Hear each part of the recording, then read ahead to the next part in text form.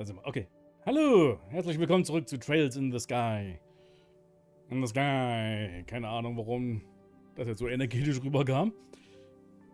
Beim letzten Mal wurde Agate vergiftet, wenn ich mich recht erinnere. Und wir müssen jetzt was holen, um ihn zu heilen, kurzum. Dafür haben wir tatsächlich... Was ist denn jetzt los? Ah, okay. Tatsächlich noch einen Charakter bekommen, den wir vorher noch gar nicht hatten. Sinn.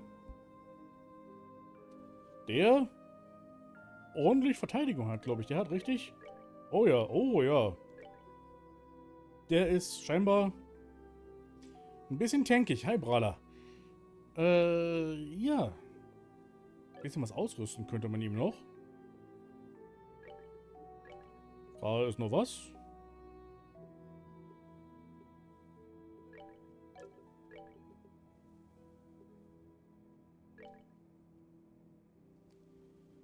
Ja, es macht noch Sinn, ihn zu bekommen, glaube ich. Mit ziemlicher Sicherheit.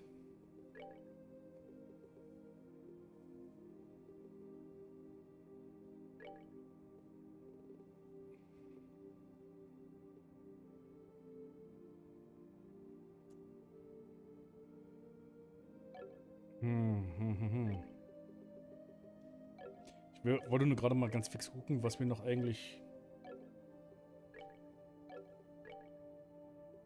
Oh, er könnte noch einen Quartz einsetzen. Okay. Was für ein Quartz könnten wir denn bei ihm mal einsetzen?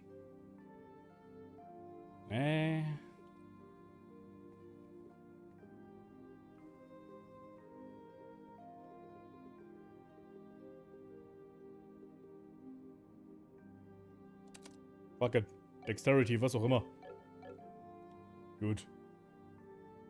Wo müssen wir hin?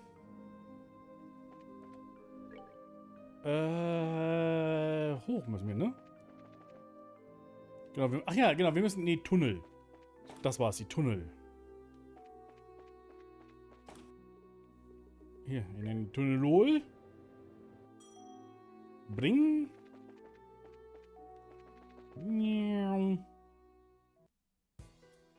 Genau, hier irgendwo in dem Kaldia-Tunnel ist jetzt irgendein Moos. Glaube ich, war's. Was wir einsammeln müssen. Um Agatha zu heilen. Und wir gucken mal bei einem... Oh, du bist flink unterwegs. Und meine Güte, ist dieser Sprite von dir riesig. Bonk. Okay, er macht gut Schaden. Mit blanken Fäusten. Blopp.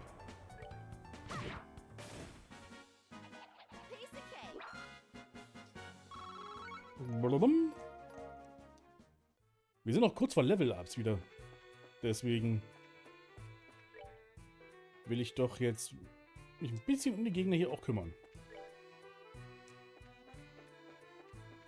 Hier ist, glaube ich, nichts mehr. Nee, wo war noch diese Abzweigung, wo wir vorher nicht reingegangen sind, weil ich mir dachte, okay, da gehen wir lieber nicht erstmal rein. Hopp.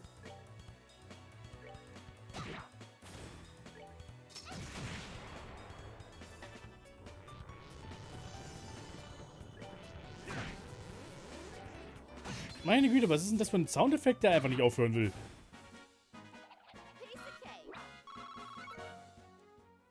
Merkt ihr das, wie lange dieser Soundeffekt lief von der Earth Guard? Der... Unangenehm. Hier oben vielleicht? Ja, genau. Kaldia Mindstone Cave. Da wollen wir hin. Worum?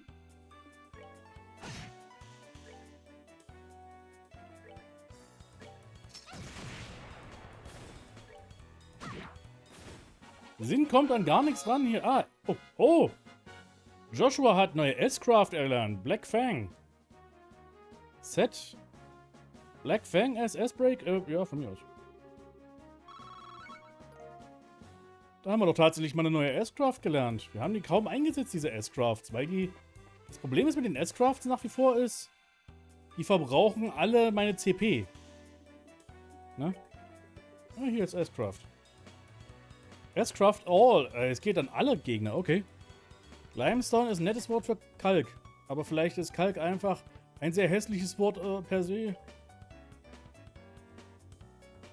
Kalk ist Kalk halt, ne? Das ist so. Wisst ihr was? Ich will es einfach mal gesehen. Ich will ihn zumindest mal gesehen haben, den Angriff.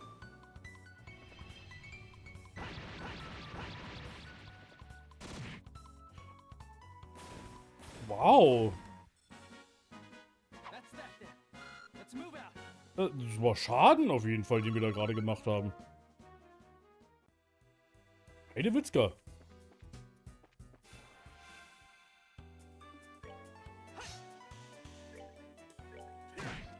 Plopp. Plopp. Plopp. Warum haust du daneben schon wieder? Warum haut... Moment, ich muss mal was nachschauen. Ich muss mal was... Nee. Vielleicht wäre es besser, wenn ich das Hit auf... Zack. Und du bekommst anstelle von EP, genau. Da bekommst du mal das Hit. Weil, ganz ehrlich, Joshua haut mir viel zu häufig einfach daneben.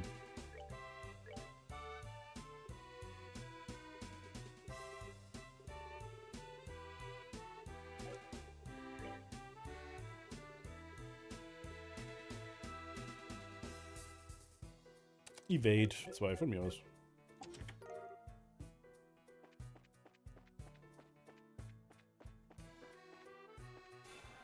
Flunder.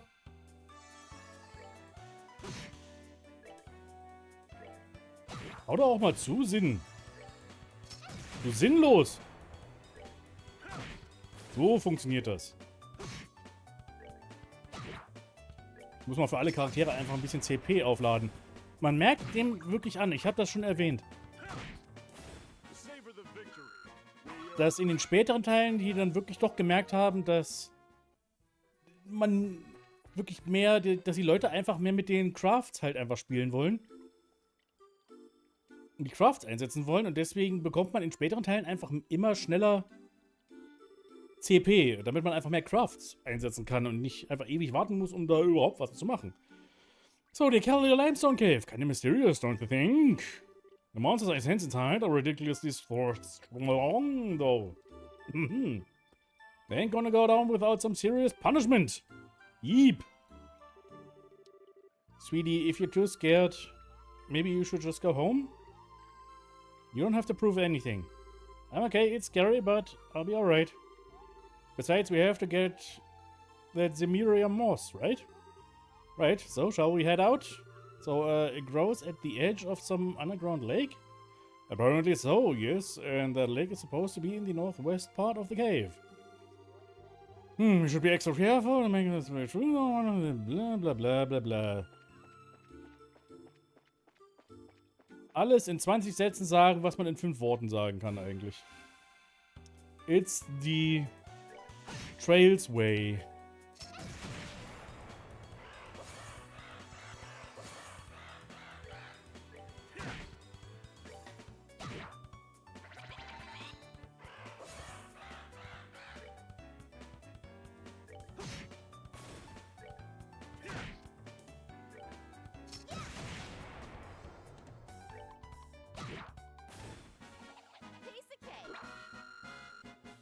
Ui, jetzt hinkt aber auch ein bisschen die Tida ein bisschen hinterher, muss ich sagen, vom Level her. Ich glaube, jetzt geht es wirklich langsam los, dass es ein bisschen sie aufholen könnte. Potenziell.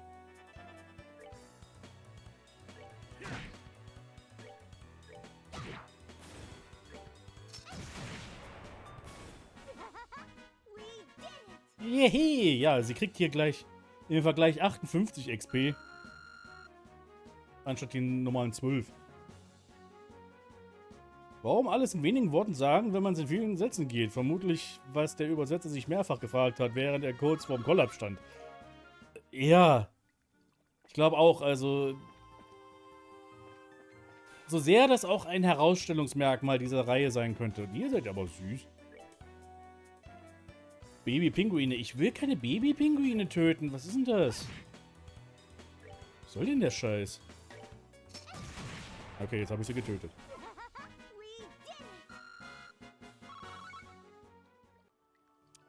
Aber einer der Gründe, warum entsprechend hier alles so viel Text hat, ist einfach, weil wirklich noch viel zu viel geredet wird.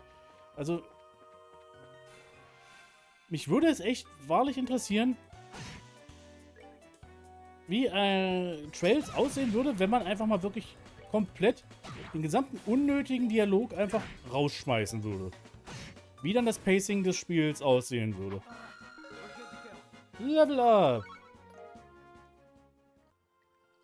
Weil meine Vermutung ist ja dann doch, dass es sich arg verbessern würde. Ich habe keine Ahnung, wo ich hier langlaufe gerade übrigens. Es gibt auch keine Karte, die ich aufrufen kann.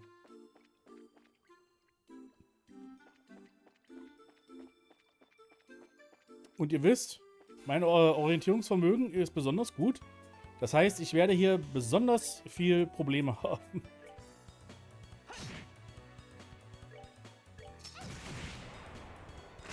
Au.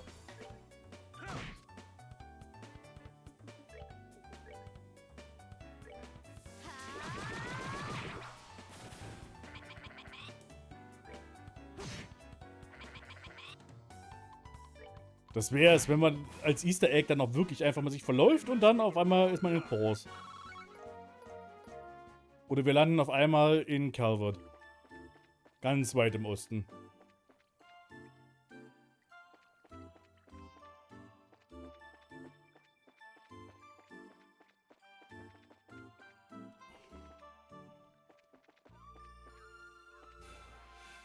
So, wisst ihr, wo wir her... Sind wir hierher gekommen? Sind wir zurückgegangen? Ich habe keine Ahnung. Das Einzige, was ich weiß, dass es hier in Richtung Norden geht. Zumindest, weil ich einen Kompass habe und das hat doch irgendwie funktioniert jetzt. Wow. It's so pretty. Oh, now that's a nice view. In a cave, no less. Looks like we found the cave lake. The Zemurian mouse should grow somewhere around here. Okay, let's get cracking. Let's smoke some crack. Wo ist das Moos? Okay, hier ist das Moos. Bosskampf? Hey, look at that. Maybe the glowing stuff is the Zemurian moss? I wasn't expecting the moss to be so pretty either. Why does it glow? Probably because it has a lot of components that make up Septium. Zemurian Moss, das Moss wird nach dem Kontinent benannt. Das haben sie ja auch schon mit dem Erz. Mit dem Zemurian Ore. Also... Ich meine, wenn wir es jetzt nach uns nennen würden, Europa-Moos, europäisches Moos, es klingt gar nicht so weit hergeholt, um ehrlich zu sein.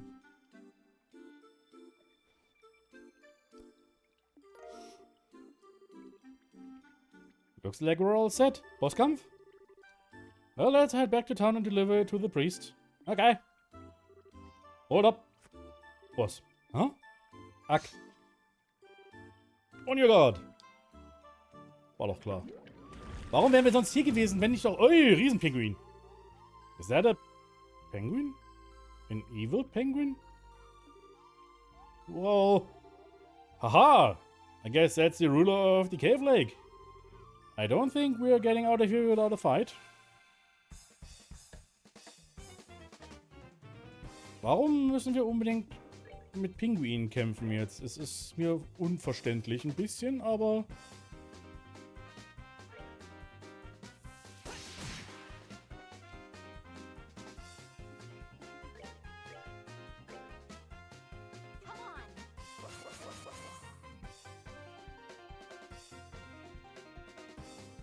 Aua.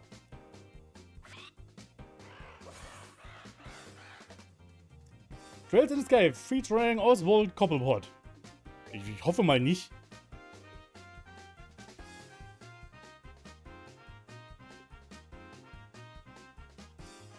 Du bist ja seltsam. Seine ganzen Crafts. Taunt ist einfach Aggro auf alle Gegner? Distant? Buff? Composure? Heilung? Und Smite ist das einzige, was Schaden macht. Das ist ja eine komische Skillung, die du hast.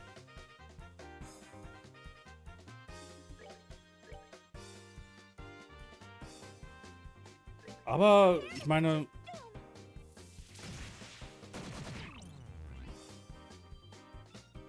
warum nicht?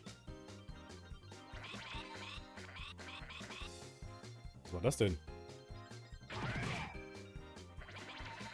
Der hat gerade 36 Schaden gemacht, gerade nur. Warum haust du daneben? Du bist nicht blind. Warum bist du verwirrt?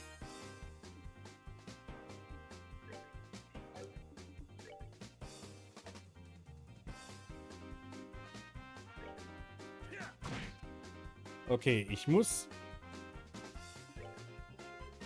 blind, freeze, petrify, confuse. Joshua, hör mal auf, verwirrt zu sein. So viele Pinguine!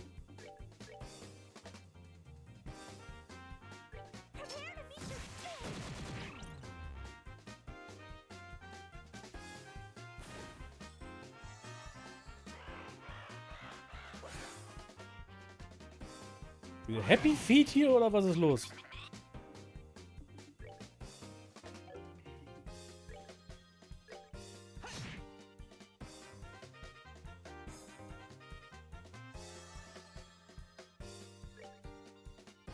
Ich will ehrlich gesagt ein bisschen CP aufsparen hier gerade, um ein paar S-Crafts vielleicht machen zu können.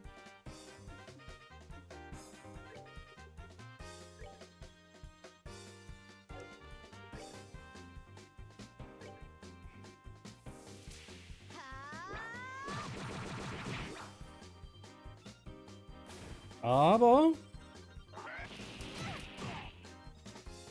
der Kampf kommt mir jetzt gerade relativ unmachbar vor. Bonk. Ich hätte den Blackfang nicht einen Popelgegner einsetzen sollen, glaube ich. Weil warum hat dieser Riesenpinguin eigentlich auch so viel HP?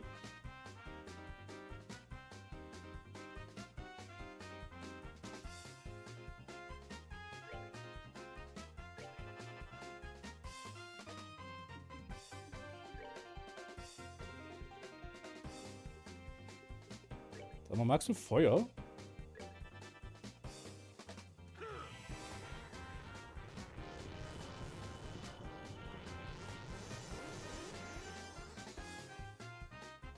Einfach mal übel gebufft.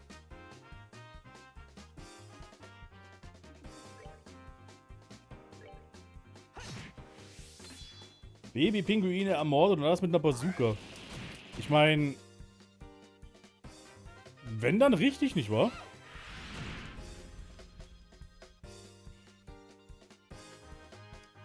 Sag mal, was ist eigentlich deine Cannon Impulse? Eine Gatling Gun!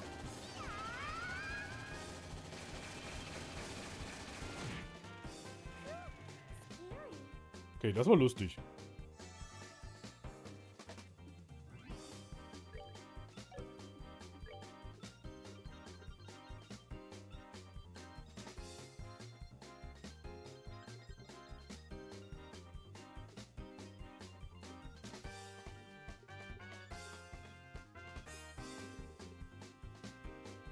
Gucke nur gerade.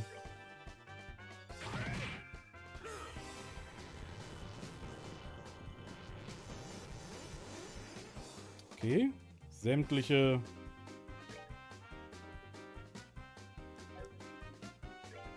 negativen Statuseffekte sind weg. Wir moralisieren etwas. Was passiert eigentlich, wenn ich dich jetzt hier nochmal zusätzlich buffe?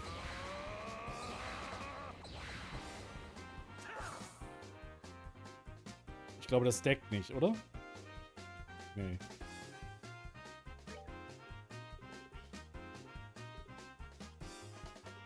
Kann ich noch irgendwas hier... Genau, die Jellybeans. Du bekommst mal eine Jellybean.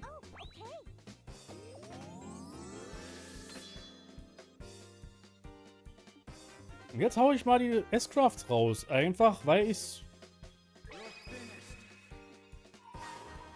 kann.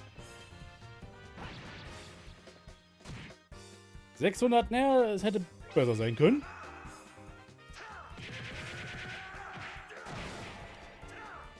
Es hätte auch besser sein können, ehrlich gesagt. Warum hast du so viel HP?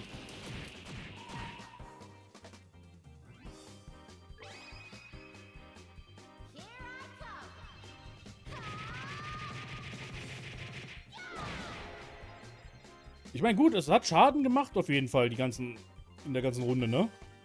So ist es nicht. 15 Schaden? Warum machst du nur 15 Schaden?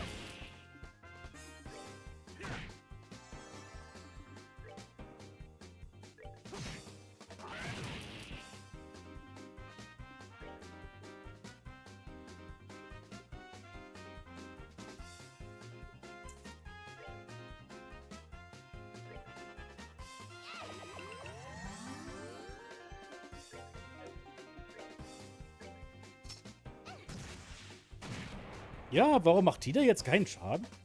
Ist ihr Schaden... Ey, fuck. Oh, fuck. Das war jetzt gemein.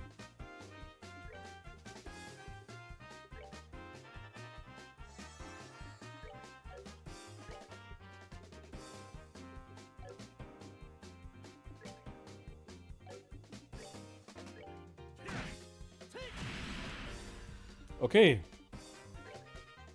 Arts and Crafts. Arts sind jetzt hier an der Reihe, glaube ich, einfach mal.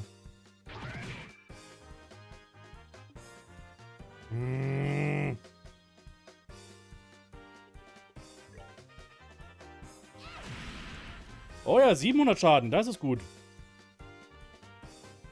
Hätte ich gewusst, dass jetzt der einen Angriff macht, der mich versiegelt die ganze Zeit, dann hätte ich das natürlich auch anders gemacht hier. Hast du eigentlich Feuerangriff da? Nee, ne? Nee, hast du nicht. Aber es ist immerhin besser als 0 Schaden mit...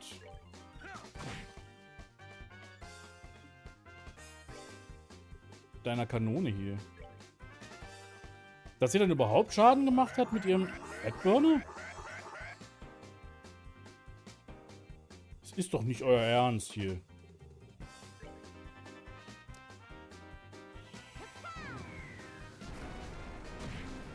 Okay, Tina, du machst echt...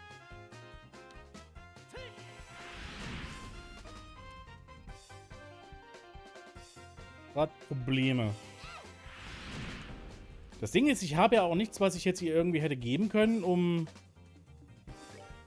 irgendwie ihren Schaden zu erhöhen.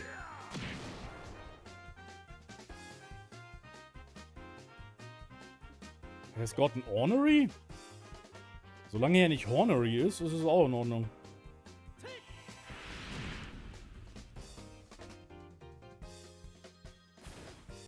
Aber jetzt ist er eh tot.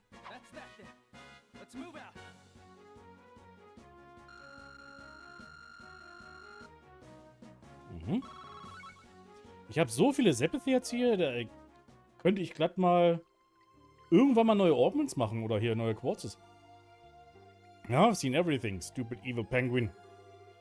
It was kinda cute, but still scary. Phew, I guess we drove it off. We shouldn't waste any more time though. Let's go before it decides to come back. Moment, wir haben es doch getötet. Yes, that would probably be best. This moss is supposed to go to the church in town, right? Yes, let's hurry. Jetzt ist nur die Frage, wie kommen wir wieder hier zurück? Ich habe keine Ahnung, wo ich lang gelaufen bin, um hierher zu kommen, überhaupt richtig. Aber erstmal was essen. Nom, nom.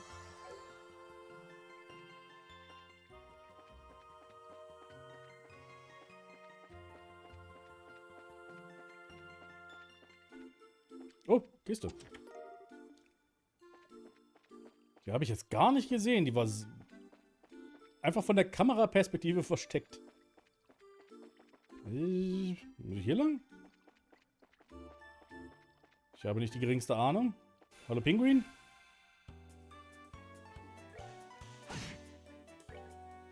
Die wollte ich jetzt einfach mitnehmen, um wieder ein bisschen... Ganz ehrlich, Tina war aber gar nicht so unnütz jetzt ehrlich in dem Kampf. Gegen den Hauptboss hat sie nicht viel Schaden gemacht. Aber die ganzen Gegner zu erblinden, ist nach wie vor einfach übel nützlich.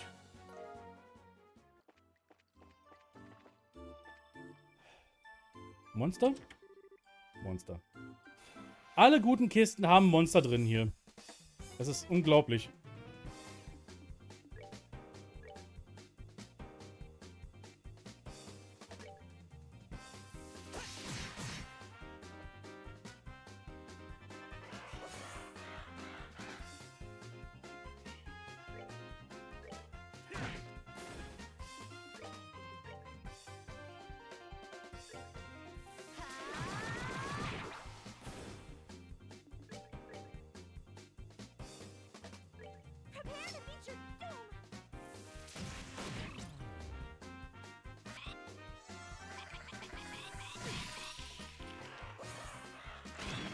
Blöde Pinguine!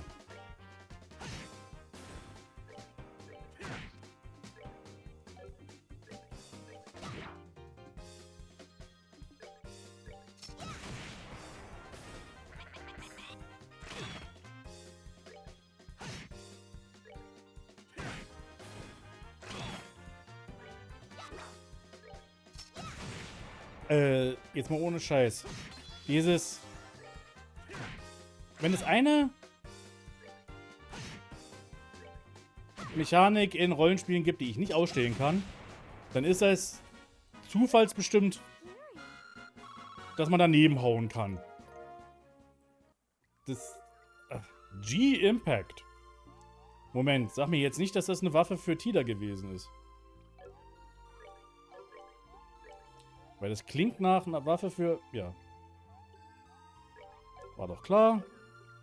Und mit dieser Waffe hätten wir wahrscheinlich ein Stück weit mehr Schaden gemacht, ne? Okay, nicht viel.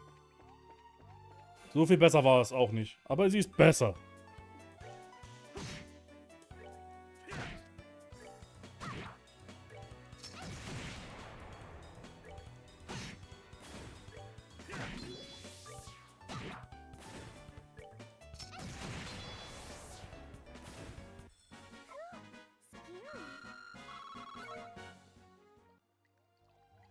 Okay. Sind wir hier richtig gelaufen? Ich habe keine Ahnung nach wie vor. Aber ich glaube, das Einzige, was wir machen müssen, ist einfach uns nach Süden halten.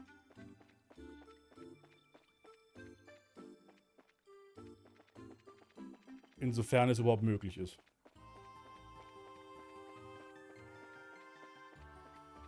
Bengel, stirb. Hier, seht ihr, wieder daneben gehauen. Das geht mir so auf den Sack. Ich hasse das.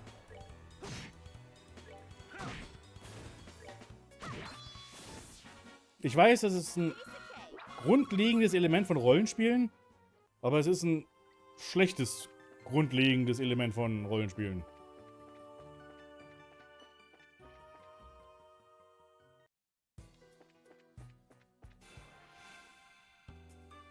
Kriegen wir noch ein Level-Up zumindest für Tida hin? Was? Warum liegt eigentlich eine Kanone, eine Orbment-Kanone, einfach so in dieser Höhle rum? In der Kiste. Ja, nämlich gerade an Crossroad, wo es auf einem Berglevel Pinguine als reguläre Gegner gibt. Ein Detail, das mehrere Charaktere verwirrt anmerken. Ja, glaube ich gerne. Was machen Pinguine auf einem Berg?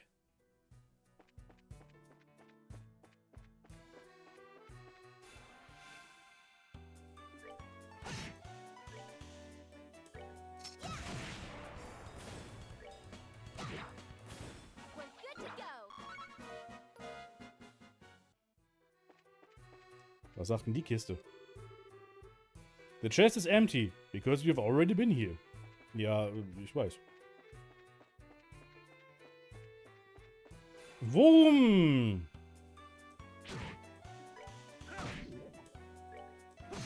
Vergifteter Wurm. Ach nee, das war der Rochen. Oder Flunder oder was auch immer.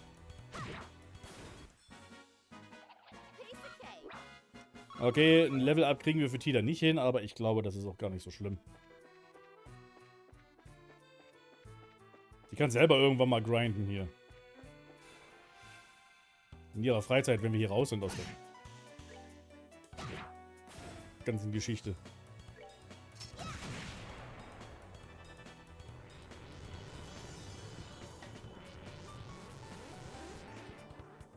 Dieser Soundeffekt, das ist schlimm.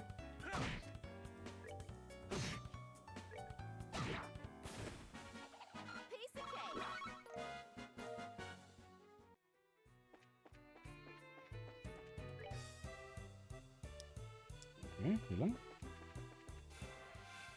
In FF10 gab es ja das Gimmick, dass es je nach Gegnertyp es schwierig ist, für manche sie zu treffen. Zum Beispiel waren geflügelte Fliegen, die gingen mehr für Walker gedacht und so wären Wölfe für Tidus gedacht. Stimmt, das stimmt. Das ist richtig. Und das hat ja auch irgendwo, da hat das dann schon hingehauen. Aber da lag es auch daran, dass man eben dann diese Probleme etwas, ja, wie sagt man, mitigieren kann. Eben wenn man einfach den richtigen Charakter auswählt. Da ist dann eben die Treffsicherheit wirklich ein richtiges strategisches Element gewesen. Hier ist es einfach Zufall. Ne? Das wird einfach gesagt, ja okay, jetzt hast du halt mal verfehlt. Okay, dankeschön.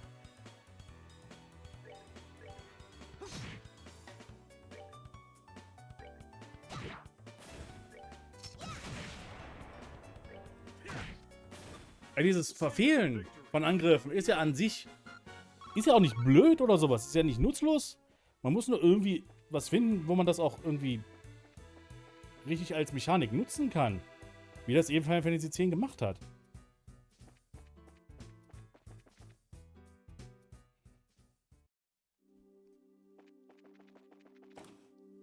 Wo geht's eigentlich hier hin? Ach ja, genau, hier war, genau, stimmt ja.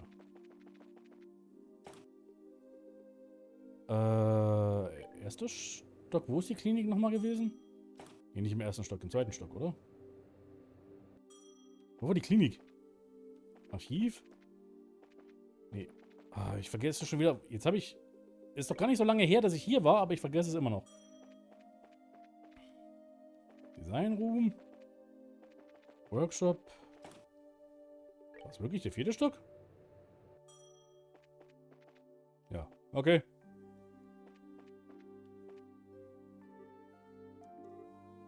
Agatha.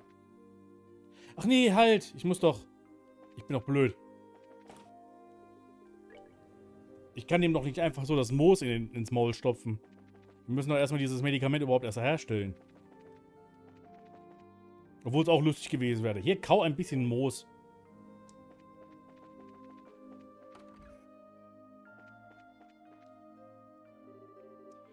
Father! The sleeper has awakened! We got this Emeria Moss! Ja, bestimmt. Das wird bestimmt super funktionieren. Das kann keine schlechten Konsequenzen haben. You have it? Zumindest würde er nicht explizit am Gift verenden. Kommt drauf an, in welchem Rachen es gekommen ist, ne? I'm impressed you were able to get it so quickly. Can you use this to make that medicine? Yes, yes, of course. I need to mix it in the bag. Come with me, if you please. Ich muss ein wenig im Hintergrund wichsen, weil das mein Name ist. The blue and gold consecrated by Septium, the source of all things, abides here. O great goddess, we call on your will to shape and purify the power distilled within. Betet der sich jetzt einen Heiltrank zusammen? Okay. It is ready. Here, take this. Arve Sovereign Serum. Toller Name. What a pretty color. Do you drink this? Yes. Mind you, this will not destroy the poison. It will only boost the patient's immune system so that it may deal with the toxic agents itself. How very Eastern. Yes, it does share some of its origin with the more esoteric cures of the East. Go, take it to your friend. Thanks. Thanks. Okay, nichts wie raus hier. Kirchen sind unheimlich für mich irgendwie. Ich mag Kirchen nicht. Ich fühle mich da immer so unwohl.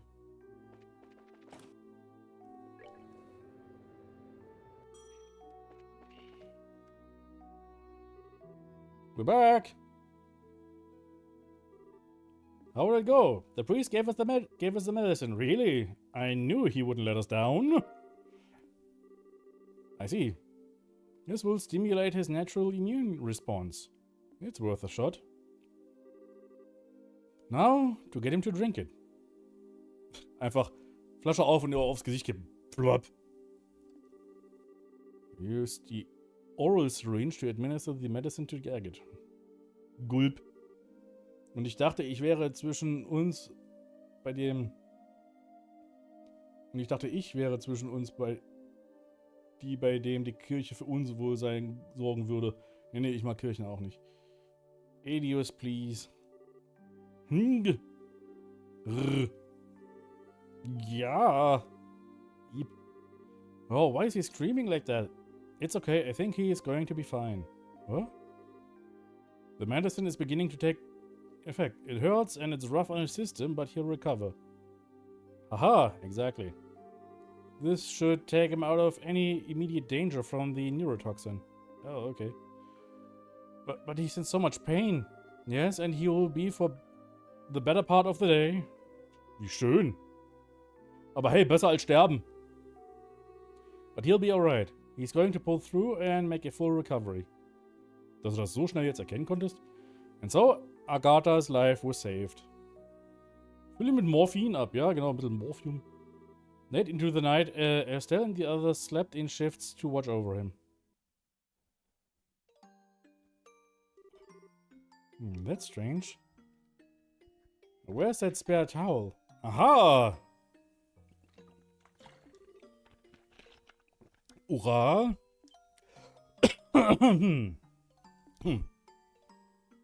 Ah! Jetzt ist bei mir was im falschen Rachen geraten. Ach du meine Güte. Agate! He's sweating like crazy. I need to dry him. Agate, are you awake? I'll bring you some water. Misha? Huh? Thank the goddess. There you are. I'm right here. Don't be scared. Ach du meine Güte. An meine Beleuchtung ist gedacht. Ja, es ist alles hell. Sonst wäre ich ja jetzt dunkler. Just. Agate? Tita put a hand on her forehead, confirming his fever. She wiped her brow, yeah. Gradually the pain left his face and his breathing grew less ragged. Soon all was quiet and calm and he drifted off into a peaceful slumber. Thank goodness. But who's Misha?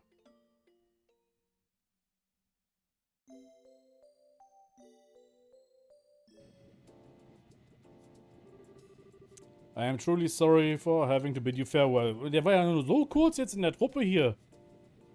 Mensch. Hey, it's okay. We really appreciate all your help. Are you taking this ship directly to Grancel? Yes, there is much I must do.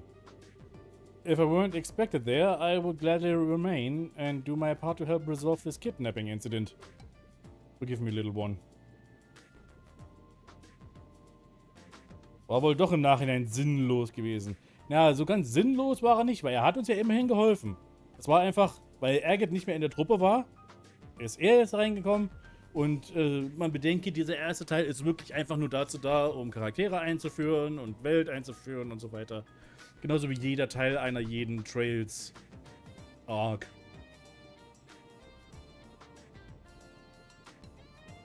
Jetzt sind wir sinnlos, ja? Don't be silly, you've done a lot for us. Thank you so much. Haha, and I appreciate you saying so.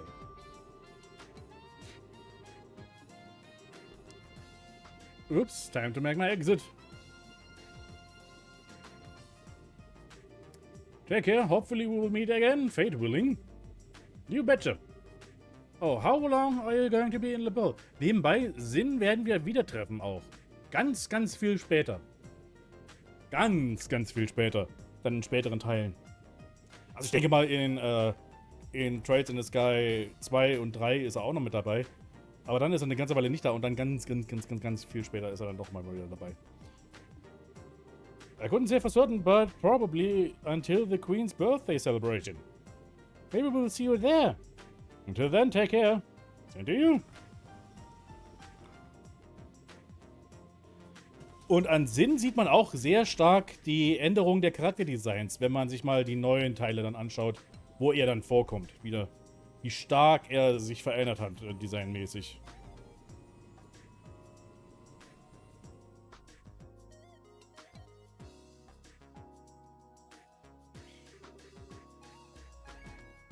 Wenn also Sinn in der Zukunft wiederkehrt, bedeutet, dass es dann sinnvoll ist? Ja, dann sind wir voll mit Sinn. Ich weiß nicht, wie wichtig er sein wird für die restliche Story. Also nicht allzu sehr wichtig. Was ich schade finde, ich mag ja eigentlich persönlich solche ja, Mönch-Charaktere. Also er ist ja kein Mönch, aber er ist halt ein Kampfsportler, der ohne Waffen kämpft. Direkt. Und das mag ich persönlich sehr. Charaktere, die einfach gar keine Waffen benutzen oder sowas. So Martial Artists halt. Kampfkünstler. Schwerter und sowas schön und gut und Stäbe und Macheten und Augment-Kanonen. Alles toll. Aber wenn du dann einen Typen hast, der sagt, na okay, ich brauche das alles nicht, ich prügel einfach so jedem Monster einfach zu Tode. Das gefällt mir. Ich mag die Attitüde dafür einfach. So wie Faye, ja eigentlich fast genauso. Exakt das.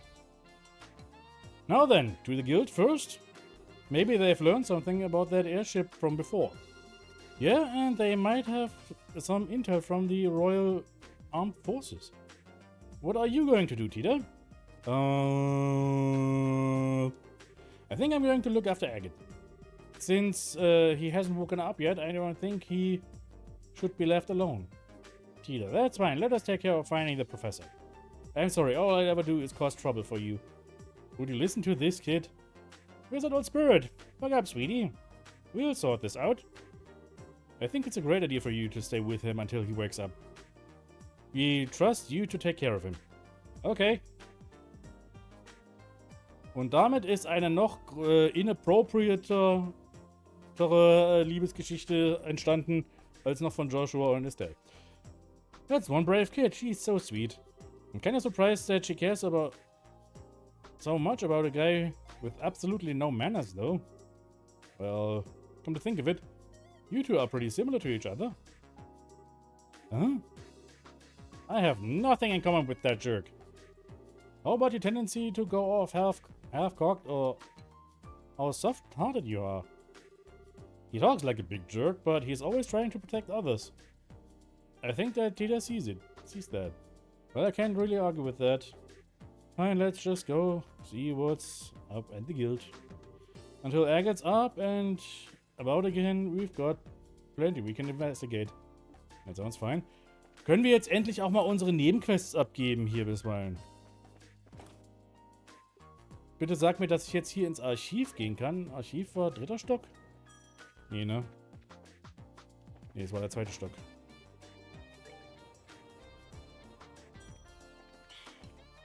Ja. Hier, dein Scheißbuch.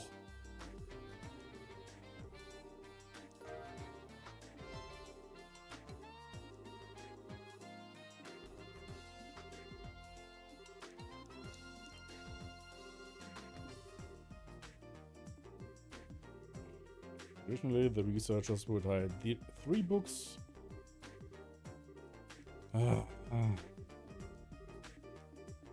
Wir müssen nur ein paar Bücher finden. Ja. Es heißt nach wie vor immer noch ein bisschen Nebenquests erledigen. Weil ich habe auch gesehen, wir hatten ja noch eine Nebenquest gehabt, wo wir diese Schuhe hier, die Alphas-Trägers, ablatschen sollten, um zu gucken, dass die jetzt so langsam irgendwie, wie lange die halten und sowas. Ich finde es interessanter, dass Agate auch innerlich ein wenig ein Arschloch wäre. Nur die Idee von harter Schale, weicher Kern ist ja ganz fein, aber ich mochte es irgendwie, ihn zu disliken. Ja, daraus wird nichts. Agate ist in Wirklichkeit eigentlich ein ganz lieber. Wie gesagt, er hat schon seine Probleme. So ist es nicht. Er hat seine Gründe, warum er ja so angepisst ist permanent. Aber wenn wir dann später in Cold Steel 3 und 4 kommt er vor wieder. Und da merkt man ihm doch deutlich an, dass er wesentlich netter einfach geworden ist. Wo er sich einfach ein bisschen beruhigter ist. Nennen wir es mal. So, jetzt will ich mal was nachschauen, weil wir müssen ja nach wie vor, wie gesagt, diese Schuhe ablatschen. Tatsächlich. Gebt mir einen Moment. So. Und da muss ich gerade mal schauen. Product Testing. Okay, hier ist es. Den Text machen wir mal ein bisschen kleiner, damit ich alles lesen kann. Da. Wo müssen wir überall hin? Wir müssen zur Leisten Fortress, Wolford, Sanctime Gate und nach Erletten. Ach du Scheiße.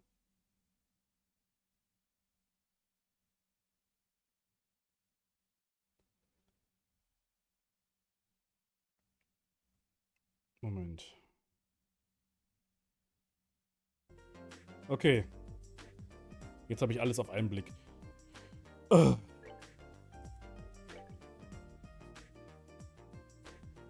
Also latschen wir einfach wieder das wird jetzt ein Spaß.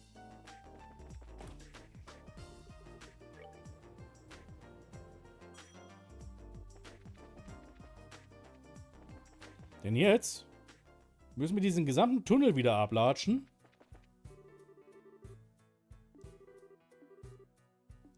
Es kann doch nicht euer Ernst sein. Könnt ihr mich nicht einfach mal meine Nebenquests machen lassen?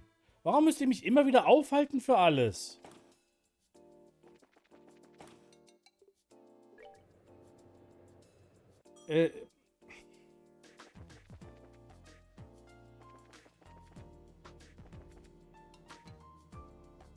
Ach ja, hier muss man ja alles zu Fuß ablatschen, statt dass es eine Schnellreisefunktion für bereits erkundete Orte gibt. Das hätte wahrscheinlich auch sowieso nicht funktioniert, weil es geht ja hier in dieser Quest darum, die Schuhe abzulatschen, ne? Aber hier raus kann ich auch nicht, ne? Nee. Okay. Okay. Dann gehen wir halt in die fucking Gilde. Morning, Killiker. Morning. And you both. Has it already left? Yes, we took an airliner to Hirnzellen some time ago. I wish you could have come to see him off. Speaking of which, do you two know each other? Somehow? A bit, quite some time ago. But that's besides the point. Have you noticed the strange current in the air? The winds are shifting. Hey, no changing the subject. Wait, are you talking about the weather, aren't we? Have you learned something about that airship? Not a thing. But I believe that disquieting atmosphere is related to the Royal Army mobilizing. For one thing, I've sent a message to the Army headquarters at Leisten Fortress, but there's been no response. Secondly, all the mandatory inspections throughout the kingdom have been lifted. What? What's all that all about? This isn't about another turf war like with the Sky Bandits, is it? No, it would be strange for them to call off inspections if that were the case. If they had caught the culprits themselves, surely they would have sent word around. Maybe there is something in the air. Incidentally, I have not been able to contact the intelligence division at Leisten Fortress either. It is possible that the Royal Army has some sort of internal issue going on. Some sort of... Oh, wait. The stuff that Dorothy shot. The picture of those guys in black wearing the Royal Guard uniforms. Someone mentioned my name? Wo kommst du jetzt auf einmal her? Die hat sich rein teleportiert. Speak of the devil. And yeah, verily. Oh, what an ordeal. I finally got in touch with my editor's office and Yell happened to be there. And I told him about giving up my photo quads of the army. He just about blew his stack. Nicht sack, stack. It's so unfair, which means they haven't given it back yet? Right, I mean, how rude is that? And after I've gone to the trouble of going to Leisten Fortress to get it back too? Wow, you've got some fire to you. Hehe. Well, I guess I have to have one redeeming trait, right? Schön, dass du dir dessen bewusst bist. Anyway, I didn't have any other option but to just take a picture of the fort for the paper. It does make for a great shot though. It lights up all pretty at night. You took a pretty picture of the fort? Not to mention, you're supposed to obtain permission to photograph any part of a military installation. Come on, it's not like it's like that big a deal. Warum habe ich das Gefühl, dass sie jetzt aus Versehen auch wieder ein Foto gemacht hat, das unglaublich wichtig ist? Here, take a look, I just developed it. Das wird so unglaublich passieren gerade. Dorothy placed the photo on the counter. Hey, that is a pretty nice shot. So this is Leisten Fortress? Oh, Dorothy, you really got a good eye for this. Wait a sec. What's wrong, Estelle? It might just be my imagination, but do you see anything there at the top right? Well, you're right. It's not very clear. There's definitely a small shadow there. Meinst du dieser riesengroße Schatten mit dem Luftschiff? Dieses große Luftschiff, was oben rechts zu sehen ist? You've got a sharp eye, Estelle. I mean, I took the picture and I didn't notice that at all. Well, what can I say? Well, it is just its silhouette. Maybe it's an army ship? No, that's not guard ship. This is that small airship from before. Wenn man keine Blindschleiche ist, ja, das ist so eindeutig, also das hätte man besser machen können. Das hätte man wirklich ein bisschen undeutlicher machen können, aber dass man die Silhouette noch sehen kann, ja, das geht besser. Before? It's the same silhouette as the ship that the professor was taken away in.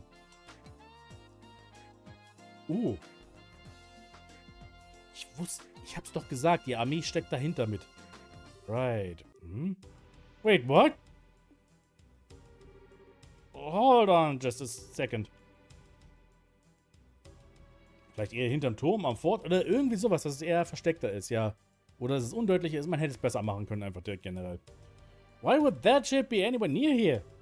This is a Royal Army installation, isn't it? I'm done, Estelle.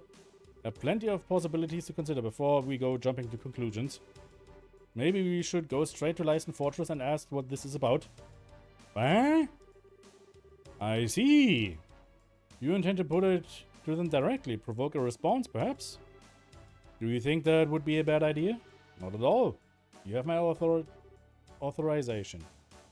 This has the potential to be a huge disaster. Whatever might be going on there, this matter must be handled delicately. Yeep. You're starting to scare me, Kilika. But you're probably right. We have to handle this very carefully. Hey, Dorothy, can we have a copy of that picture? Sure. After all, you guys have done a lot for me. Thanks, everyone. If you intend to go to Leisten Fortress, you need to leave via the east entrance and take the Ritter roadway. When you reach the three-way fork in the road, stay on the northern fork and you'll eventually wind up in front of the fort's main gate. Please use the utmost caution. Roger that. Acknowledged. Okay, können wir jetzt... Moment. Product Testing. Ritter Road. A ferocious monster known as a bloody saber has been spotted roving the Ritter Roadway.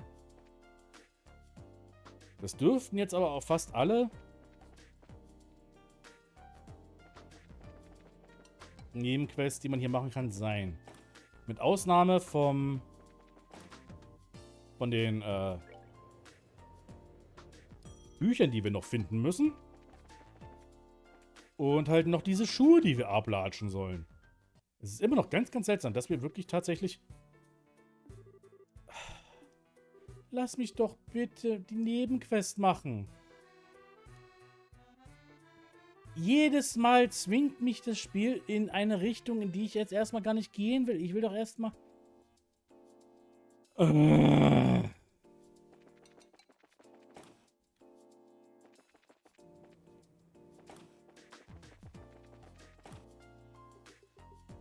Es ist so unfair. Es ist einfach unfair. Warum kann ich nicht einfach meine Nebenquest machen?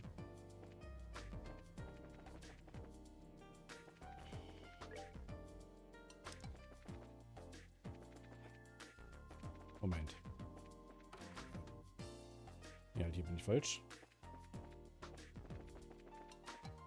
Ach nee, hier die Orbel-Sachen waren ja hier, ne? Hier oben. Nochmal. Hin und her.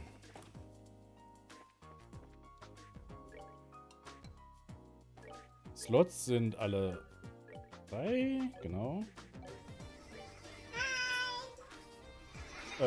Hallo! Todcard 64. Hallo! Willkommen im Stream. Oh, wir können HP plus 3 machen. Ja, nehmen wir mit.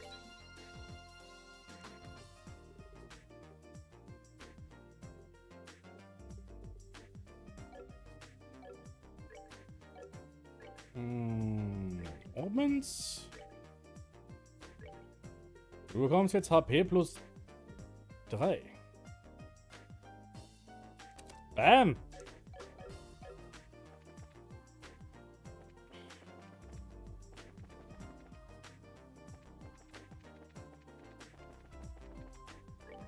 Nee, hier oben. Okay, auf an die Ritter Road Way, wie auch immer.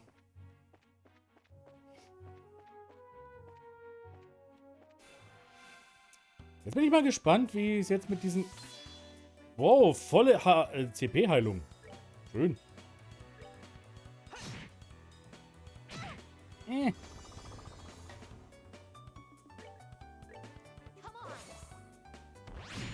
Hibbidi Bob. Aua.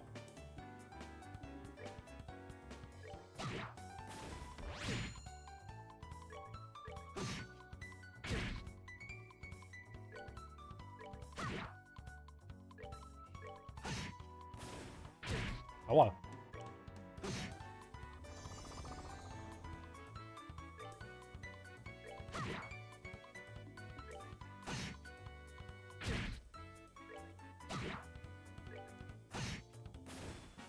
Okay, es geht. Ritter Roadway ist ein niedlicher Name. Ja, irgendwie schon. Halt immer dieses typische, Japaner mögen deutsche Namen.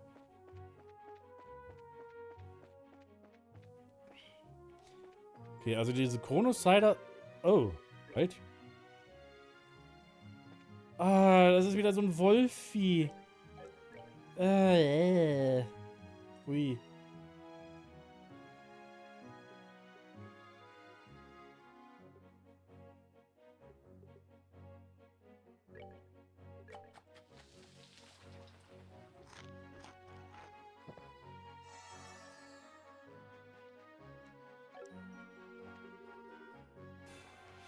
Das Ding ist, ich muss an dem Vieh aber auch vorbei, ne?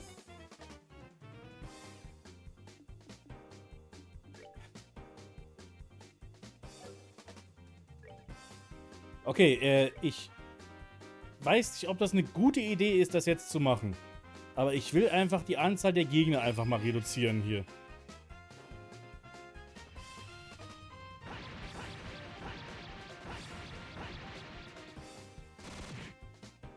Zumindest so gut es geht.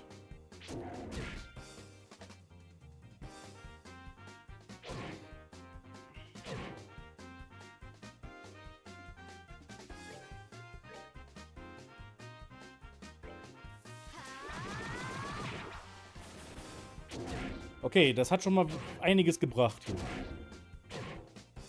Ah, jetzt habt ihr aber mal so richtig einfach den ach du meine Güte. Da haben sie wirklich Joshua richtig einfach gebullied.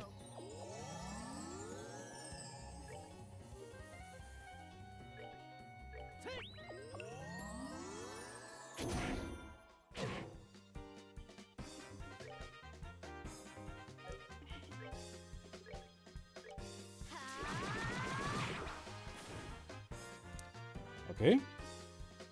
So, jetzt kann ich erstmal, jetzt muss ich mich kurz darauf konzentrieren. Erinnere mich an den früheren Anime, der gerade ausgestrahlt wird. Bei dem es gerade den Kampf zwischen den Dämonendiplomat Lügner gegen die Magierin fern gab. Weil die Story liebt, alle deutschen Begriffe als Namen zu geben. Angefangen mit dem Protagonisten Frieren. Das hast du, glaube ich, mal erwähnt, ja. Ganz, ganz komische Sache, das. Boah.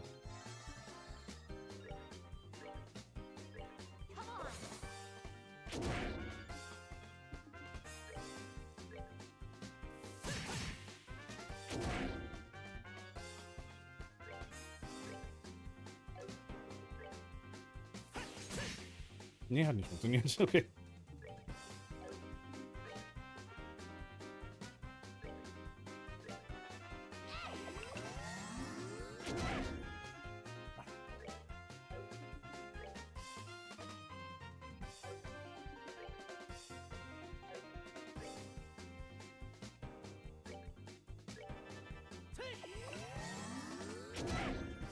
Okay, ein Glück habe ich geheilt vorher. Das war genau das Richtige, was ich hätte machen müssen gerade.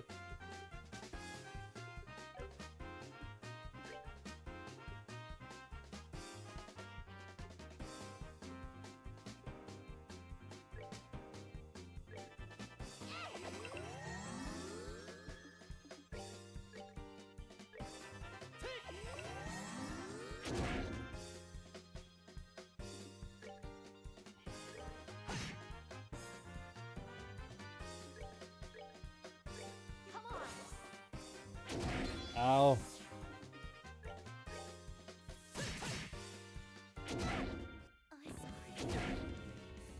Muss das denn sein?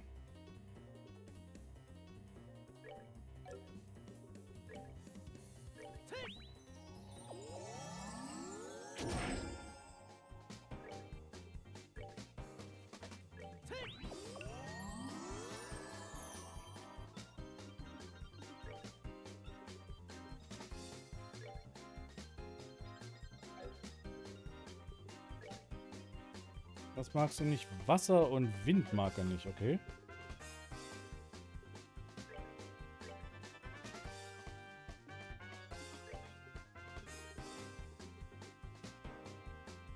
Hm.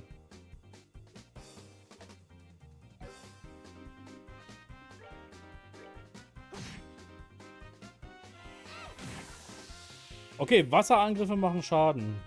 Böse sogar. Warum hast du jetzt zweimal angreifen können, du Sack?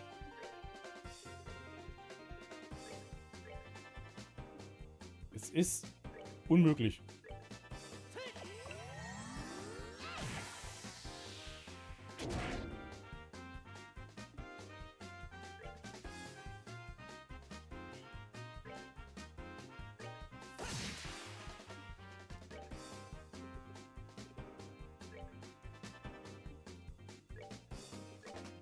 Weißt du, was ich jetzt mache? Ich mache immer andauernd einen Flicker, dass du nicht an die Reihe kommst einfach.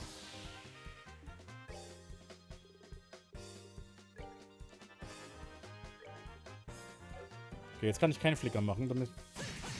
Kriegst jetzt den Dual Strike, damit du jetzt tot bist. So. Das heißt jetzt davon.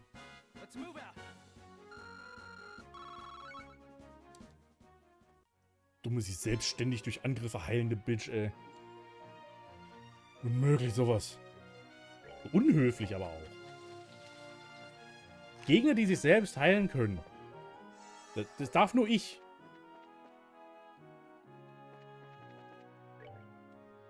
Okay, Sanctime Gate. Ich kann auch gleich sagen, dass wir da nicht lang gehen können, weil natürlich das Spiel sagt, nö. Du musst Story folgen. Dass du Nebenquests hast, die du machen musst, interessiert mich doch scheiß. Oder doch? Können wir Sanctime Gate machen?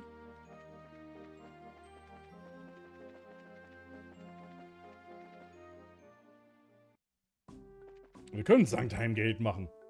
Okay, dann können wir... Oh. Hä? Ich glaube, ich kriege auch einfach nur Extrapunkte für das Ablatschen von... das kann natürlich sein.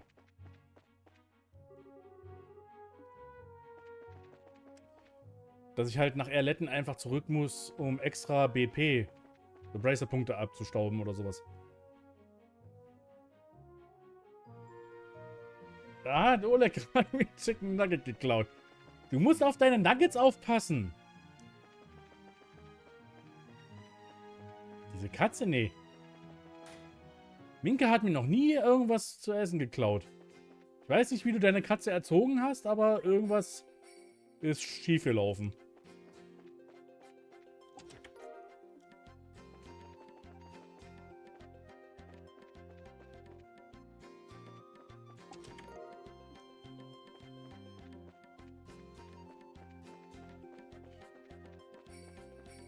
Ja.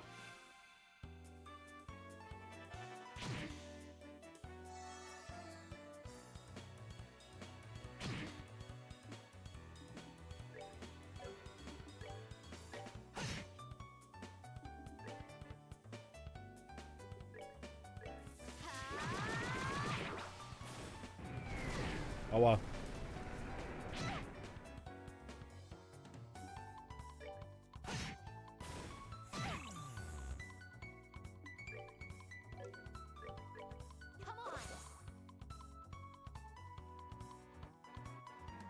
Ah, die legen sich ständig pennen hier. Das ist ja unglaublich. Au!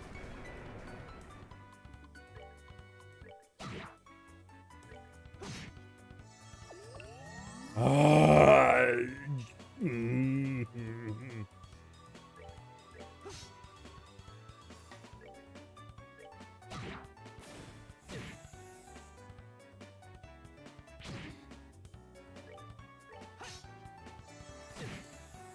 Der heilt sich noch komplett. Ich hau die ganze Zeit nur daneben.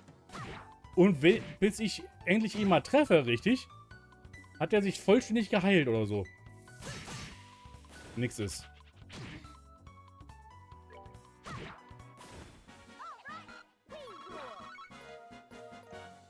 Meine Güte.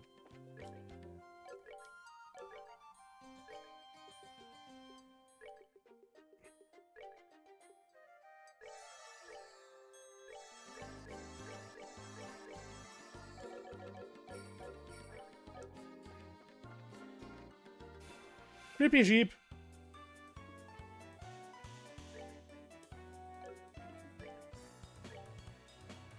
Nee, kann ich nicht.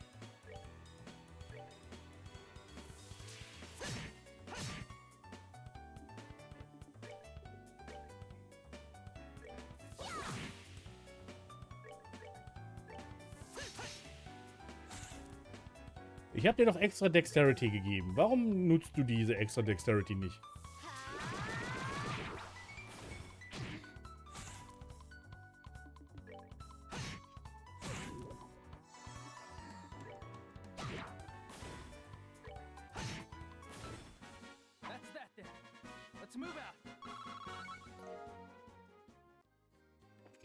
Mhm.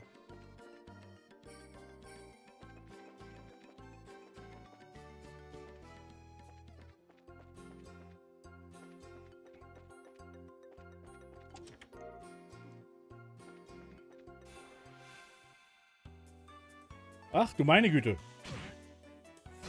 Ach, du liebe Güte. Ach, du Güte, Liebe.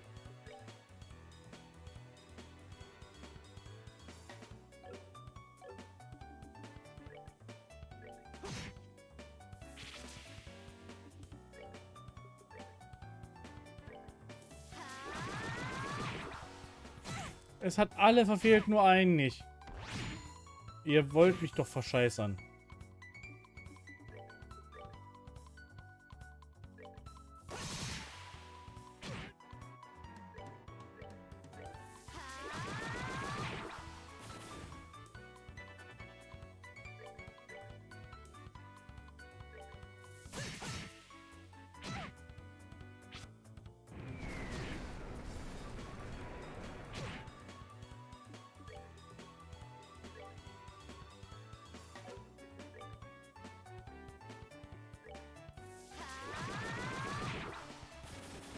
Okay.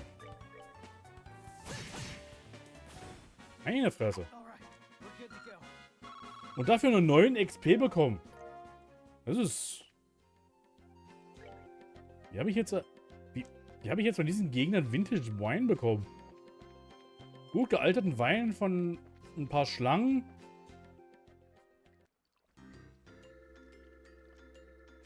Einem Eichhörnchen und ein... Wie nennt man denn? Mantis. Ein Praying Mantis. Heuschrecke. Oder so ähnlich. Check out the size of this base. It's got to be several times as big as the Harken Gate, don't you think?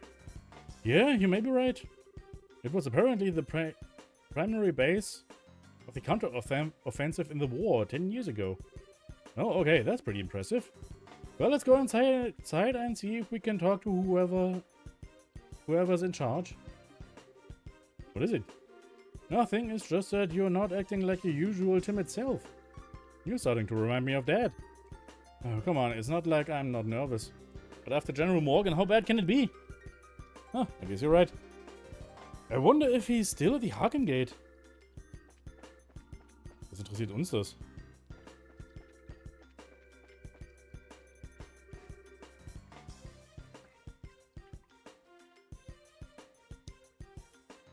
Huh, there's no one here. That's strange. There's usually a gatekeeper outside at least. Identify yourself. Where did that come from? Probably a speaker. This is Licensed Fortress HQ of LeBeau's Royal Armed Forces. This place is off limits to civilians. I'm afraid you're going to have to leave. They sound polite, but... yeah, I think they're just being extra cautious. Can you two hear me? Sorry, but we're not civilians. We're from the Bracer Guild. We're here to discuss the matter of the central lab being attacked. Could we please speak with the individual in charge? Are you actual bracers then? If you don't believe us, you can inspect our emblems. You can see them, right? Indeed, you appear to be the genuine article. However, I regret to inform you that the CEO of this base is currently away. Perhaps you can come back another day. No commanding officer?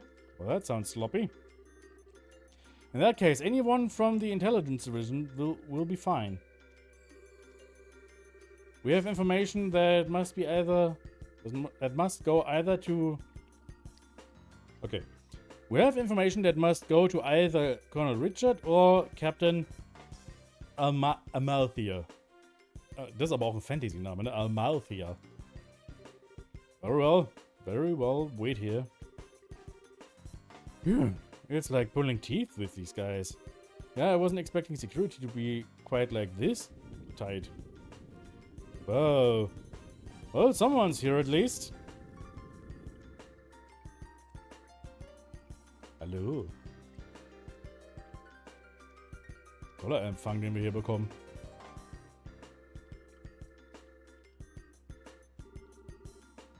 Major Sid. Hast du ein Luftschiff? Please forgive me for making you wait. I am Major Sid, Garrison Commander of Licensed Fortress. I am Estelle Bright of the Bracer Guild. And I am Joshua Bright, also from the Bracer Guild. Bright? Something wrong? Nothing, pardon me.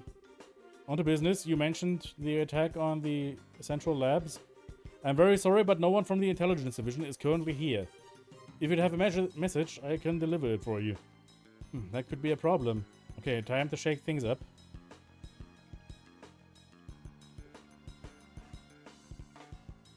We have a lead on an airship tied to the crime. And here we found a lead on the airship that took away the professor. You what? What? Why do you look so surprised, Major? Oh, it's nothing. We've just been searching for it too. So what is this lead anyway? Take a look at this. Warum sieht mir das so nach einer unglaublich schlechten Idee aus gerade? This is Licensed Fortress, isn't it? How did you get this picture? No, don't need to get worked up. Look at the top right corner of that picture. Let's see. What the? That's obviously not the silhouette of a military patrol ship, isn't it? And it's the spitting image of the airship that took away the professor. Indeed, this is a grave matter. Thank you for your cooperation. I'll send a report to the intelligence division straight away. Huh? Hey, wait a minute, is that it? Is what it? I mean, Don't you think this is weird? Why would the suspect ship be hanging around here? It's embarrassing to admit, but I'm afraid that it's entirely my fault. We've been aggressively searching along the border, so security wasn't as tight at home as it should have been then. And if this airship fled to the north, it's possible that this whole matter may have been a plot by the Empire. Das klingt schlecht.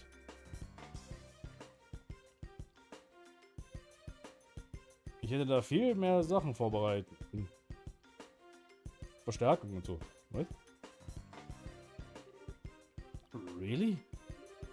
I'd like to know just one thing. Where exactly are all of the intelligence personnel right now? That's classified. I'm sorry, I can't say more.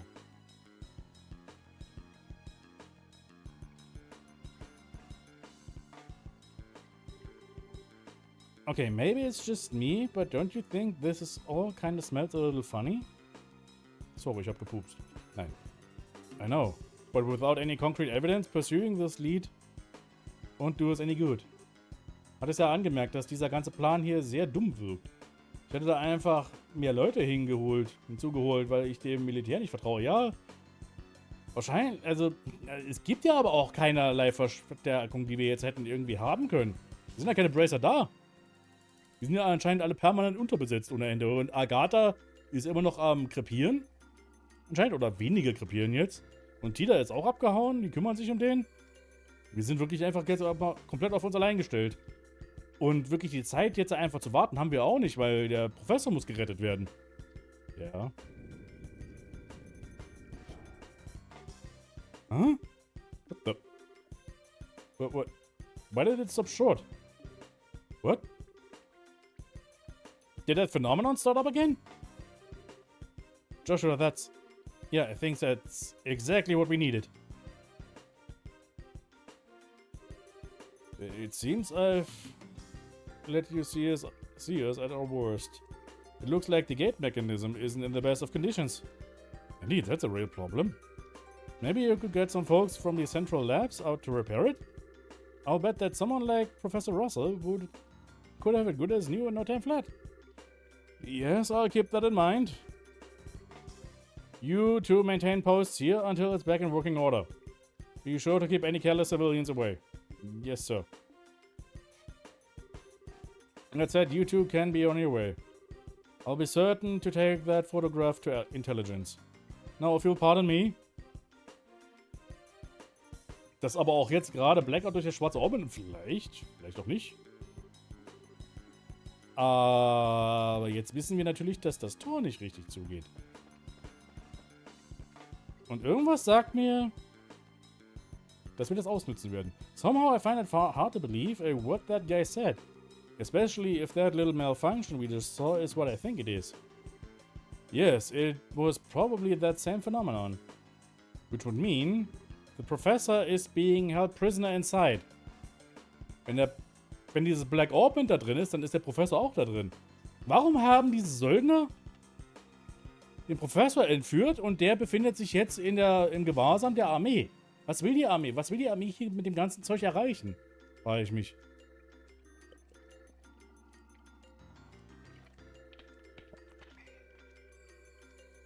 Das macht alles irgendwie relativ wenig Sinn.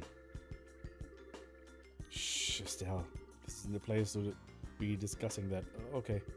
For now, let's get back to Zeiss and see what Clicker has to say. If we have the chance, we can call for the lab chief.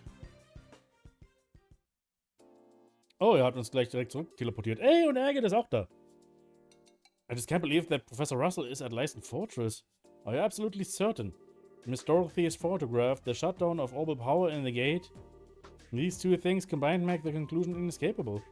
But the Central Factory and the Royal Army have always had excellent relations. And now I'm expected to believe this?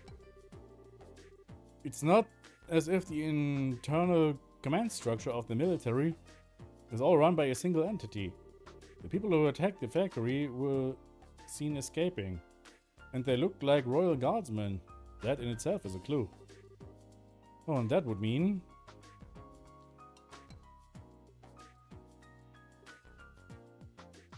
The Royal Guardsmen are behind the whole thing? Well, it's not outside the realm of possibility. But I think it's more likely that there's been some kind of frame-up. This may be some form of internal conspiracy within the royal army. This is unpleasant to think about. But how could the professor get caught up in something like this? Sounds like you found a lead on our friendly neighborhood criminals. Hi, Agatha. Good to see you back on your feet. Yeah, I just woke up a few minutes ago. It was a little weird waking up in a strange place after being put to bed like some baby. For the love of everyone was worried about you, alright? Are you sure you're okay with moving around so soon? Yeah, sleeping so damn much doesn't give me any other option than to recover. I'm feeling pretty much back to normal. But Agatha, you should probably rest some more. You just got the poison out of your system and the doctor said... I just said I'm fine. I've been training for years and it's not that rough on someone like me. Alright, I get it. I won't overdo it or anything until I am back to normal. That cool with you? Okay. Damn kids. Even the mighty Agatha is no match for Tita. I guess it's hard to say no to someone who has kept a constant vigil over you and nursed you back to health. Shut up. Getting back to the point. It looks like a lot's been going on while I've been out of commission. Mind filling me in on the details? Sure. Yeah. I still can't believe that Grandpa is in there. I wouldn't have thought those goons in the black clothes were army types either. And suddenly I'm feeling better than ever. What say we go and settle our debts right now? Settle our debts? Ain't it obvious? We sneak into Leisten Fortress. We'll bust the prof out and they'll never know what hit him. Ah, okay. Like settling everything in one big stroke. I'm afraid it's not that simple. Warum nicht? Huh? The Bracer Guild has a long-standing policy of non-intervention when it comes to a nation's military. Article 3 of the Guild Code braces in non-involvement in military or political matters. Oh Gott, aber es hat doch keine politischen... Obwohl, politisch mag ja vielleicht sein, dass es nicht politisch ist, aber es ist immer noch Militär. A Bracer will recognize a nation's sovereignty and may not interfere with or nor arrest any person of national, military or political standing. Das ist eine bescheuerte Regel. Or to put it more simply, as long as the army is playing dumb about this, our hands are tied. You gotta be kidding. No way, that doesn't make sense. You mean that we can witness a crime, but if it's done by a soldier or a politician, we just have to pretend we didn't see anything? Willkommen in der Realität, Estelle. Essentially, yes. There is, however, a loophole. Article 2 of the Guild Code. Bracers and their duty to the people. In the events of unjust impairment of citizens, a Bracer's sworn duty is to bear the responsibility for the citizens' safety. Do you understand the significance of this? I see. The professor is not a politician or a soldier. Oh, ja, natürlich. He's a civilian whom we are sworn to protect. So then, the rest hinges upon you, Mr. Murdoch. In this case, we are obligated to oppose the Royal Army and save Professor Russell. Will you help us? Stupid question. Natürlich nicht. Er kann in der Fortress verrotten. Nein. The factory needs him. Oh, hell, all of the bill needs him. Go and get him. Mr. Murdoch, thank you, thank you, thank you. No need to thank me. Hat sie aber schon. I owe Professor Russell for all he's taught me. And so we have adequate justification to proceed. Bracer Agatha, Estelle and Joshua, you are hereby ordered to proceed to Leisten Fortress and rescue Professor Russell. It is not as above board as you may be accustomed to, but it is the request of the Bracer Guild nevertheless. Now we're talking. Acknowledged. Bring it on. We're doing this. We have to figure out how we're getting in there. Leisten Fortress is pretty damn famous for being impossible to break into. That's true, it's easy to say we're going to do it, but putting it into practice is going to take some serious planning. There has to be some way of getting inside. Unfortunately, the security there is nigh on to perfect. Approaching from the lake would likely be impossible, since it's monitored by a network of orbital sensors. Figured as much. As a frontal assault would be tantamount to suicide. Hey, Mr. Murdoch, you know that orange airship that goes to Leisten Fortress? Yes, that's the Leibniz, the Butterkeks. It makes periodic stops to inspect the equipment at the fort to make sure it's performing properly. Is there any way we could sneak into the fortress on it? No. All of the crew members go through a thorough security check as soon as they land. It'd be impossible to just sneak away. How about stowing away in the cargo? No good. Each container is scanned with a biosensor for living creatures. And they take each and every one. Plus, those sensors were designed by Professor Russell himself. They can even pick up one little mouse in a huge mass of stuff. Oh, damn. Oh, what is it, sweetie? Don't you remember? Grandpa's invention from when I was showing you around. War da nicht irgendwas, was... Ja, stimmt. Da war so ein Signalscrambler oder sowas, was dann diesen den Sensor stören könnte oder so. Let me think. Aha! When we were helping with the experiments on a new type of orbit, right? Yeah. It produced a force field that can disrupt the biosensors. Mensch, wie passend. We've already tested that it works, so everything will be fine. What, really? I had no other idea the professor had ever made something like that. Where is the device then? I guess it must be right where he left it, in this laboratory. And we have no time to lose. Hurry and retrieve this device. In the meantime, I will gather and collate whatever data I can on Leisten Fortress. Got it, thanks. I'll leave the arrangement of the delivery via the Leibniz to you, Mr. Murdoch. Alright, I'll talk to Gustav.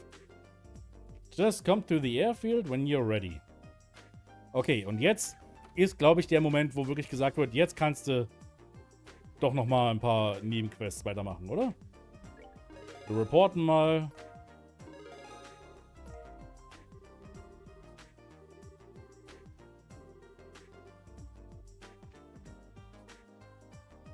Und dann gehen wir mal kurz ins Hotel.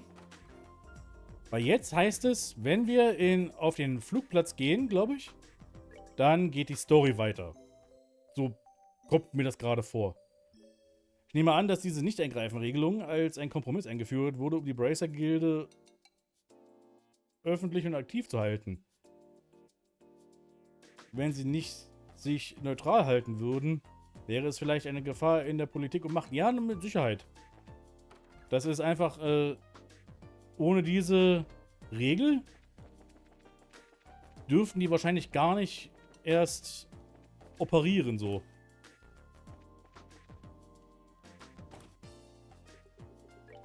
Weil sie könnten ja machen, was sie wollen, ne?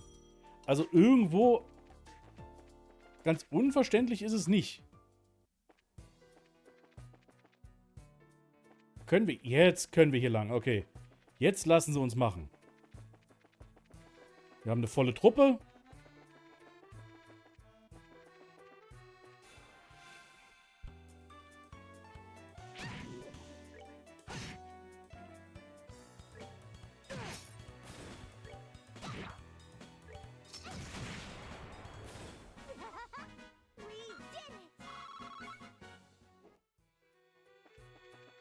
Und jetzt latsche ich den ganzen Weg wieder nach Erletten. Denn jetzt gibt es noch ein paar restliche Nebenquests zu erledigen, die wir noch nicht gemacht haben. Was aber, glaube ich, alles jetzt relativ einfach und relativ schnell zu machen ist. Bei Leisten Fortress waren wir ja nun schon.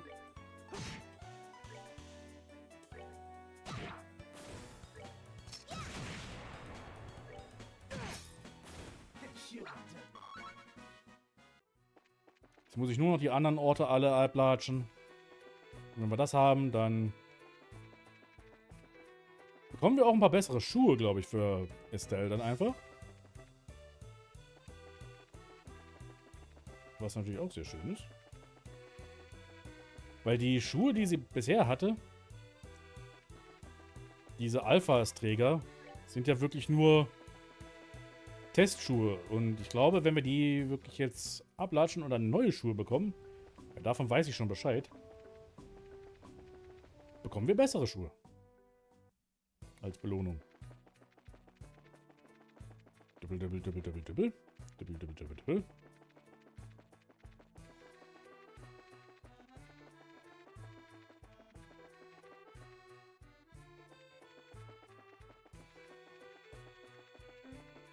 Oh, nee. Okay, bin ich hier reingerannt. Was soll's.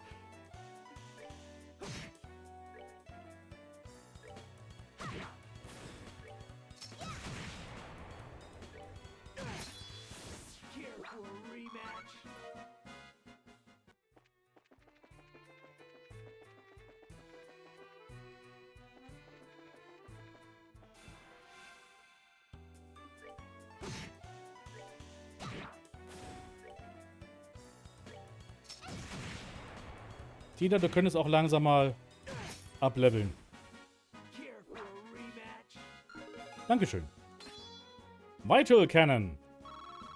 Oh, sie hat auch noch eine weitere Craft gelernt. Ich glaube, das ist eine Craft, die heilen kann. So dem Namen nach zu urteilen.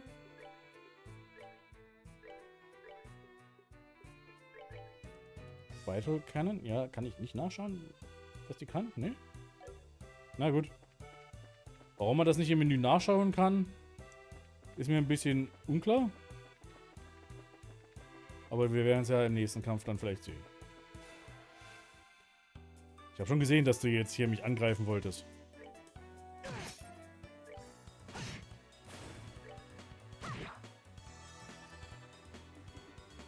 Rough Vital Cannon, okay. Recovery. Fires of a Recovery Round. Healing Allies 500. Oh! Oh, das ist nützlich. Das ist übel nützlich. Allein jetzt schon der große Bereich. Der große Angriffsbereich.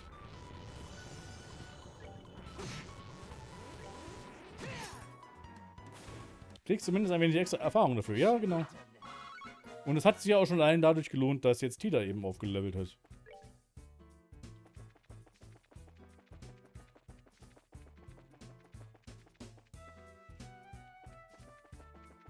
Okay, wir waren in Erletten, Lyson Fortress, Wolffort und Sanctheim Gate. Im Sanctheim Gate waren wir ja nun auch schon. Wir müssen nur noch in das Wolffort. So wie ich das jetzt verstehe.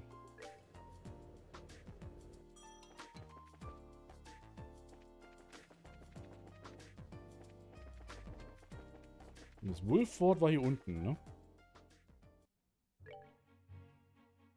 Jo. Die ganzen Schafe überall. Und die Mistviecher. Zum Glück sind wir jetzt nicht nur zu zweit.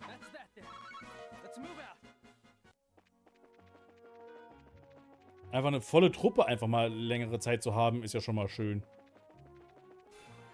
Das passiert selten genug hier im Spiel, aus irgendeinem Grund.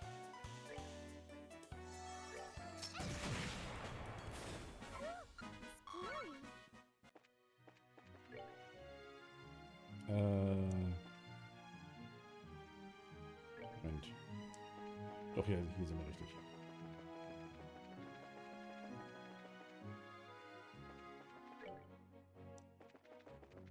Und auf dem Rückweg vom Wolffort können wir noch eine... Sag du Blöder. Was ist das? Ein War Mantis? Okay. Und auf dem Rückweg vom Wolffort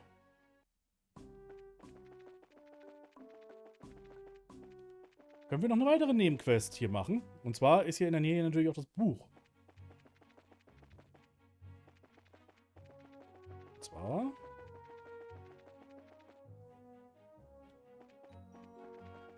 hier oben. Im anderen kleinen Bereich. Hier.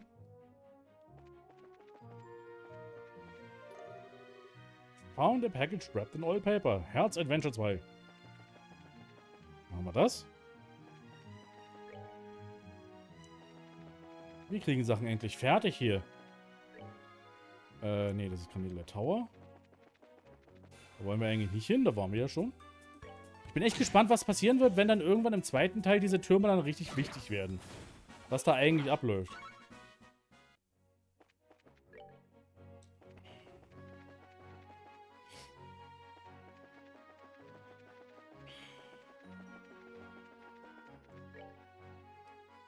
Ab nach Zeiss.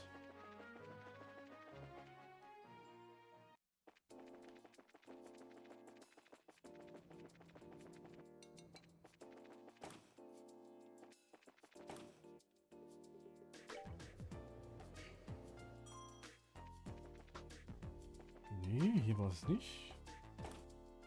War es hier mit den Schuhen? Ja, ne? Report Test Results. Hey there, Terry.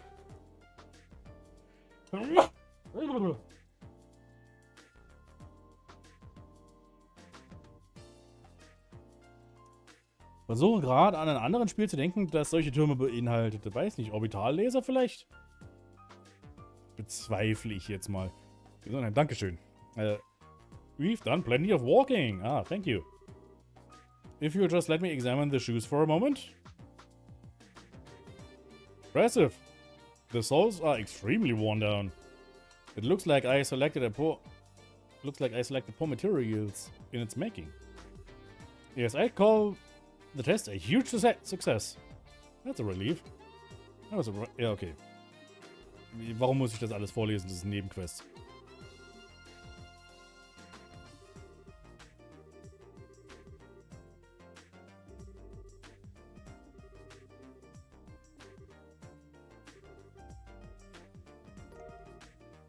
Beta-Strager.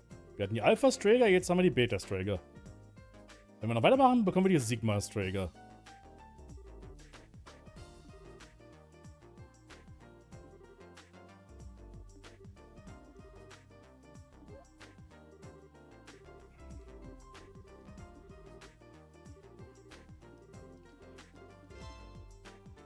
Okay.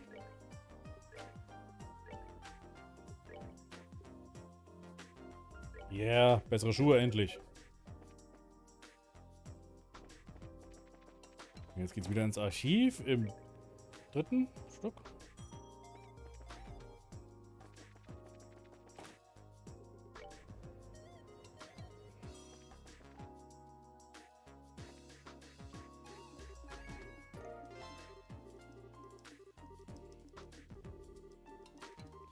Ja. Okay. Letztes.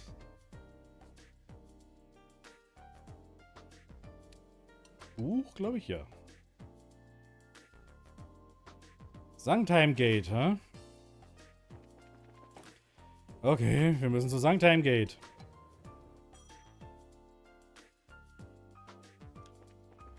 Wo war denn das nochmal?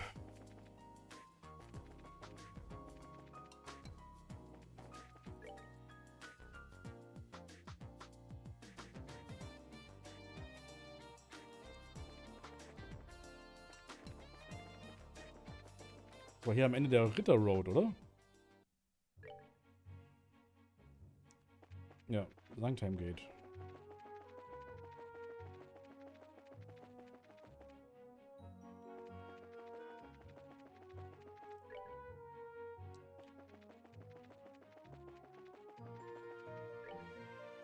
Bin ich richtig hier? Ja.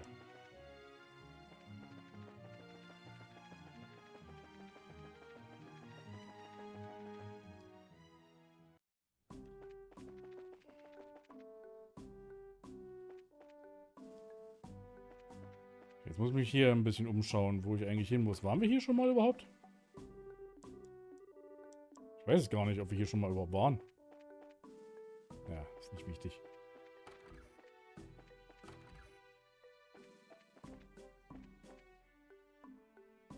Nee, hier nicht. Sah mir aber jetzt verdächtig aus. Schön, dass dieser Walkthrough, den ich gefunden habe, tatsächlich auch noch ein paar Screenshots hat, um das Ganze ein bisschen einfacher zu machen für mich. Nee? Okay, hier geht's dann weiter zur Grand Cell Region, genau.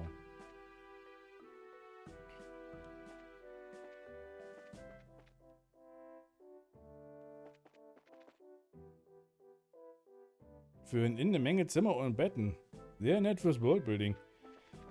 Es ist ja auch das Gate quasi, der Durchgang, der Checkpoint für die Hauptstadt, glaube ich, von Le Burle. Ihr seht, das ist ein großes Ding hier. Gott, da poltert einer bei mir durch das Treppenhaus. Ist ja Wahnsinn. Okay.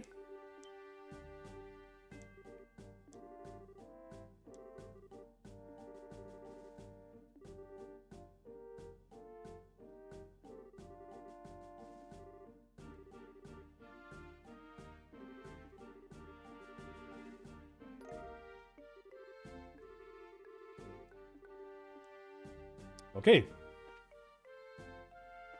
Das ist aber wirklich ein großes Örtchen hier, meine Herren. Wie gesagt, das ist Verteidigungslinie für die Hauptstadt. Ein bisschen. Also es ist irgendwo nachvollziehbar, warum das hier so groß ist.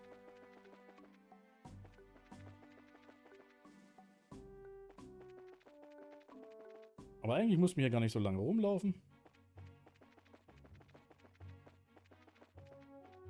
Weil hier müssen wir eigentlich erst später hin. Weil wir sind mit diesem Kapitel fast fertig, ne? Und dann geht's ins letzte Kapitel und ich habe keine Ahnung, wie lang das letzte Kapitel ist. Hey, hier ist eine Kiste.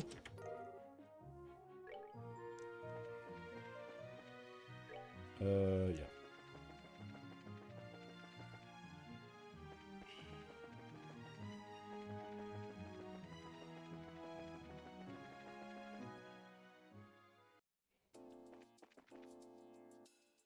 So.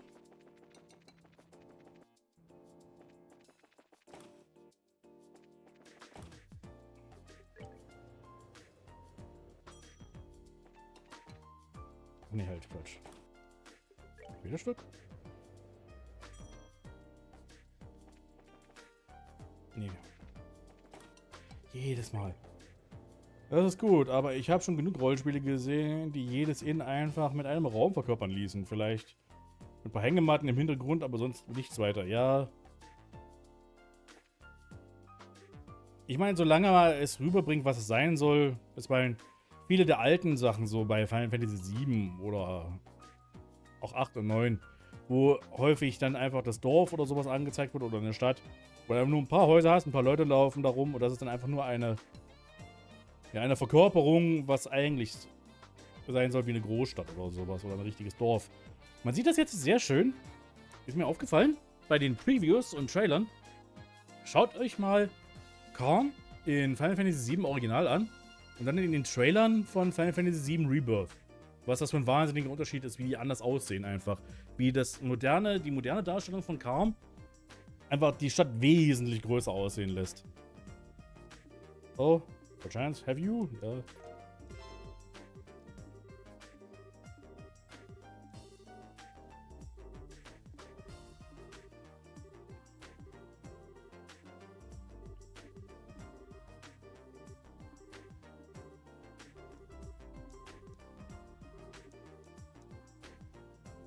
Okay.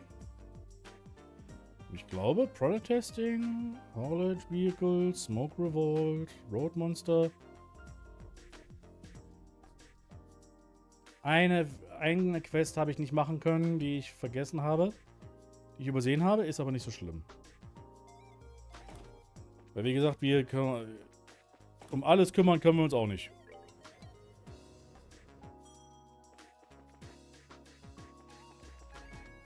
Geht mir aus dem Weg. Warum steht hier einfach genau in der Ecke da? Genau in der Mitte, meine ich.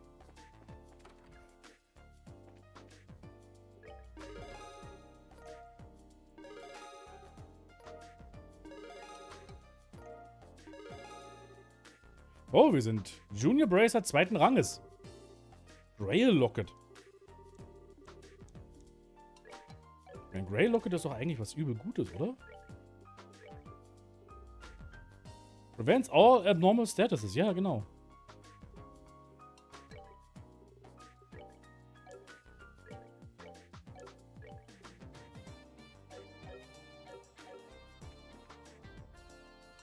Guck ich mal, was es eigentlich noch so für Accessoires gibt. Aber Waffen gibt es, glaube ich, keine neuen. Oder? Nee. Teilweise haben wir ja sogar noch Waffen, die jetzt sowieso schon besser sind als das, was wir hier kaufen können. Oh, okay, Tila könnte noch ein paar Craft Shoes bekommen.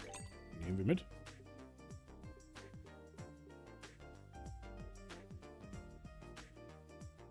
Work Jumpsuit, ne, ist es nichts.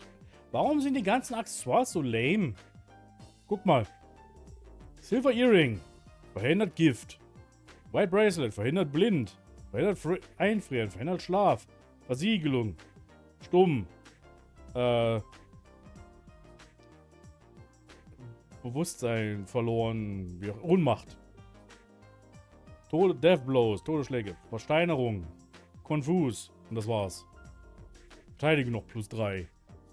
Das ist ein bisschen langweilig. Muss ich ehrlich zugeben. Aber hey, guck mal. Alles erledigt.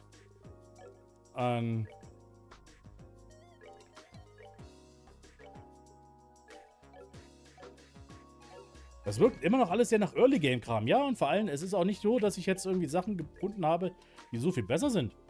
Ja, hier, diese Talismane, die sind einfach nur dazu da, um unser Element zu ändern, worauf ich aber gar keinen Bock habe. Ich will meine Elemente eigentlich nicht ändern, so, dass alle meine Angriffe ein Element haben. Das will ich eigentlich nicht. Eine Bar.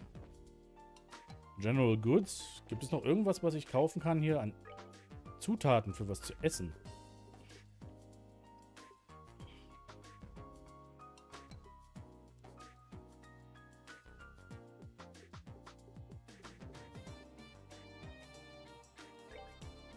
Salzene Anchovies.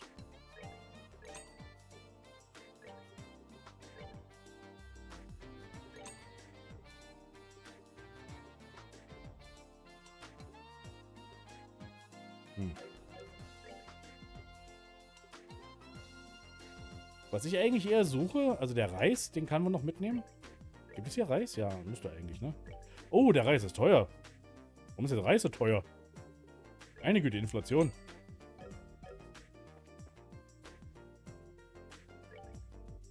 Eigentlich hätte ich so gerne einen Tricolored Seeds gehabt. Damit ich mir dieses Oatmeal immer machen kann, weil das eben gut heilt. Übel viele Rezepte, die ich nicht gefunden habe oder einfach noch nicht das Essen gegessen habe, was ich eigentlich da machen könnte mit, aber ist auch nicht so schlimm. Ja, ich gehe aus dem Weg. Wir gehen ins Hotel, wir ruhen uns aus eine Runde.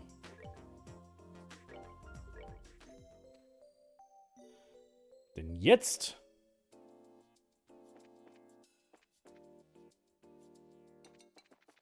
geht es doch auf den Flughafen. Jetzt können wir wirklich tatsächlich Story weitermachen. Wir haben alle Nebenquests jetzt endlich erledigt. Bevor wir das machen, speichern wir eine Runde. Blub.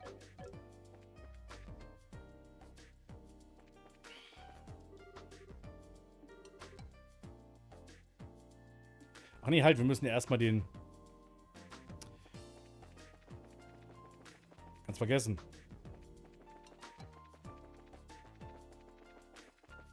Dieses Gerät, dieses Orbit müssen wir ja noch holen. Now, where was that thing? It's gotta be here somewhere. Maybe in a corner of the lab or the second floor archives? Those are where Grandpa usually tosses stuff from his old inventions. Eccentric old coot. But whatever, let's just find the damn thing. Dann finden wir mal das damn thing.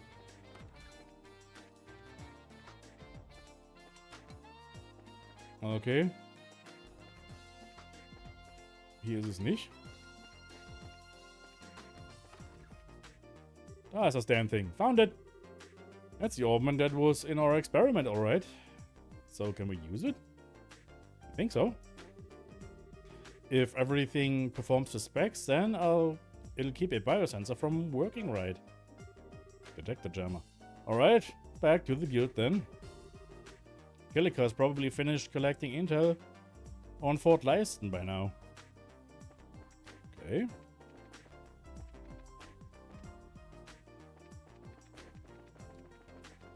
Miau. Minka, was miaust du mir hier jetzt wieder die Ohren voll? We're back, Killica, and we have the device. I have also finished my preparations. Now what I am about to show you is not to be spoken of to anyone else. Leisten Fortress Map. Oh, wir haben eine richtige Karte sogar. Ja, well, would you look at that? Hey, Minka. Willst du mal im Stream vorbeischauen? Wartet mal. Sieht man dich, wenn ich jetzt hier... Hier ist richtig. Da ist Minka. Hallo Minka. Schön, dass du da bist.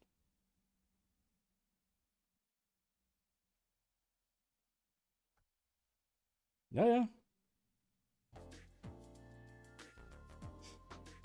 Das ist das, was sie eigentlich immer macht, wenn ich hier sitze. Dann kommt ihr einfach mal an, setzt sich hier zur Seite und macht nichts. Und dann haut sie wieder ab.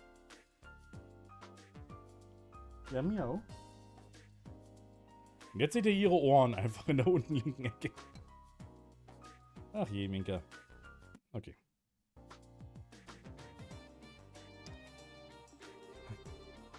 These are the schematics for Leisten Fortress. Oh, it sure is big. And Grandpa is in there somewhere. Isn't the layout of the fort a military secret?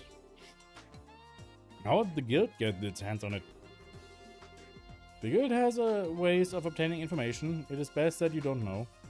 Aber wir sind selber Bracer. Eigentlich sollten wir das wissen.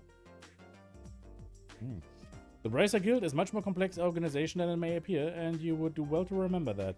Okay. I don't think I need to remind you that this is an exceptionally unique case. Relations between the army and the guild have traditionally been excellent in Liberl, even relative to other surrounding nations. It is absolutely crucial that we do not cause any ill will. The guild can ill afford hostilities with the army. Do I make myself clear, Agate? Yeah, I guess. But if I see the men in black clothes, they are coming to have a hot date with the business end of my sword.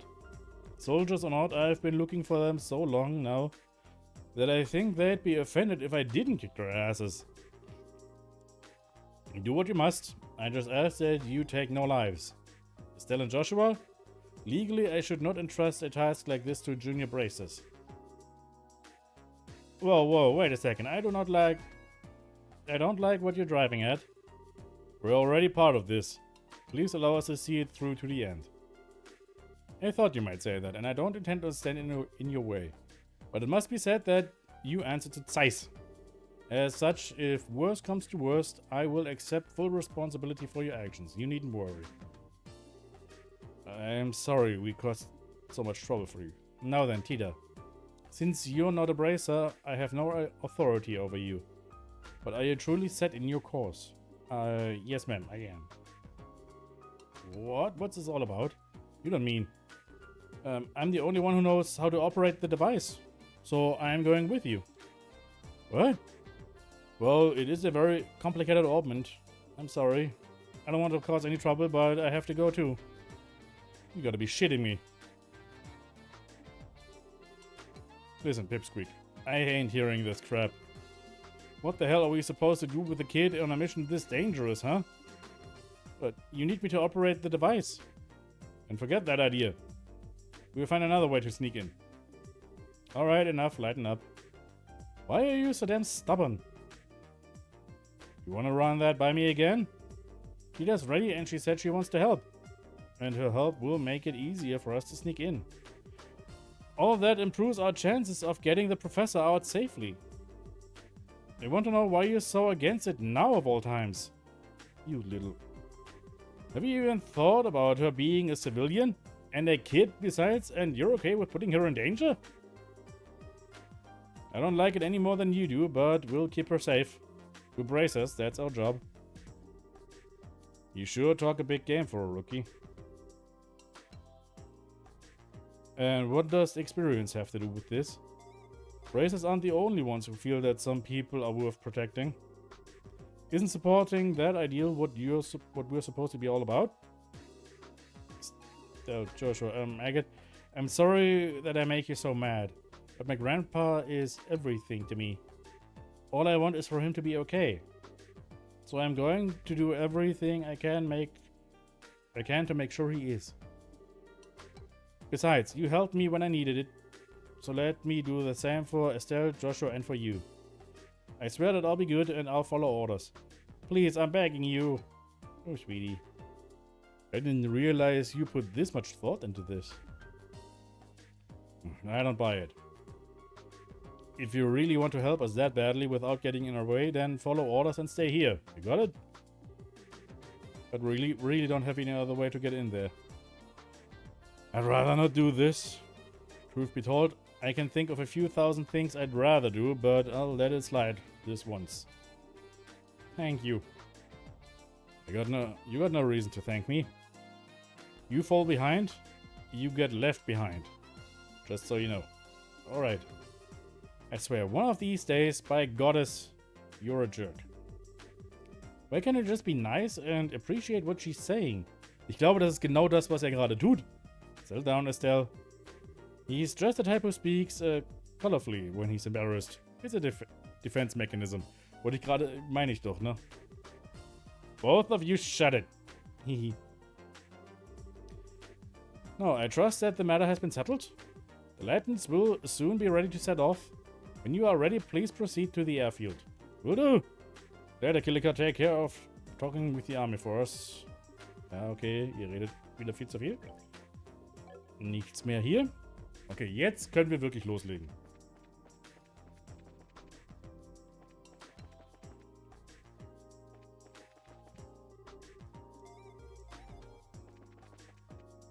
Wo ist die Leibniz? Da ist die Leibniz.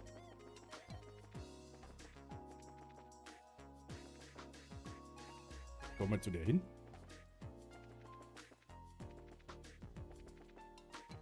Hä? Factory ships being sent out of port. No, they're supposed to go to Leisten, but flying out ahead of schedule. Okay. Traffic Control Tower. Müssen wir hier in die Cargo irgendwo rein? Komm, Leibniz, zeig mir dein Butterkeks, Baby. Wo bist du? Wie kommen wir hier rein?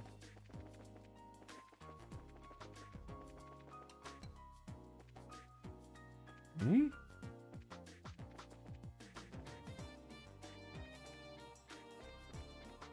Oder müssen wir in der Gilde einfach sagen, seid ihr jetzt bereit für die Mission? Ist das, was wir jetzt machen müssen?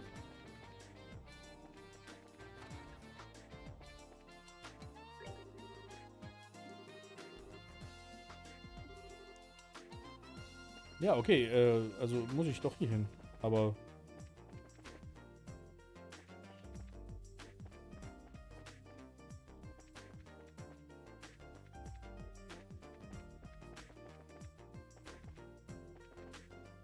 Ja, da ist sie doch.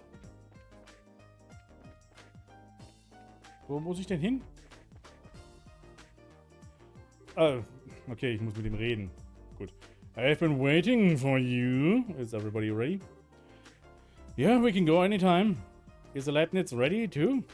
Yeah? You were lucky that last-minute military order came through like that. We were just about to head out to Leisten Fortress. We can take off anytime. Anytime? Won't it be hard to leave without, you know, the ship? Estelle, look down.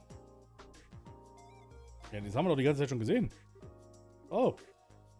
Do we have to jump? No, we don't. What the... What's happening to the flight deck? What, didn't you know? This place got enough secrets built into it to blow your mind.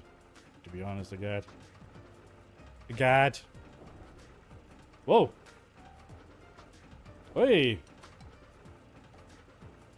Das ist ein 15 FPS Schiff in einer 60 FPS Welt.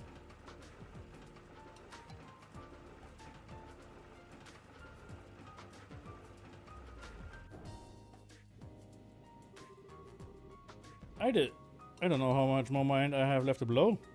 Das hattest du von vornherein eh nicht viel. You probably have more left than I do, Estelle. Meinst du? And all of this, it's all... I know it's all Professor Russell's handiwork, right? Peter, your grandfather is something else.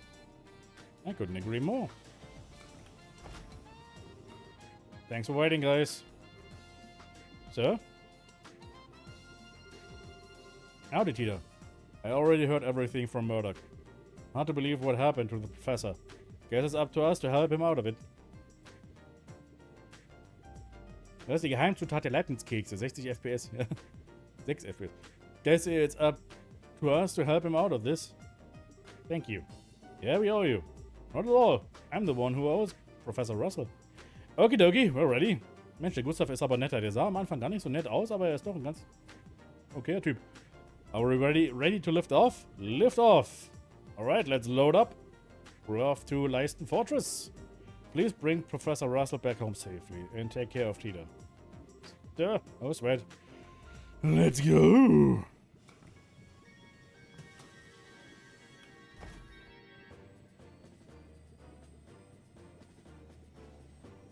Das ist auch wieder ein Musiktrack, den ich dann doch ganz gerne mag. I'll be counting on you, braces. Hey, wait! Oh, head rush. Dorothy? Oh, Chief. Were Estelle and crew aboard that last ship? That's right, how did you know? The guild tipped me. And there's big trouble brewing. If what my editors told me rings true, I wanted to let them know before they left. What kind of trouble? I shudder to think how much worse the situation can get. Well, this is totally off the record. But it seems some members of the Royal Guardsmen in Granswell were just arrested for treason. What?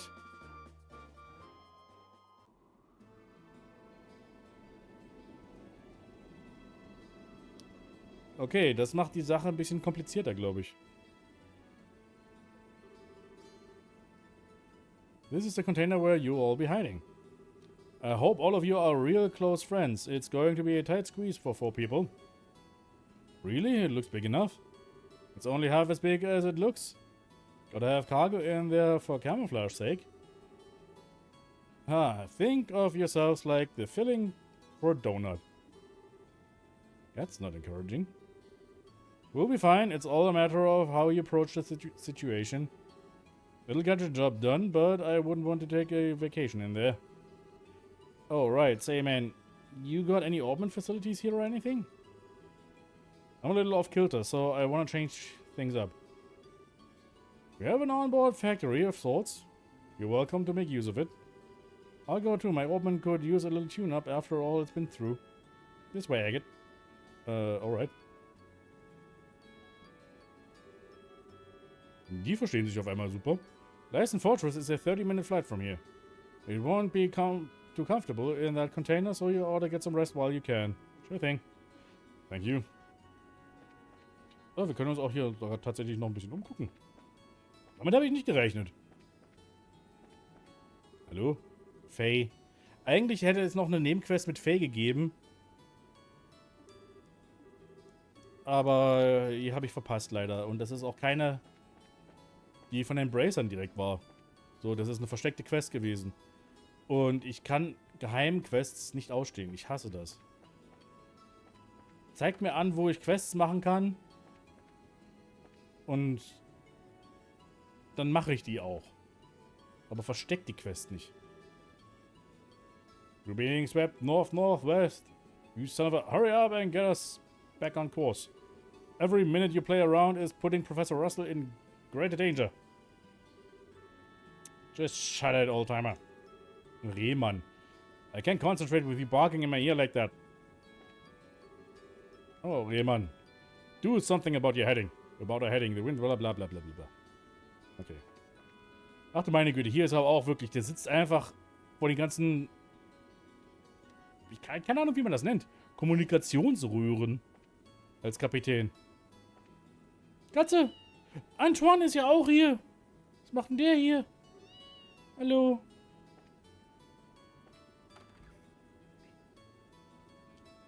Mensch, hier ist aber auch ganz nett drin.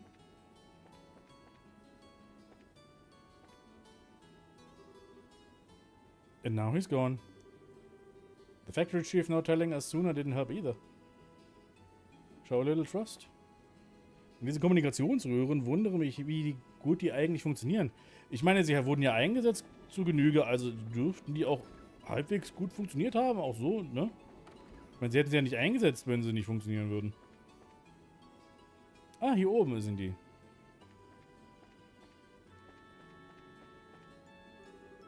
Very well then. Let's see your combat element. I'll just run a quick diagnostics on it. This isn't... But, wow. You just light all up around some new gadget. Well then...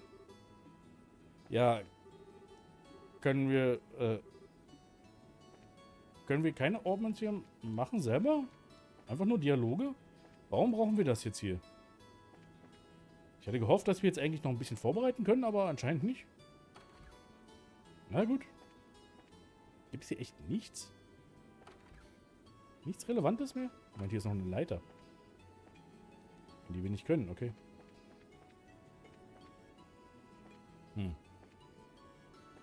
Ich glaube, hier wäre dann die,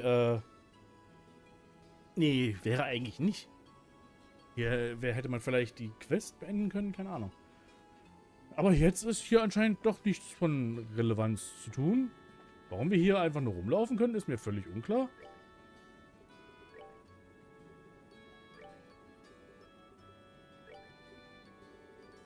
Wir hatten doch ein besseres Impede, ne? Prevent enemy arts with 80% success. Okay, machen wir. Faye könnte man ja auch in der Fabrik treffen. Sie war diejenige, die um jemanden schmachtete. Ja, und genau darum soll es auch, glaube ich, in der Quest gehen. Dass man sie halt dazu bringen kann, dass sie ihre Liebe jemandem gesteht oder so. Glaube ich, war das.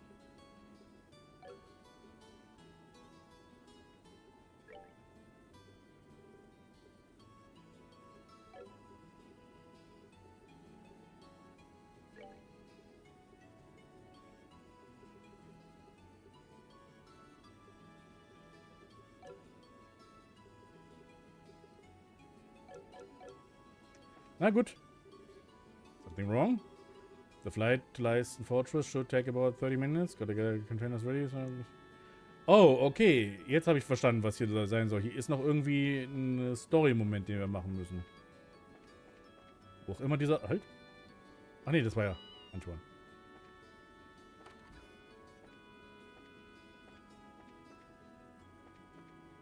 Die Frage ist, wo wir jetzt diesen Story-Moment machen.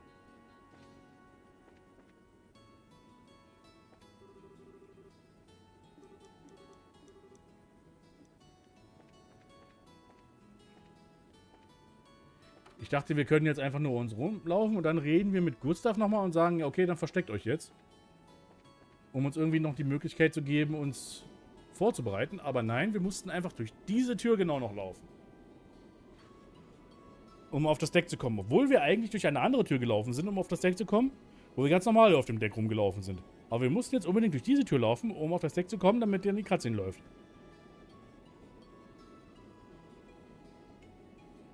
Oh, look how high up we are. Oh, it's been a real long time since I was on an airship.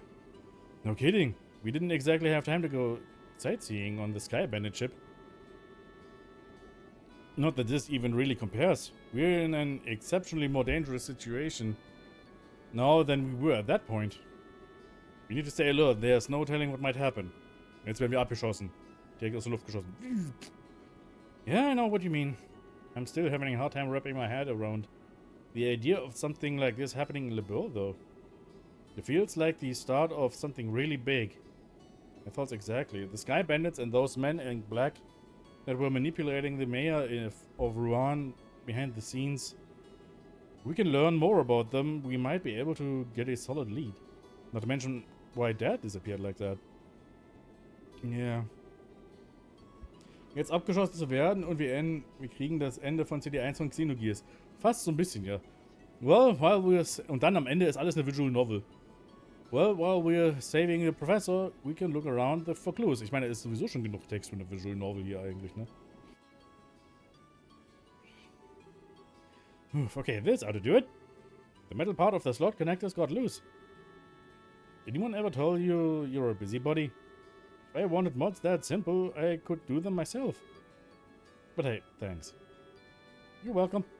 Oh, by the way, how are you feeling? I hope you don't feel all yucky. Yeah, I'm fine. You really don't have to worry. If you really want to worry about someone, worry about yourself. Now is the time to back out if you still want to. Don't get me wrong, I am telling you not to come. It's just, aren't you scared? Huh?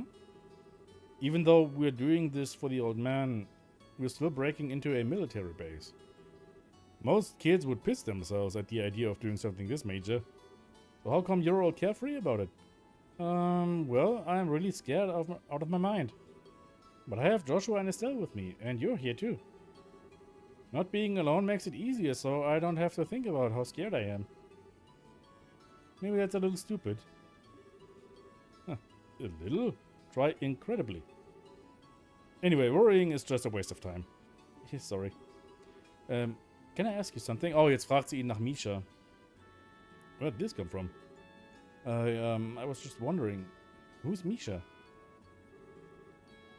How do you know that name? You called me that when you were poisoned. I'm sorry, I shouldn't have said anything. It's nothing I'm ashamed of. Misha's my kid sister. Oh wow, you're a big brother? How old is she? Older than me? Well, sort of. I guess she'd be around your age. I guess you haven't seen her in a long time? Work keeps me busy. I only go home about once a year. Oh, poor Misha. What's that supposed to mean?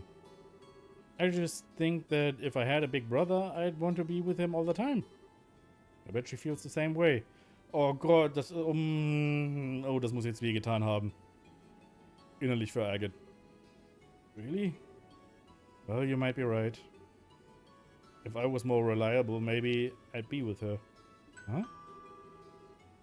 You'll be landing at Leisten Fortress, all bracers to the cargo hold. Looks like it's time. Wir erinnern uns, Misha ist im 100-Tage-Krieg gestorben oder sowas, glaube ich, war es. Oder wurde das erwähnt? Er war ja in dem kleinen Dorf, wo wir waren, wo er aufgewachsen ist, wo er jedes Jahr einmal hingeht oder sowas, was gesagt wurde, und da besuchte er mal ein Grab. Also, ja, Misha ist im 100-Jahre-Tage-Krieg umgekommen. Oh, here you are.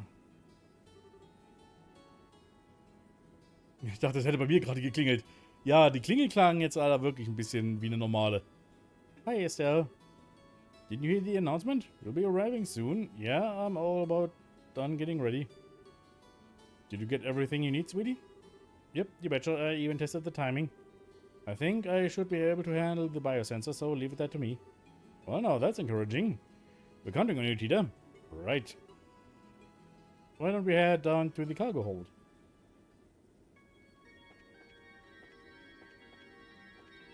Nee, die Ordnance kann man wirklich nicht einfach selber machen, wieder hier.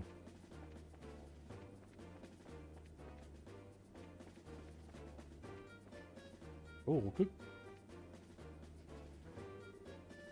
Good, you're here. Looks like you've got everything set up. I'm all done with disguising the container. If you just open it up, all you'll see are these plates that are used for fixing ship holds. But there's another door on this side, and you can't tell it's there when it's closed.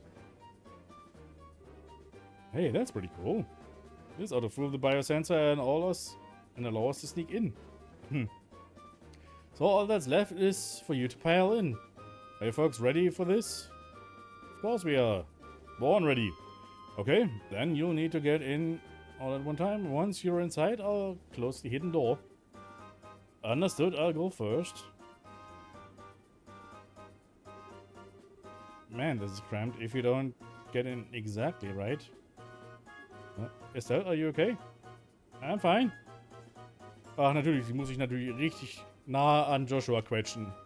Here we go. Turn your head this way. Okay. Oh, Joshua? I don't know how about holding this pose. We just got to deal with it. Otherwise, we'll never get all four of us in here. Right. Yeah, we have to do this. Next up, Tita, Agate, you're in the back. We should all fit in here if we do that way. Okay, in I go. Das ist eine komische Sequenz gerade. Oof, sorry, Estelle. Ah, Tita, you're all warm and snuggly. And you even smell kind of sweet, like fresh milk.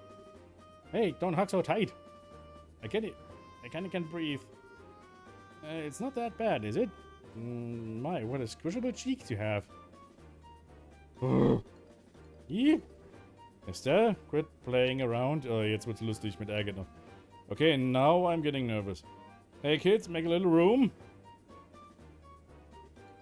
Oof. There, is it too cramped? No, I'm okay. I can hold out. Don't be stubborn. If it's too uncomfortable, just say so. Okay. Okay, man, I think we're set. Gotcha, I'll close the door.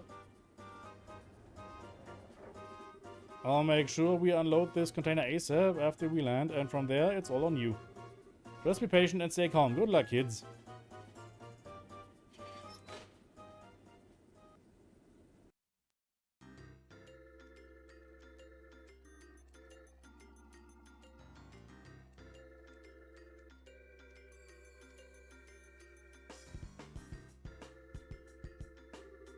Major Sid, I'm here as per your request. Hello, Gustav. I'm sorry to make you come all this way. That said, however, I'm impressed. I wasn't expecting you to get here so soon. The Royal Military is one of my best customers. You folks are always a priority. Not to mention, the order sounded pretty urgent. I already finished maintenance on the patrol ship. Did something happen? Oh, nothing significant. Just your usual military matters. Der Typ ist aber auch so übel verdächtig. Ah yes, I've heard all about the attack on the central labs. I've recently come into possession of a clue which may help us wrap up this matter within as little as a few days. Oh, that's excellent news. Professor Russell is one of my greatest inspirations and benefactors. I hope he hasn't been injured. No, you can relax on that score. Nothing urgent, just a coup d'etat. Ja, so ungefähr. How can you be so sure? It seems that the abductors are demanding a ransom for the professor's safe return. That would suggest that he's unharmed, so I don't think that's a concern. I see. Well, it looks like the Royal Army Armed Forces have this well under control. So are you planning to do another container check today? I trust you, but regulations must be adhered to. Alright, grunts, get to work. Roger. Nothing unusual, that's one clear.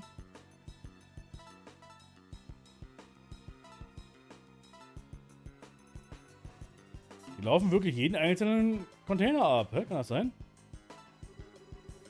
I'm picking up an anomaly on this sensor. Looks like it's alive, whatever it is. What? What is this, maintenance chief? Hey, now I have no idea. You sure your equipment is in working order? Of course it is. It's a central lab-made biosensor. Well, if you say so, it's probably just a mouse or some such. Hardly worth making such a fuss over, is it? Regulations are regulations. Surround that container, men!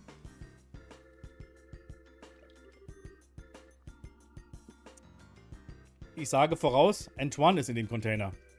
Die Katze. Als Ablenkungsmanöver. Alright, open it up.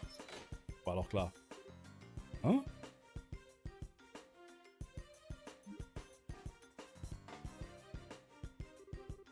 Oh, it's just Antoine. When did you sneak off, huh? Meow. Okay, so what's with the cat?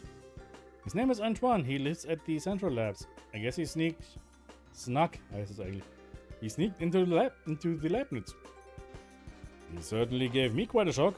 False alarm, I guess. Meow.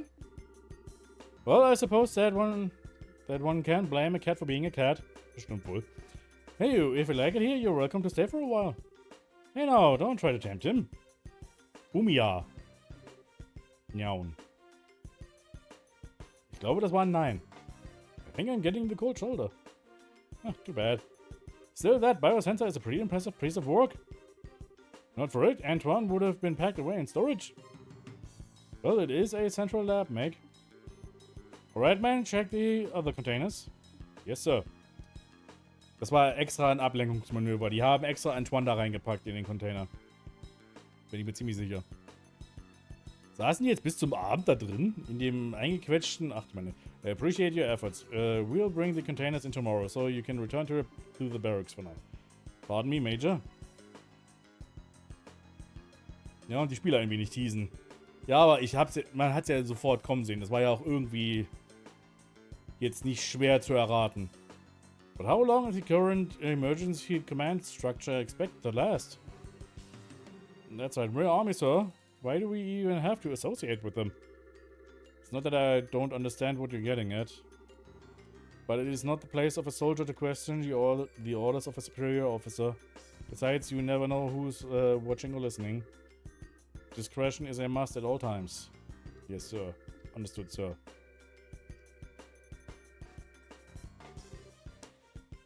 I feel guilty. Major, I have intel to report. Captain Althmatha has come and wishes to speak with you, sir. I see, very well. I suppose I'll have to see what that little vixen has to say. Aber nicht der Vater Vixen, oder?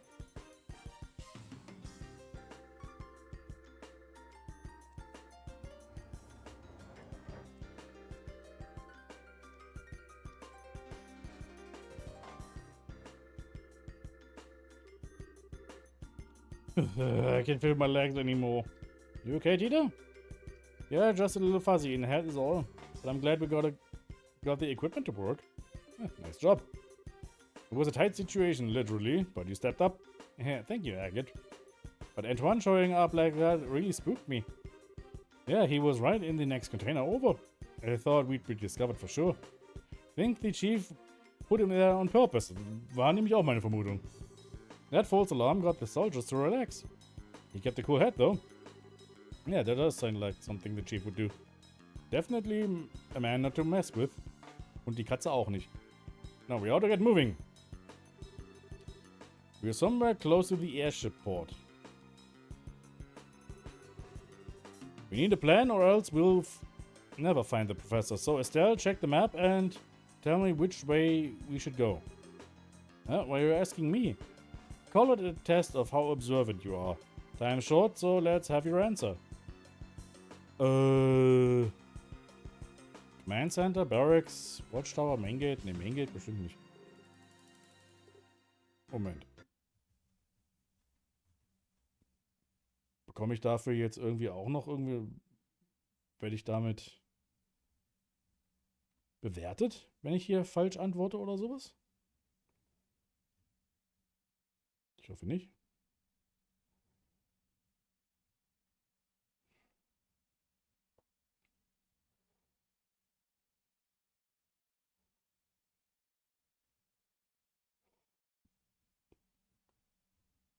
Gebt mir einen Moment.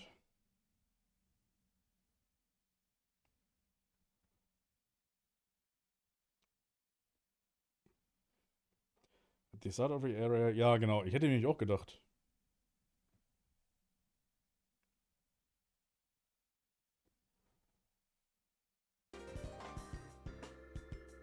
Research Wing, da macht es ja am ehesten Sinn, dass er dort ist, oder?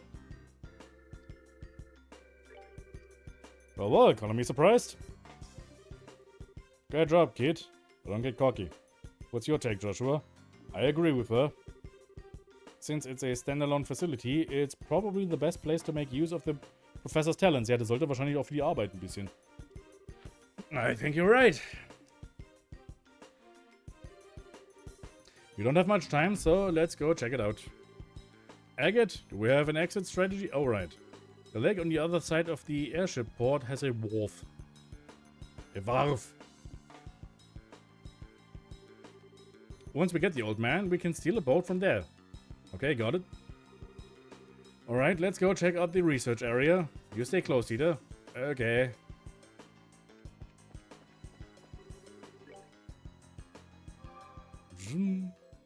Eigentlich müssen wir uns gar nicht ausruhen. Wir sind genug ausgeruht. Aber was wir tun müssen, speichern.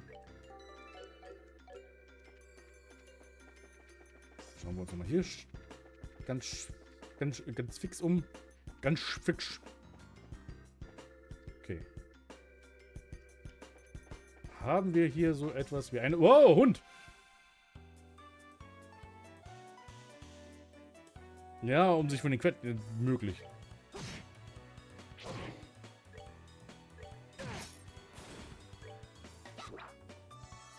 Du musst es ja auch unbedingt daneben hauen, ne?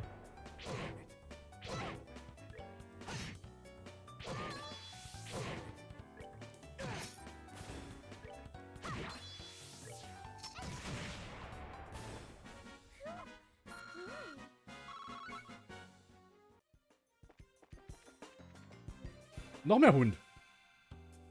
Das ist ein Solid Dose. Solid Snake Dose.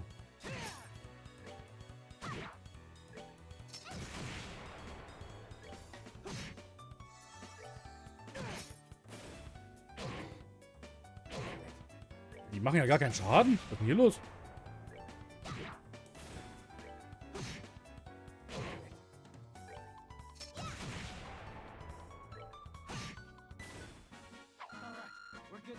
Aber wir kriegen gut Erfahrungspunkte zumindest. Okay.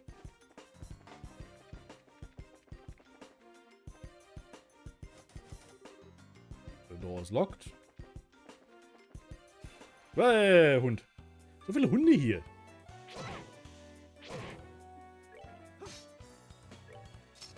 Dass der Schaden so gering ist, den wir hier gerade einstecken, gefällt mir. Um ehrlich zu sein.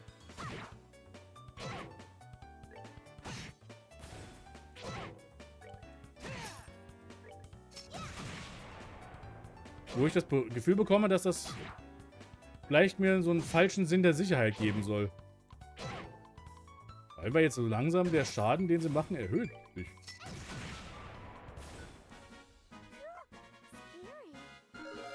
Level up. Ei, Estelle hat eine neue S-Craft gelernt. Ja, Barrage. Barrage. Bulge.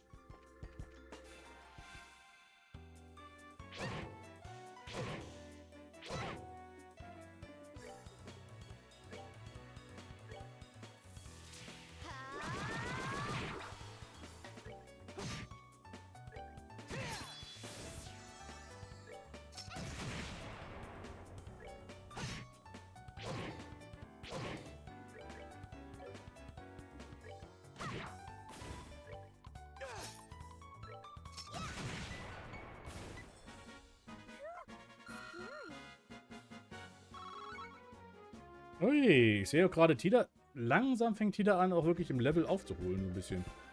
So viele Hunde hier. Der Wahnsinn.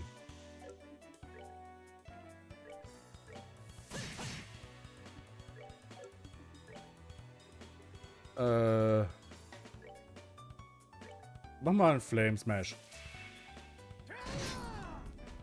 Okay, so toll war der nicht. Agate ist irgendwie bei weitem nicht so guten Charakter, wie ich ihn in Erinnerung hatte. Aus Cold Steel. Weil ich erinnere mich, in Cold Steel war er so ein sehr guter Charakter. Aber er hatte sehr gute Crafts und Fähigkeiten und sowas.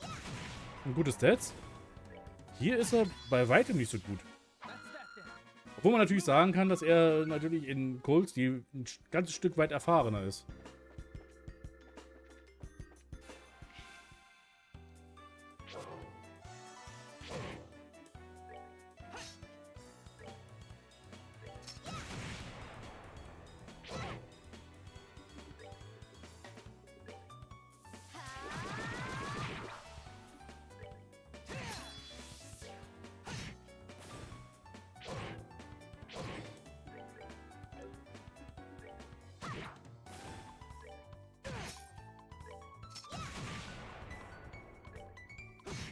Ja, so wie die Good Boys hier.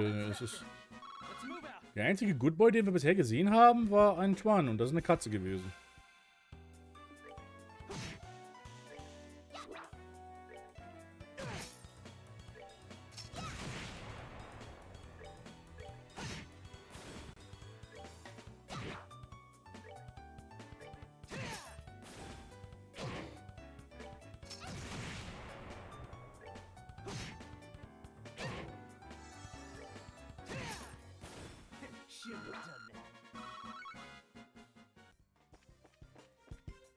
Okay, jetzt geht's mir aber langsam ein bisschen auf den Zeiger hier. Wo muss ich denn hin überhaupt? Ah, hier oben. Oh. I know them.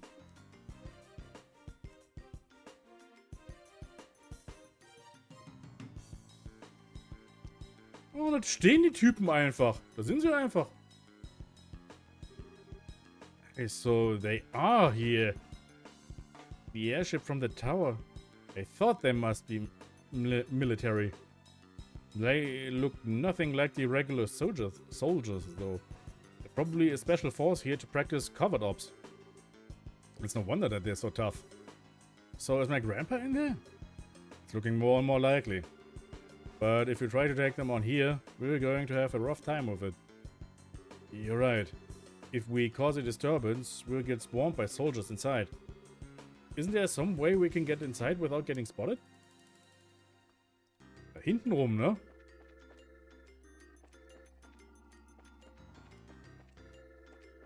Wie vieles im Leben.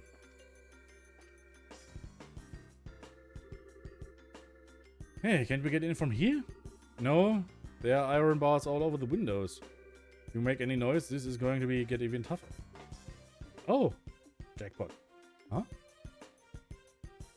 Oh, da ist er ja, da sehen wir ihn zumindest. I really can't thank you enough, Professor Russell. Your work on finding a means of controlling this gospel is of great help. Ich wusste doch, dass der Oberst Dick hier was am Stecken hatte, oder? Der war doch schon von vornherein irgendwie verdächtig. Ich hab's doch die ganze Zeit gesagt. On behalf of the Intelligence Division, I extend my deepest gratitude. I should have known that you were behind all this. Colonel Richard, Chief of Intelligence. Hard to believe you once served under Cassius. Ah yes, you and he were friends, if my memory serves correctly. We've been looking for him, actually. Although we've yet to pin down his exact location. If you have some idea of where to base a search, we'd be happy to have that information. I don't know, not that I tell you if I did. Well, no matter. If perchance the gospel were to have been delivered into his hands, then I'm afraid it would have presented a problem. Der Gospel? Wovon redet der? However, even if he were to show his face now, he would have no means of stopping this current. The Black Augment, or the Gospel as you call it. I just want to know what you plan to do with it. Scratch that. First and foremost, I want to know where you even acquired something that bizarre. I imagine my source would rather their identity be kept a secret. Our intentions, well, they will become evident very soon. At that time, Professor, we'll be happy to release you. All I ask is that you wait. And you're going to just let a witness to your crimes go free? I assume then that you intend to do something of a grand scale. I'll leave the particulars up to your fertile imagination. That's it. Come the dawn when everything is realized, you will assist in our research.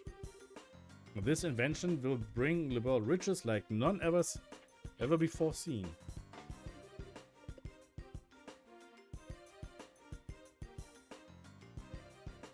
Oh, Verzeihung, ich habe gerade richtig trockenen Hals.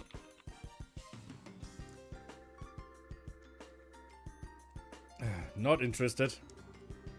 Please, Professor, allow him to finish before you give your answer. It would truly be a pity if she were to come into some peril and you were unable to help her. You threaten her to get to me? Tut tut, Captain Elmetheth. It looks like your renowned powers of persuasion are not as elegant as they once were. Pardon me, then. One might say that she has a unique sense of humor. I don't want any misunderstandings between us.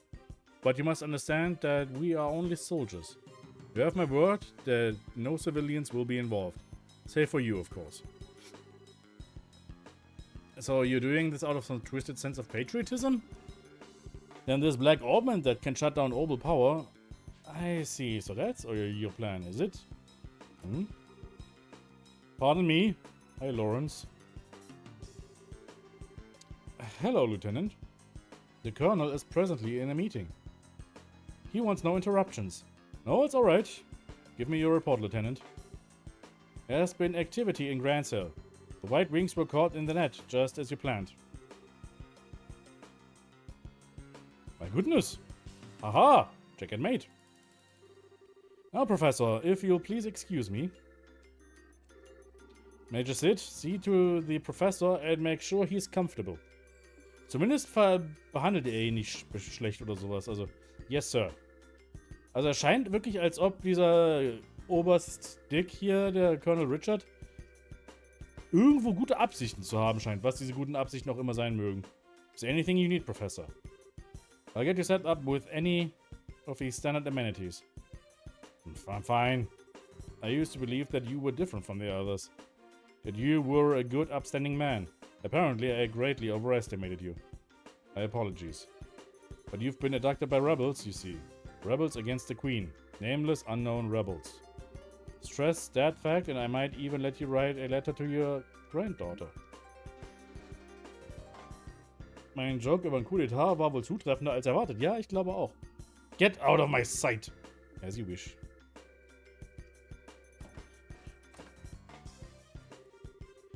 So, Colonel Richard was the man behind all this trouble. Plus, it looks like he wants to find my dad. Yeah, I wonder what that's all about. And who was that masked man? Of course that bastard would show up now. There he goes.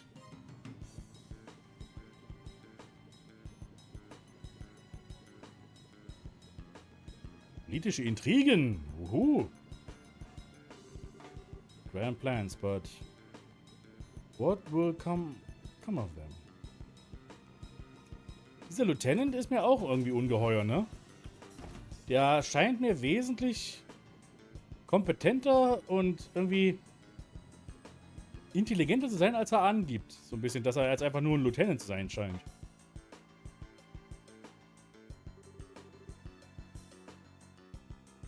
Now things have gotten interesting. I really wanted to settle the score with him, but I've got a job to do. And that takes precedence. Since the window's a no-go, we'll have to take out the guards. Let's make this quick and clean. Right. Joshua? Hey, you listening? Estelle? Are you okay? Hey, snap out of it. It's not like you to freeze up. Sorry, I just spaced out. Are you sure you're feeling okay? I'm fine, it's no big deal. We have to take out the guards by the entrance, right? Der Leutnant erinnert mich an Mia von Xenogears in ihrer Executioner-Uniform. Huh. Interessant. Stimmt eigentlich.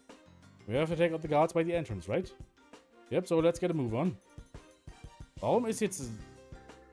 Was war jetzt mit Joshua los?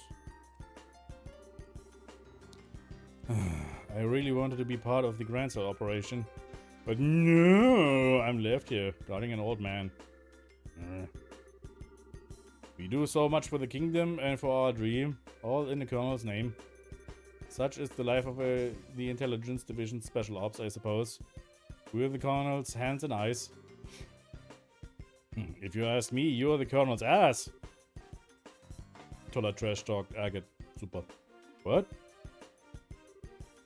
It can't be. Agate Krosner. You're too damn slow. Töten wir sie mal. Ganz fix. Bam, bam, bam, bam, bam.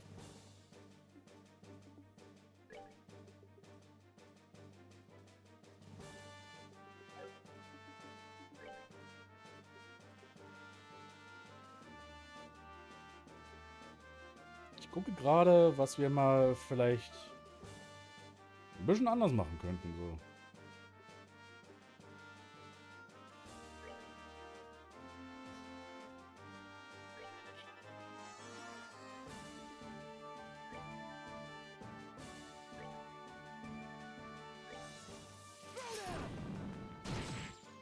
Oh, die halten aber nicht viel aus. Ich habe echt nicht gedacht, dass die jetzt so wenig...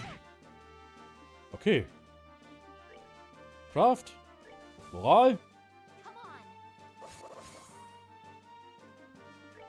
Craft. Smoke Cannon. Kann ich beide? Ja, ich habe schon beide. Warum hast du jetzt verfehlt? Ich muss jetzt ehrlich sagen, ich bin ein bisschen enttäuscht gerade von diesen beiden Typen. Ich habe echt gedacht, dass das jetzt ein richtiger Bosskampf wird. Aua. Okay, das hatte wehgetan zumindest. Einer ist erledigt.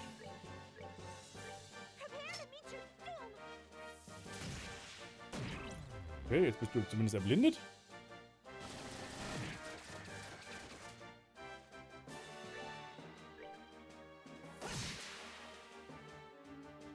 Ja, das ist ja wirklich gar nichts hier gerade bei dem. Der Wahnsinn.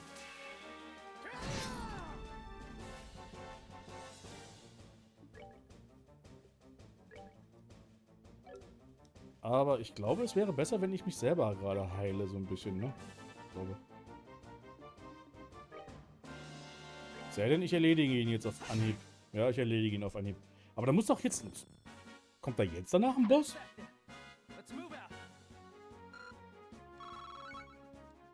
Also das war mir jetzt ein bisschen zu einfach. Sucks to be you. It's no fun when someone gets back at you for making a fool of him, huh? It's not good to carry a grudge, you know. Now it's a race against time. We have to get the professor out as quickly as possible, right? Erstmal was essen.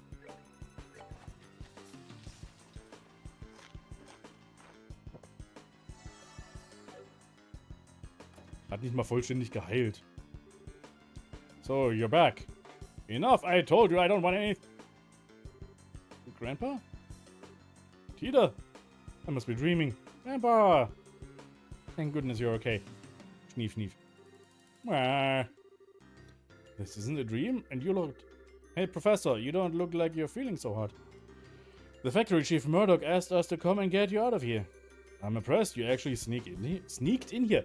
Sneaked ist doch kein Wort. Snuck in here. Oder ist es ein Wort? Ist es ein echtes... Was auch immer. So much like your father. Not a lick of common sense is between the two of you. Hey, old man. Sorry to interrupt your little vacation, but we need you to get ready for a jailbreak. We don't have a lot of time. Who are you? You look like you came from the wrong side of the barn. I can tell that at least. You have a head like a chicken. Say that again, you geezer. Nice one, Professor. Grandpa, you shouldn't say mean things like that. This is Agate. He's a senior bracer over Estelle and Joshua. Well, now, I had no idea. Come to think of it, I think I've heard Cassie's mention your name before. Something about a bad seed who always sulking about one thing or another, I believe. I'm about this far from wringing your neck, old man. No, calm down. Ja, das wäre noch lustig, ne? Wenn wir ihn retten wollen und dann töten wir ihn gleich auf Anhieb. Professor, we'll have to save the explanations for later. For now, we need you to get out of here. Is there anything you want to bring with you?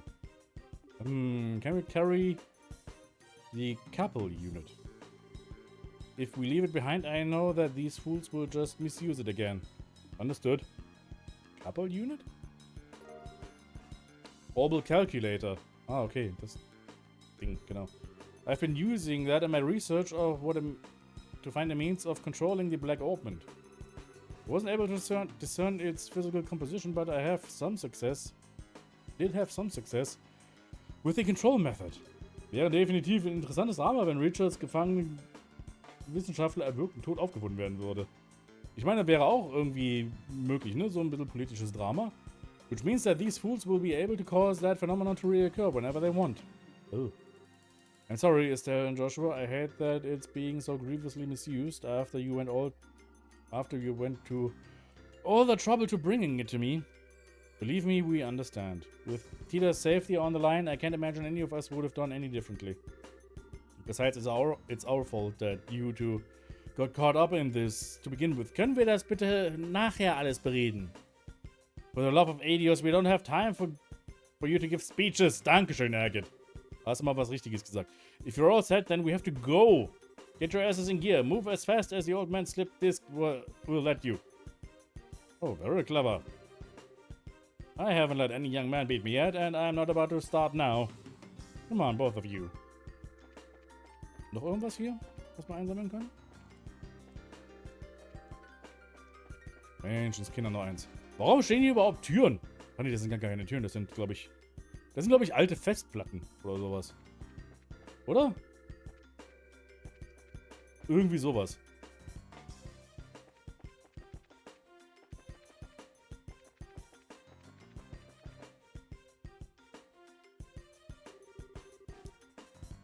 arg. You think we'll just let you escape? Schachspielende Computer, ja, so ungefähr. What's that? Guess the jig is up. Whoa! It appears we have an intruder. Get out of there and start searching, men! Platoons 1 through 4 will go to the airship port and the docks and establish a blockade. 5, 6, and 7 will search the barracks, watchtower, and research facility, respectively. Platoon 8 will accompany me to headquarters. Let us all move out. Yes, sir.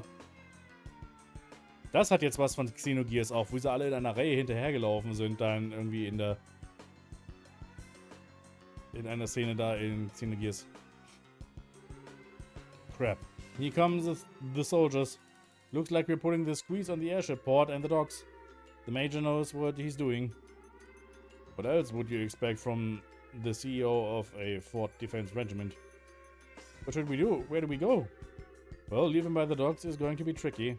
We need to avoid the guards and find another way out. Ja, und wie? Tun wir das bitte?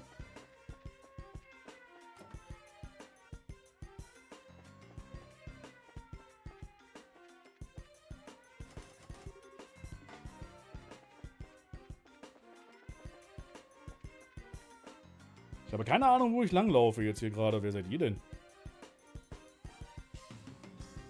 Warum seid ihr alle im Gefängnis? Hey, die Sky Bandits! Hey, don't you think it's awfully noisy outside? Sounds like someone's breaking in. Say what? Who's breaking in? Nobody is allowed to break in till we break out. Nobody! Easy, bro. You know your simple little escape plan won't ever... Ich glaube, wir haben unsere Hilfe gefunden, wie wir uns rausschleichen können, wenn die hier ablenken. This looks like the dungeon. Oh, it's a lot bigger than the dungeon at the Harkin Gate. Huh? What? You guys are... you're those punks from before. Well then, long time no see. Oh, okay, you guys are being held here. How have you been? Hey, we don't need your damn pity. The only thing you're good for is handling a pole. For brains. Jeez, I was just trying to be polite. If it'll make you feel better, insult me all you want. What? Don't try to play cool. I'm assuming you know these folks? They're the Kapua Sky Bandits. They hijacked that airliner. I've heard stories about them. They use a very high-powered airship, don't they? I've heard it's an Imperial make, but I'm curious about the specs. Yeah, it's got a top speed of 2300 cells per hour. I mean, why should I have to answer your questions? My aren't we petty? Grandpa, I don't think this is the right time for asking stuff about this kind of stuff. Now wait just one damn minute. Why are you bracers here in the first place? Are you the cause of that siren? Well, sorry we intruded. No fair. You're the intruders, right? Hey, let us out of here. That was a surprise. Come to think of it, those guys have some connection to the Men in Black, right? But they got arrested by Colonel Richard, which means maybe the Colonel's trumping it up as one of his accomplishments. And maybe Dalmor was used in a similar fashion. Ja, also der Colonel Richard macht ziemliche shady Scheiße, ne? And yet I somehow just can't seem to muster up any sympathy for him. We're wasting time here. We've got to find another escape route. Okay, also da unten ging's nicht. Aber gut, dass wir da unten waren.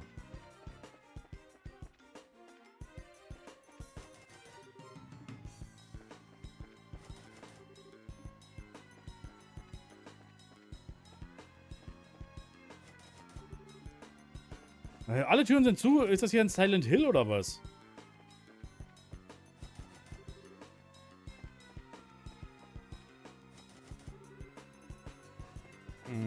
Okay, jetzt haben wir ein Problem.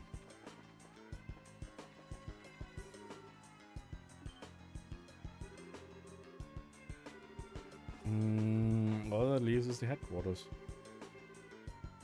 Naja, Silent Hill hat ja auch eine Sirene. Ja, und alle Türen sind zu. Also, Trails in the Sky ist ein Prequel zu Silent Hill. Wir haben es verstanden. Okay. While we're here, there, we can report. I think they're coming this way. Shit, and this is a blind alley too. Come on, this way? What? Did you hear something? Yeah, I think it's this way. There's no time. You don't want to get caught, don't you? I don't think I misheard that. Choice. Ja, bewegt euch doch!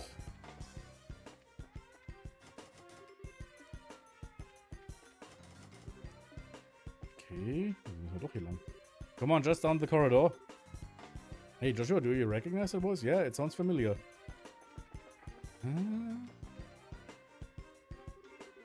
Quickly, get inside.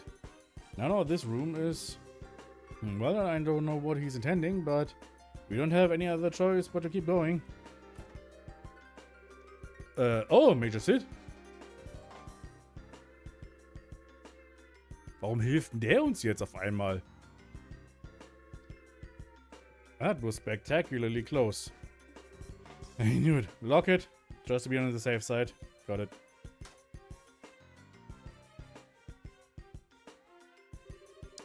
What are you planning? You're the CEO of Leiston Fortress. Didn't Colonel Richard order you to keep me locked up? I'm very sorry about that. He has already seized control of the Royal Armed Forces by using his position in the Intelligence Division. And the main generals were given the choice of obeying him or being imprisoned. General Morgan refused to obey him and as such is currently imprisoned at the Harkin Gate. Oh, wow. Ist ja richtig wirklich ein Coup hier, der gerade abläuft. That stubborn old man? This is getting serious. What the hell, I figured things were bad, but not that bad. When did the military structure get that fragile? Unfortunately, observance of military ranks have been breaking down ever since the end of the war. Particularly since the top brass haven't stopped embezzling and accepting bribes. Oh. Colonel Richard just took advantage of the situation. I see, so he was able to make use of the military's existing corruption and weakness to seize control. Precisely. With General Morgan in custody, that leaves Colonel Richard as the man in charge of the entire Royal Armed Forces. Oh, wow. That's horrible. What about Queen Alicia? Doesn't Supreme Command of the Army rest with the Queen? Mysteriously enough, Queen Alicia has kept silent on the matter. Vielleicht weiß sie nicht mal was davon. The Royal Guardsmen are actually being sought for questioning on suspicion of treason. Treason? Ah ja, das haben wir ja erfahren. Noch von... bevor wir losgeflogen sind, ne? Also wir direkt nicht, aber wir die Spieler haben es erfahren. Lieutenant Schwartz too? The attack on the central factory has been pinned on the Royal Guardsmen. There's even photographic evidence, as I understand it. There are these pictures. That just doesn't sound right. The factory was all messed up and Grandpa was kidnapped. Agate was almost killed. You can't just go around blaming people for something like that. I really don't know what to tell you.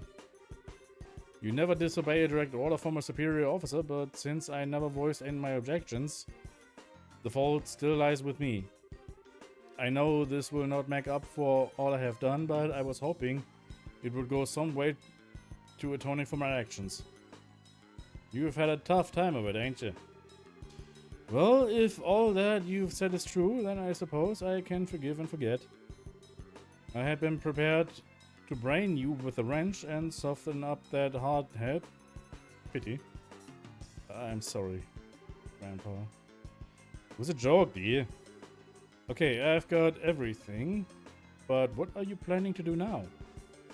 Are you planning on hiding us until the heat dies down? No, I have a better solution. There's a way for you to escape the fortress through this room. Through this room? How? Ah, I get it. There's a secret passageway or something, right? Very astute, boy. Ooh, nice. Whoa. Makes sense for a military control room. Not bad at all. This emergency escape hatch leads to an underground aqueduct. There's a boat set up there, so you should be able to use it and escape. Legally, even my telling civilians about it would net me 10 years in prison. But even if military regulations won't forgive me, I think Adios probably will. Major, alright, we'll use it. I'll go down first, then the old man and Tita. Estelle and Joshua, I want you to watch our backs. Got it. Roger that. Farewell, Major. Well, thank you very much. Well then, that just leaves us. Thank you for everything, Major. Even you're dead. You don't need to thank me. To be honest, I was expecting this since the moment I first saw you. What? You mean when we met at the front gate?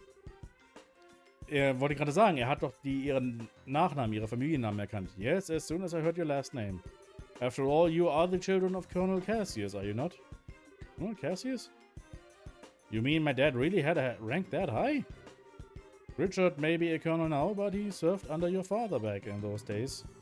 Your dad was a real hero. It was thanks to his efforts that we were able to defeat Erebonia in the war 10 years ago. Being as you're his children, I am not surprised that you found out the truth and came to help the professor. Really? But he never said anything about being any kind of military hero. Könntet ihr bitte diese Konversation... Are you okay, Major? The intruders have been spotted in the dungeon. The last likely place for them to be is in Central HQ. Sir, your orders? Crap. Acknowledge, I'll be right there, so put the facility on high alert. Come on, you need to go. Okay. Excuse us then.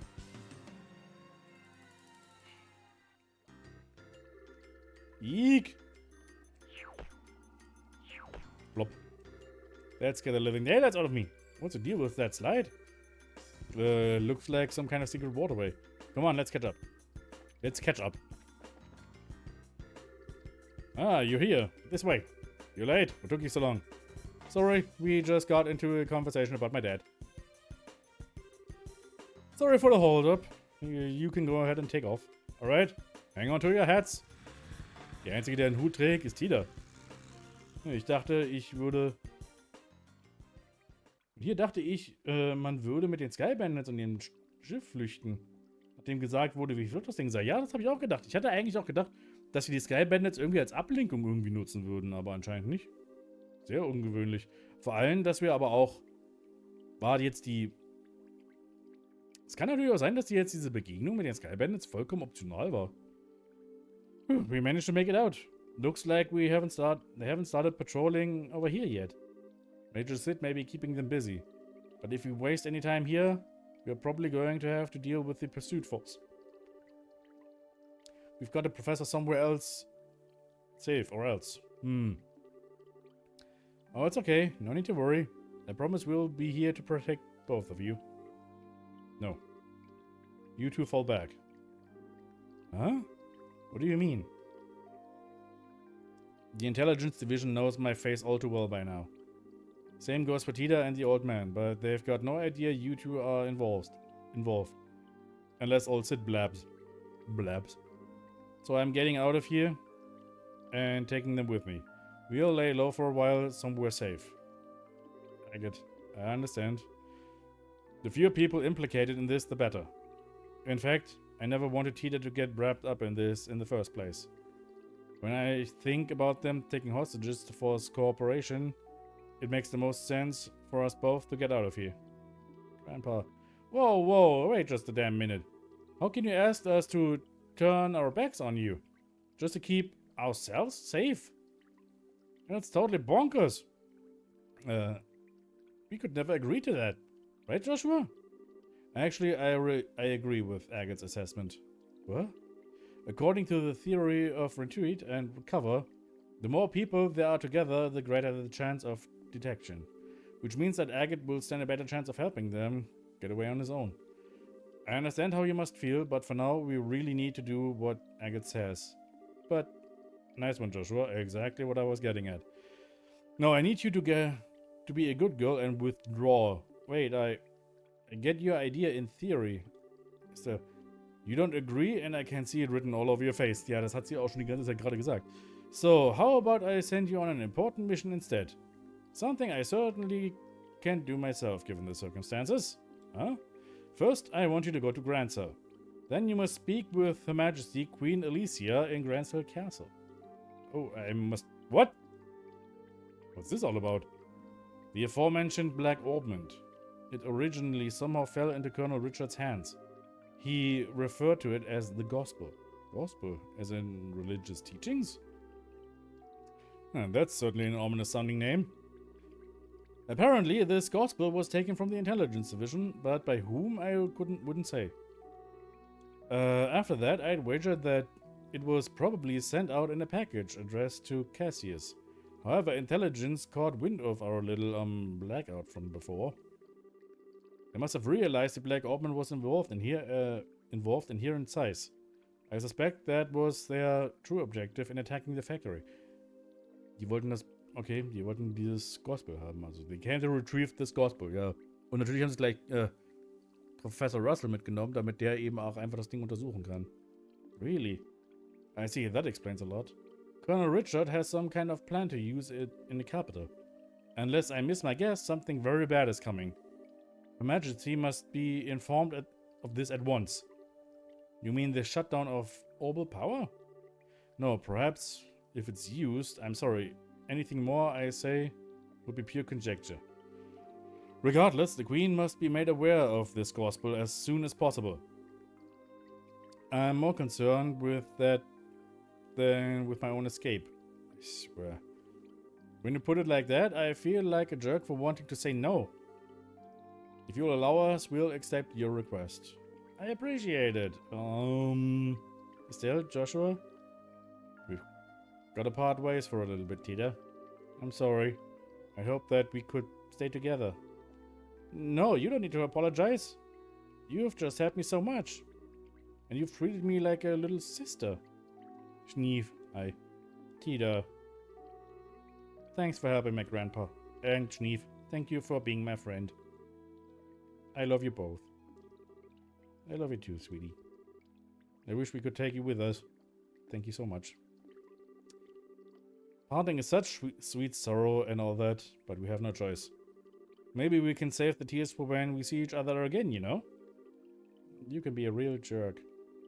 But I guess this is where we part ways too. A lot's happened, but you've taught us so much by letting us work with you. Thank you, Master Agate.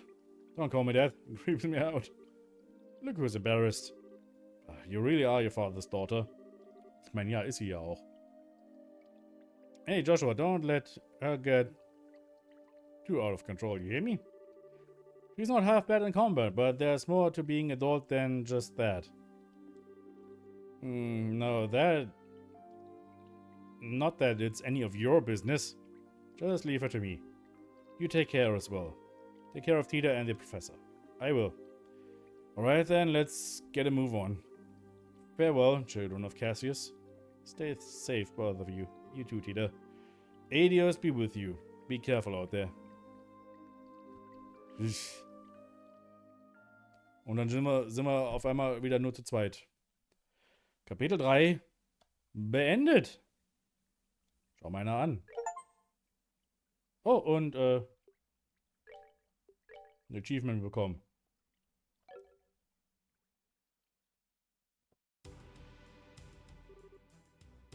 Oh, Lieutenant Schwarz. Chloe, this way. Was macht Chloe jetzt hier? Warum ist sie hier? We were finally off the Erbe scenic route? What should we do now? Please exit onto the Royal Avenue from here and head to Grand Cell. My men are causing enough of a diversion that security should be stretched pretty thinly. Kommt nur das finale Kapitel? Ja, das ist das finale Kapitel. If everything looks okay, you keep on to the Bracer Guild without getting spotted. I understand. Oh, but what about you? I'll hold the enemy off here. I should be able to buy you a little extra time. No, you can't. I can't go on my own. I'll fight at your side. We all have something to protect. I will stay here for my convictions and my duty. And most importantly for you, my lady. Forgive my impertinence, but you are a paramount importance to me. I will guard you with my life, and I ask only that you remember me as your friend and confidant. Jetzt erzählt ihr, als ob die stirbt hier gleich. I understand, Julia. But please promise me that you don't do anything reckless.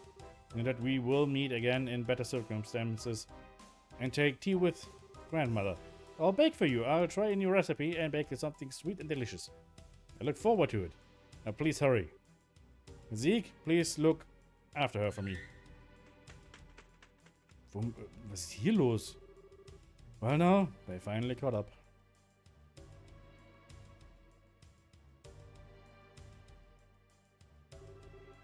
Three men and 5 dogs. I think you underestimate me. As he taught me how to wield a blade, the time to truly use it has come. And so have I.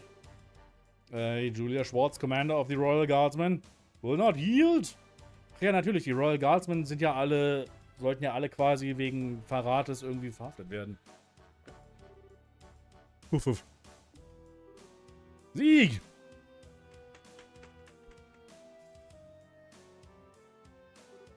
Miss Cree.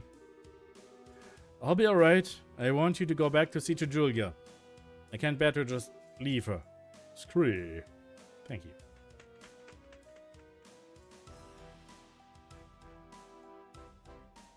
Ja, genau. Deswegen heißen sie die Royal Guardsmen. It's just like she said, security is much lighter this way. I have to get to the Bracer Guild quickly. What? Ach, es regnet, okay. Is now around when Estelle and Joshua were supposed to arrive in town? It can't be! Huh? Oh. Das sind genau die Falschen, die hier gerade ankommen. The Intelligence Division's Special Ops Vessel? They're actually operating in broad daylight? Oh. Lawrence mal wieder. Oh, I fancy meeting you here. Der Schatten ist gerade ein bisschen schlecht gerendert, da der Abstand war ein bisschen komisch. Chloe Rins, enrolled in the Social Studies program at Janice Royal Academy. If I could have a quick word with you. Die Dinge spitzen sich jetzt aber übel schnell zu. Erst plätscherte die Story so ein bisschen vor sich hin und jetzt auf einmal eskaliert alles im finalen Kapitel ohne Ende. Erebonian Embassy. A dark cloud looms over the royal city and yeah, it signals a passion most black. Ist auch lange her, dass wir den gesehen haben, den Kollegen. But so fascinating a shade of black, it seems. You are such an idiot. Am I perchance dreaming? Mueller, my boon companion. You have come all this way, all the long roads from the imperial capital, just to see me? How delicious. Nom nom nom. Oh, what wind did you fly hither? Major Vander. Wind? What are you talking about? I'm here because I've had to follow your stupid ass all over Adio's damn creation. Do you have any idea how much time this has cost me? Please, my dear, don't hide behind such base profanities. Your lips spit venom, but the fire in your eyes shows the depths of worry that drove you onward to my side. Love, it is truly blind. That doesn't even make... No more words, dear Mueller. Fly. Fly to my embrace. I came here because I'm trying to bring you information that you asked for. Ist auch eine tolle Beziehung, die beiden haben. But I'm guessing you'd rather hug than talk. Hello, I am hoist with my own petard. Very well, let us talk. Like, yes, like sane people. As you wish. What news, my lord? What news for your humble Olivier? No? No? Alright, no clowning then. Don't play that act, brother. Give a man some information. Lay it on me, man. You're making me stupider just by being around you. Okay, I'll tell you. Just stop opening your mouth and making sounds come out of it. Vander Mueller, der auch im Palast von Duverly erwähnt wurde. Ja, ja. Hier ist das erste Mal, dass wir die wirklich kennenlernen. Deswegen ist es wirklich besser, wenn man diese Reihe wirklich von Anfang an spielt. Da weiß man das halt alles, wer ist und wer gemeint ist und sowas. Huzzah! Regarding the guy you were talking about before, I managed to pick up his trail. From what I found, he was at one of the Erebonian Bracer guilds until about a month ago. Oh? Over the past several months, all of the guild branches in the Empire have been attacked one after another. Oh. Seems he was supposed to be investigating why. Attacked, you say? I should think it unlikely, but might these have been perpetrated by some military unit somewhere? You picked up on it too. It's not the world of 10 years ago anymore, though. As far as I know, no military force has been given marching orders. I bet that someone hired Jaegers to pull this off. Anyway, our boy's trail stopped for a while, right when that case was solved. Oh dear, oh dear. I took such pains coming to Labeur, and it would seem that I was following a wild goose. Guess so. But if the man we're after isn't here, there's no real reason to stick around, is there? That storm you were talking about is going to be worse than expected. A lot worse. War das Kanzler Osborn mit den erebonischen Bracer-Gilden? Auf jeden Fall war er, glaube ich, der Grund, warum diese Bracer mehr oder minder verboten wurden in Erebonia. Ich glaube, so war das. Müsst jetzt entschuldigen, weil ich weiß auch nicht alles. Jetzt gerade mit den ganzen politischen Intrigen hier. You should come back to the Imperial Capital before you get caught in it. Haha, ever the jester. How could I bear to part with the opportunity to play a role in the finest opera ever? What? Tell me you're not actually thinking of... I am, you might say, already in costume. Sadly, the lead is unavailable, so the understudies must be used. I have the utmost faith that between the two of them, they will put on a grand performance. Ich glaube, der meint uns. Final chapter. Turmoil in the Royal City.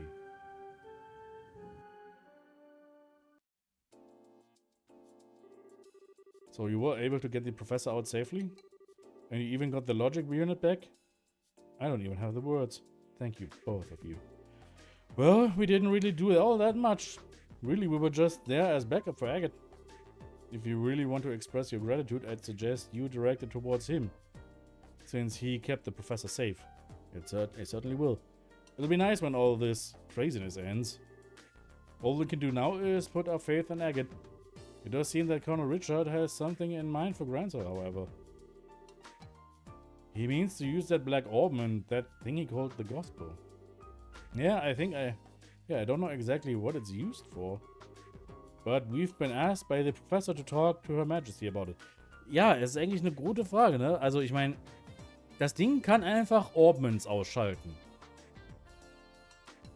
Wofür ist das dann gedacht? Wofür braucht er das dann? Was will er ausschalten, ne? Er muss irgendwas ausschalten, aber was das ist, wissen wir nicht. Ouch. That's when you know things have gotten very, very serious. I'm pretty sure that your professor is on good terms with her. It's not unusual for him to have access to top secret information. Anyway, that's the gist of our request from him. Unlikely as it sounds. Kilika, do you think it would be safe for us to go to Grancer until, given the current climate? There's currently no evidence to suggest that you were involved with the security breach at the fort, so it should be fine. Wäre wohl eine praktische Waffe, um gegnerische mit Orb ausgerüsteten Waffen auszuschalten. Ja, aber dann schaltest du ja auch deine eigenen Leute aus. Also irgendwas... Ne, da ist irgendwas noch nicht richtig. Indeed, I'd advise you to go there before a full investigation is begun. It's quite likely that a thorough search of the central factory will be performed. Agreed, which means that now's the time to figure out what to do about it. I wish both of you the best of luck on your journey. Please be sure to deliver the professor's message. You can count on us. Consider it in Her Majesty's hands. Take care of yourself, Mr. Murdoch. Yeah, now is not the time to let my guard down with the army around. So I'll be off now. Safe journey to you. Und mal davon abgesehen, er hat ja immer noch wirklich einen kompletten Coup irgendwie vor, ne? Also der will anscheinend wirklich die Kontrolle über das Land übernehmen, aber das hat er noch nicht komplett. Er hat zwar die Kontrolle über das Militär, aber das reicht, glaube ich, auch noch nicht ganz aus. Er muss wahrscheinlich auch erstmal noch die Königin ausschalten, vielleicht. Well then, I guess there's no time like the present, huh? We should try to get an audience with Her Majesty as soon as we can. If that's the plan, we need to take the next airliner out. It would take us half a day to reach Gransel on foot. An airship would only take an hour. Yeah, that's true. I kinda thought it'd be cool to walk all the way around the kingdom, but oh well. Alright, wait just a moment. Die tollen Telefone. Bracer Guild. Good afternoon. Always a pleasure. Yes, if you would please. To Gransel, right? Yes. Bill it to the usual account. Thank you. Goodbye. What was that all about? Was that the reception desk at the terminal? Yes, you now have guaranteed seats on a Gransel-bound airliner. We are paying your way, so all you need to do is check in. Please take this with you. Recommendation. Whoa, wait, what? This really isn't necessary. You've already done so much for us. The tickets are simply a business expense, related to delivering the professor's message. The letter of recommendation is for the superlative job you did in rescuing the professor. Wollte gerade sagen, wir haben doch gute Arbeit geleistet. Tu doch nicht so. Accept it and be proud of what you've accomplished. Right. Thank you, Kilika. Factory incident. Yay. Professor's Whereabouts. Oh, 15.000 Mirror einfach mal noch bekommen. Thank you for everything. Haha, I believe I said before that this is simply my duty. Now your flight leaves at 11. You'll want to get to the terminal before then, so as to have time to check in. Adios keep you. Be well in your travels. We will. Thank you again. Keine Jobs.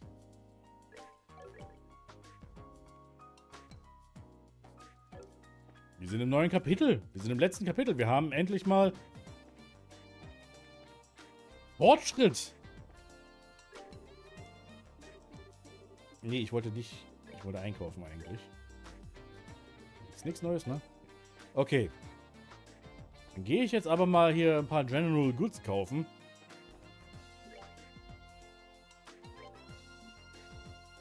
Besonders die Tiara Balms. Paar 8000 Mirror, aber das ist in Ordnung. Weil die Dinger sind unglaublich nützlich. Hier ist, schaut, können wir nochmal gucken. Hier, Healing, Tiara Balm. Einfach halt gleich mal 1000 HP. Und das ist einfach übel viel gerade in dem Moment hier gerade. Ja, Fortschritt. Wir wissen weder, was genau sich um das Black Orpman dreht. Wir wissen nicht, wo Cassius ist oder was Richard genau vorhat. Ich meine ja Fortschritt mit einfach im Spiel Fortschritt. Dass wir einfach jetzt vorwärts kommen. Spielfortschritt.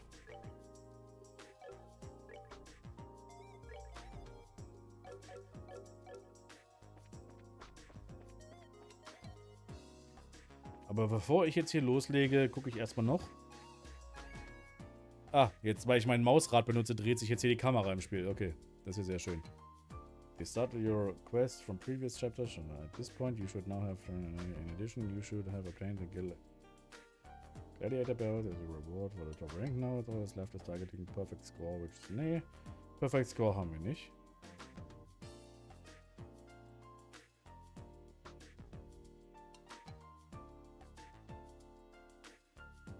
Okay.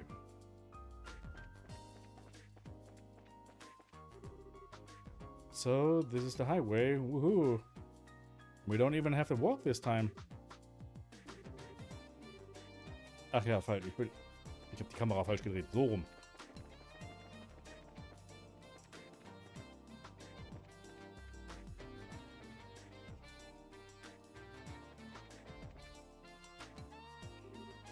Hello there. Ich glaube dem Frieden aber gerade hier nicht, dass wir einfach jetzt dahin fliegen. I heard from Kilika. Shall we get you all squared away? That'd be great, thanks. Please fill out these forms with your names and addresses. Thank you. Okay, here are your tickets. Make sure you show these when you're boarding.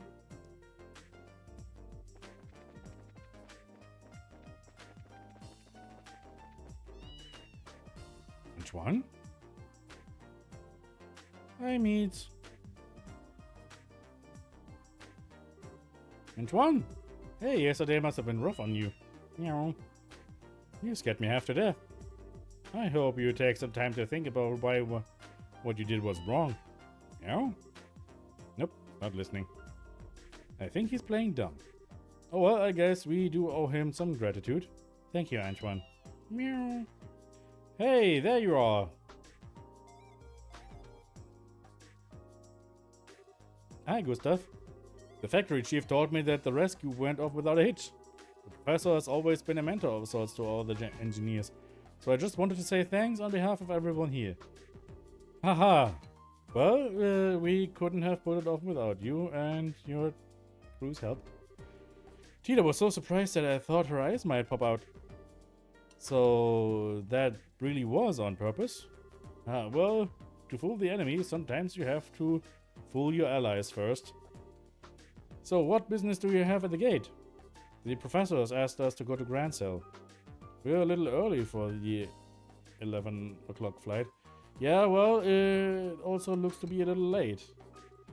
There's still time to drop off your bags, so I think you can take it easy in town for a bit. That sounds like fun. Hey, you two, wie viele kommen denn hier noch dazu? Gerald. Well, if it isn't Gerald. Jerry. What's going on? Did something happen? Perfect, you're all here. To be honest, we've had some trouble. What kind of trouble? Well, we received a communique from the Airship Corporation. It looks like the ship will be arriving a few hours late. What? Okay, just what's going on here? More Sky Bandit trouble? Well, something like that anyway. Seems to me that the terrorists staged an ambush to disrupt the Queen's birthday celebration. All ships are grounded at port while the military conducts inspections. Wir müssen doch laufen. Natürlich müssen wir laufen. That would mean they're probably looking for the professor's group. Which means that the ship that's bound for Grand Cell is being held up in Rouen. Apparently, a military guard ship is coming here from Leyston Fortress instead. I get it. But if that's the case, you're going to be extremely busy soon, aren't you? No kidding. I've got to explain the situation to the customers. Which means that you two have some good chunk of time to kill. Just thought of something. If you want to wait at the Bracer Guild, I can get in touch with you there. Okay, thank you very much. Well, this stings like last year's diapers. If the military is coming here, I know they'll want to check out the Leibniz. I'd better have a talk with the factory chief. Yeah, if they check up on what happened yesterday, that won't be good. Be careful, whatever you do. Well, I ain't so senile that I need a couple of punk kids to tell me to be careful. Take it easy, you two. Wir müssen sowas von laufen wieder. Joshua, this doesn't look so hot. Yeah, this could put the airliner in danger. We've got time, so maybe we should take the highway. Oh man, and it's been so long since I had to go on a ride on an airship too. This is all your fault, Colonel Richard. Well, try to look at it on the ongoing opportunity to advance your training. So I guess we need to cancel our reservations at the reception desk. Es war ja auch zu schön, um wahr zu sein. Hey, it's you. I told you before, I don't know when the ship's leaving. If you just wait at the Bracer Guild. Actually, there's been a slight change in plan. I apologize for the timing. But can we still cancel? Sure, that's no problem. As long as it's before your flight arrives in port, there's no cancellation fee. We just need to get your ticket back. Great, here you go. Hey, that's a military patrol vessel. It's here early. Well, gotta go, bye. Thank you for your help. No worries, come back and see us again sometime. Natürlich, wir müssen gleich so schnell wie möglich weg hier. Schön, dass sich diese Designs aber auch kaum verändert haben dann in Trails of Cold Steel. Sind ein bisschen runder, aber sonst sehen sie wirklich eigentlich sehr ähnlich. Well, things are certainly bustling around here. First, I believe I shall go see the factory chief. I have to admire the colonel for planning all of this. Ästhetische Kohäsion, ja, es ist sehr schön. Okay, Hart, anytime you want to go back to normal running speed would just be fine. If we waste any more time here, those intelligence division people will catch up with us. We should head to town while we have time. Okay. We take the east road to get to Grandsell, right?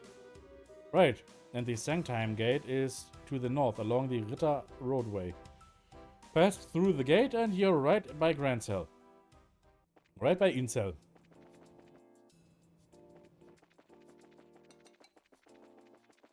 Aber bevor wir das tun, muss ich noch mal kurz, wohin? Mich auffrischen, quasi. Bin gleich wieder da.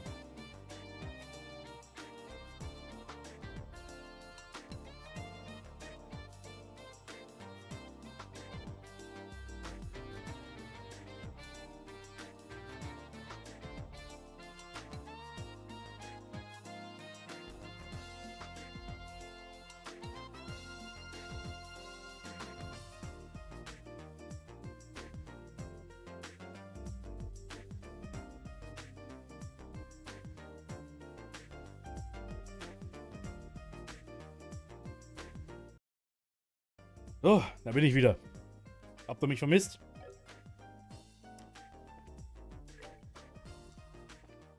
Weiter geht's. Ach nee, okay. Jetzt habe ich natürlich wieder vergessen, den Charakteren die Orbments abzunehmen. Ihre Quarzes. Dämlack.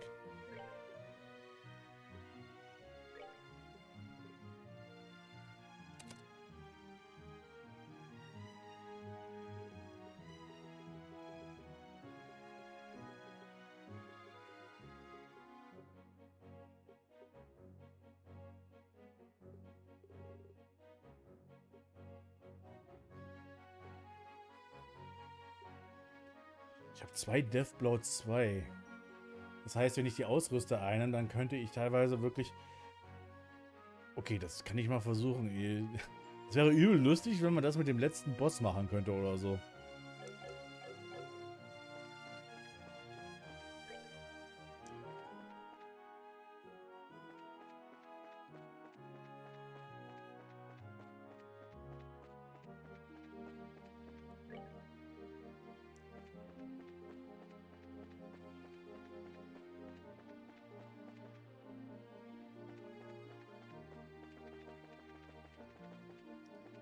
Wie die Gegner? Hier ist niemand. Warum ist hier niemand? Hab so viel verpasst. Ah, muss ich nachholen, muss ich dann nachgucken. Video wird ja dann danach auf YouTube hochgeladen, nicht wahr? So, this is the Sangtime Gate. It looks a lot like the Grune Gate back in Roland. Well, both gates cut through the same wall. Ahnenburg Wall completely surrounds the Hirnzellen region. It was built almost 1,000 years ago, but it's solid enough that it held off the Imperial forces. It sure looks like it'd take more than a few guns to knock it down. Still, it looks like a tourist attraction. One where you could climb up to the top and check out the view. So you're planning to get up there and sprint all along the wall, are you? I didn't say that. I was just thinking that it'd be nice for us to have such a nice quiet lunch together.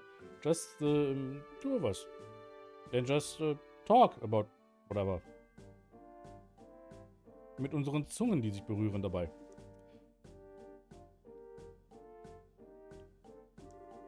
Isn't that what we always do anyway?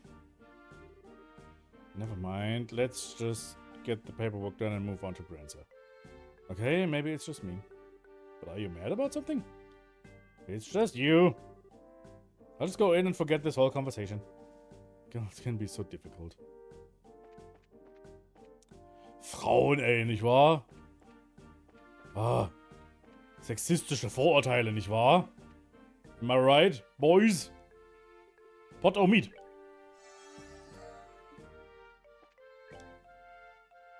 Pot au meat. Wow!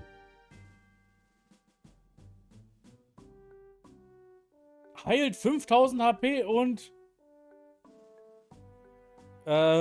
belebt die Charaktere. Alter! Nice!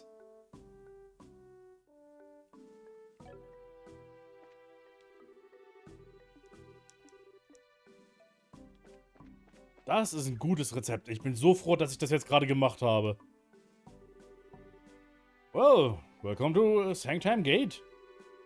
We need you to fill out some paperwork before we can let you go into the capital. Fill out the papers. Okay, can you give us the paperwork? Thank you. Please sign here. What is it with you kids these days? Are you brave or are you just crazy? Are you on some kind of hiking date on the highway? What? A date? It's nothing like that. We're brother and sister. Funny, you don't look like siblings, but you do have the same last name, I guess. Okay, you're ready to go. Estelle? You seem pretty preoccupied all of a sudden. Are you okay? Do you want to stop and rest? No, I'm fine. Let's just get to the capital. If you're sure. Well, if you two aren't on a date, are you coming to see the martial arts competition? Martial arts competition? Wrong again? There's an annual martial arts competition, held in the Royal Grand Arena. It was originally only for the Royal Guardsman Elite, but now it's open to any willing fighter. Und Legend of Dragoon erzählte uns auch, wie Mann und Frau keine Freunde sein können. Nein, das ist absolut unmöglich. I believe the preliminaries are starting this afternoon. Oh, that sounds like fun. Yeah, it's definitely right up your alley, Estelle. The Queen will be there in person, so the admission fees are being discounted.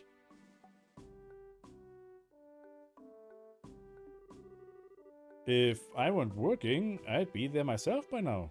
Yeah, sorry to hear it. Of course, I'd rather be participating than watching. See if all this training's paid off yet or not. I can imagine, but if they've already started the preliminaries, it'll be impossible for you to get in. We've got a job to finish too, don't forget. You'll just have to make do in the stands. Too bad. Sir? Something wrong? That emblem on your chest. I didn't notice because of your age, but are you two braces? That's right. Is there a problem? No, not a problem. Exactly. Jeez, I never thought. Soldier, are you loitering while you're on duty? Sir, is there a problem here? Well, sir, it's just that these two, they're braces, sir. Braces, huh? You too. I'd like a few minutes of your time, if that's alright. You do need to get to the capital. Is that so, the capital? May I ask the nature of your business in the capital? What? Well, we've got a job. What kind of job? The professor, no. I mean, how do I put this? I'm sorry, but we have an official guild contract. Our business with our client is a private matter. Sounds suspicious to me. I'm afraid you're going to have to explain yourself. Look, I don't see what the big problem is. Well, we received information from military high command. The Royal Guardsmen have revolted against the Queen and are staging terrorist attacks. Ja, nee, das machen sie nicht. Mal so nebenbei. And it seems that some of these terrorists may have disguised themselves as braces. So we're under orders to detain anyone claiming to be a bracer, pending investigation. What? That's enough, soldier. But we're sorry, but we're under strict orders. Until we can confirm your identification, you're to remain here at Sangtime. Deswegen ist der Ort so groß. Weil wir schon mal hier waren. Deshalb. You can't be serious. Why do... Ah, there you are. Was macht denn der hier? Huh? Why, I've been waiting for you. If you finished your paperwork, then let's get going. What? I apologize, Professor. It seems we've had a small snag that might delay our departure somewhat. Just a moment here. Allow me to introduce myself. I am Specialist of Archaeology, Professor Alba. I am from North Umbria State and am here in Liberl for investigative research. Have you processed this man's identification? Oh, wirklich praktisch, ja. Yes, sir. His passport checks out and the Grancel History Museum will vouch for him as well. I see, then everything appears to check out. I apologize for the delay, Professor Alba. So what relationship do you have with these two? Well, they're bracers. They've saved my life quite a few number of times. So I decided to have them accompany to the capital. Isn't that correct, Joshua and Estelle? Yes. That's it, alright. Well, it seems we have enough proof of your identity. I apologize to you both for the misunderstanding. No, it's not a problem. We know how it is to have strict protocols, no hard feelings at all. I swear I'm going to get wrinkles if there's any more surprises. I mean, you started playing along so fast with the professor. I thought I had forgotten our assignment for a moment. Hardly. I had hoped you'd catch on a little quicker, though. Excuse me for my poor performance, Mr. Silvertongue. Not all of us can just lie with such a straight face. Grumble, grumble. What was that? Never mind. Sorry to surprise you. It just seemed you two were in some trouble, so I spoke up. Should I not have? Oh no, we were definitely in some trouble back there. Thank you, Professor Alba.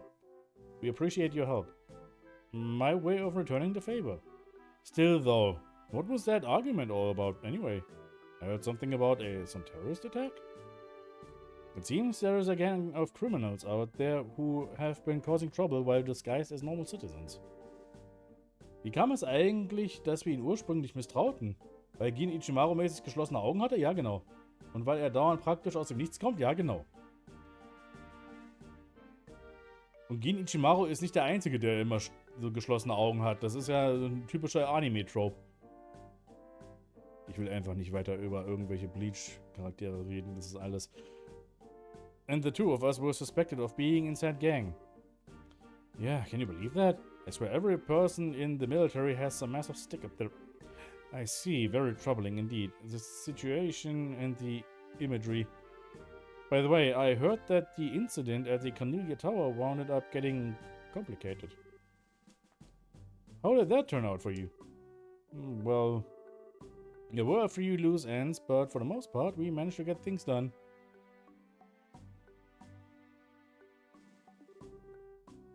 I expected you to, well. I could tell you two had the beginnings of great braces in you from the moment we met. And I'm happy to see I was right. Ah, you don't deserve that. We've still got a lot to learn. We're still in training, as it is. But Professor, what brings you to a place like this? Ganz normale, überhaupt nicht shady business.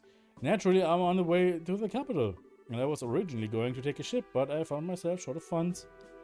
Oh well, archaeologists need to exercise too, so the walk should do me good. You don't have to beat yourself up like that. But still, you sure are poor. We scholars of the humanities all have financial issues. Especially archaeology. Any money I make goes straight to the next excavation. That's too bad.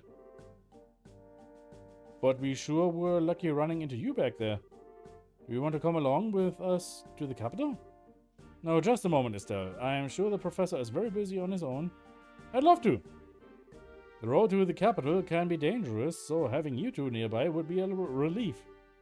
Not that it's all that far to the capital anyway.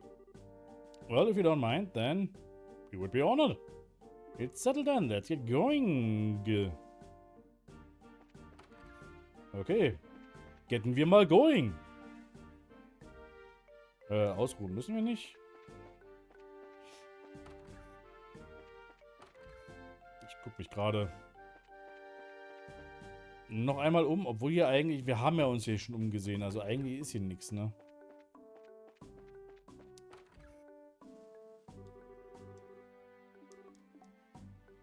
Was ist das? Der CWO, okay.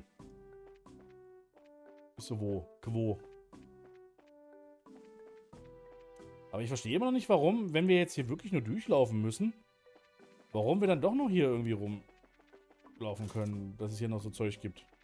Zum Ansehen.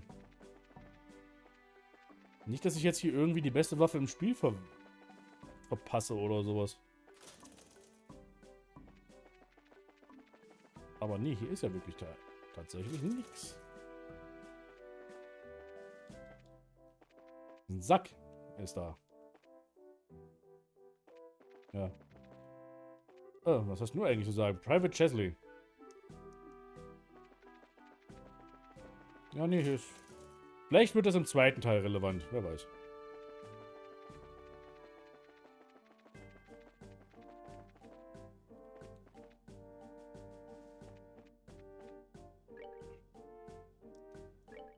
Sieht man hier die... Ah, ja, Tatsache. Hier sieht man die Mauer.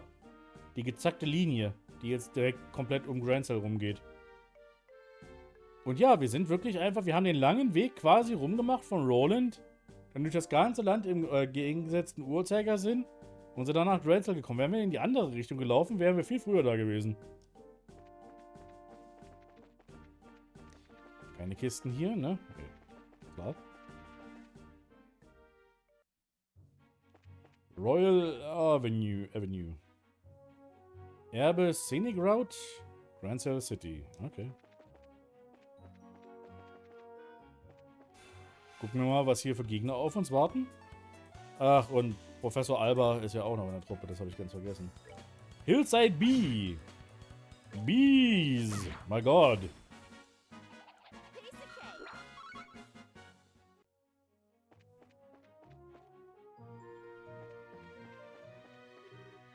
Hey, you there. Hallo. Huh? It looks like an army unit. No tourists are allowed at the Erbe Royal Villa. Did you not see the ordinance that was just posted all over the city streets? Actually, we're not citizens of Grancel. We just recently came here by the way of Sanctime Gate. Travelers, eh? Hard to believe anyone would want to walk on the highways with a terrorist activity going on. Talk about reckless. I'm setting aside the terrorist discussion for a second. What's the Erbe Royal Villa? It's a small palace to the east where the royal family resides. I was given to understand that the townsfolk often went there to relax. Sorry, but it's off limits for now. The army's using it as a base of operations for investigating the terrorist activities. Das ist ja mal ein tolle Headquarters für sowas. You don't say. The roads nearby aren't off limits. But I suggest you keep away just to make sure no one mistakes you for one of the bad guys.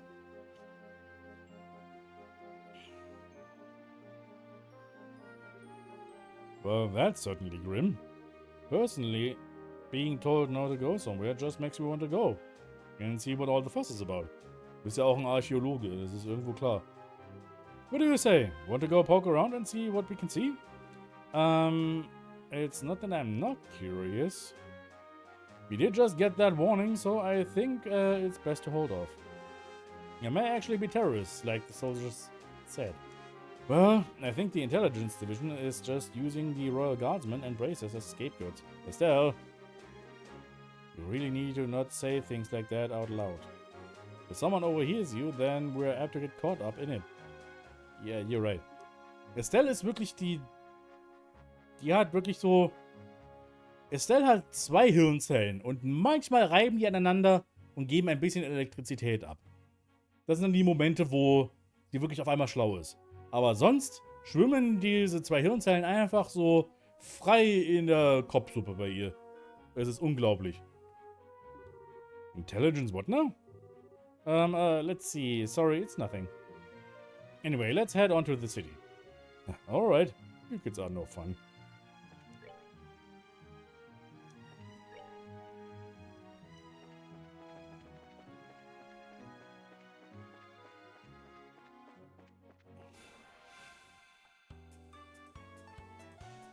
Oh, Moment.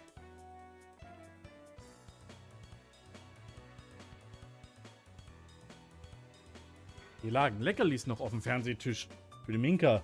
Die wollte sie sich gerade schnappen. Das wird nichts. Hat 2 Hirnzellen und die hat sie an Joshua verliehen. Ja, so ungefähr. Was bist denn du für einer? Hellmars. Ich hab doch schon gesagt, ich bevorzuge Snickers eigentlich, persönlich. Snickers ist viel besser. Weil die haben Nüsse. Aber mit den Nüssen sind die für No Nut November dann erlaubt?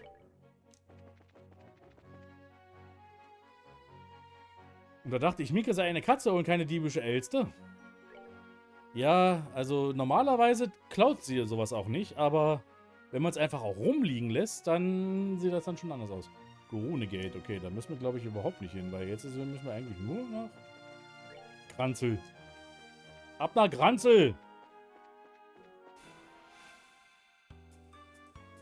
Was noch? Primera.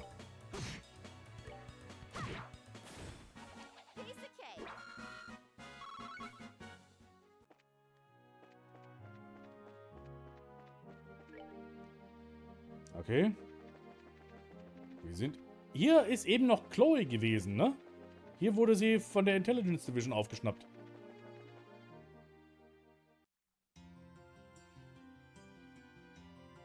Oh, na das... Die Stadt sieht ja schon schön groß aus hier. Ach du meine Güte. Das wird ja ein Spaß. Oh, this city is freaking huge! That used to take me here a long time ago, but... Was it really this big then?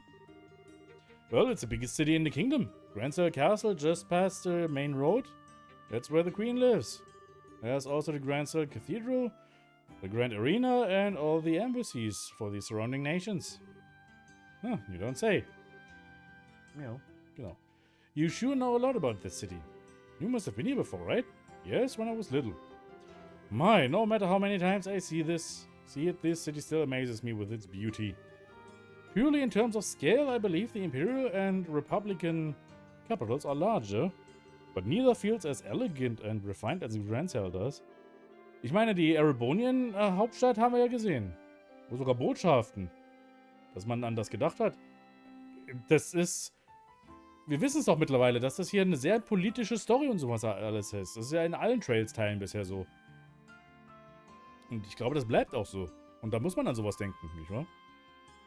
I'm glad to hear it. It's nice to hear a foreigner complimenting your home country. Which reminds me, what do you plan to do now, Professor? Are you going to be okay with staying in a hotel? I have something else in mind. I intend to go bug the folks at the History Museum. Oh cool, Grandcell has one of those? They find ancient artifacts and put them on display there.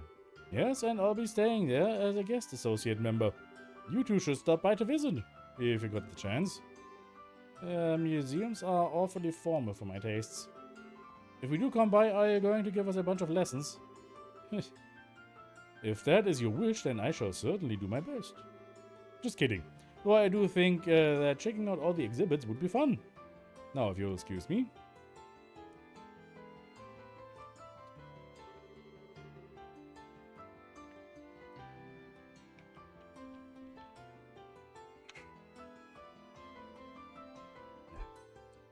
Well, he's just as happy-go-lucky as ever.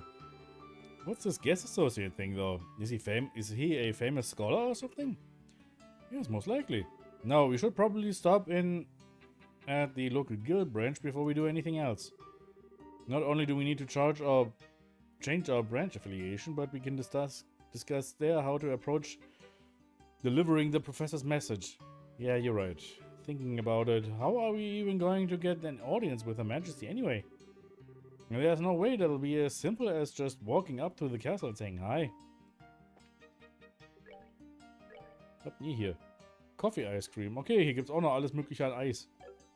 Und Zeug. Ja, Minka ist gut. Immer fast um die Uhrzeit fängt die an zu meckern.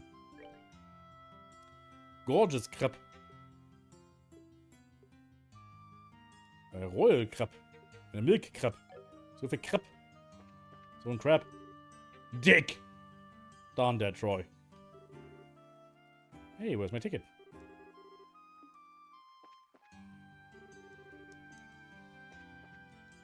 Was denn du? Gasbot.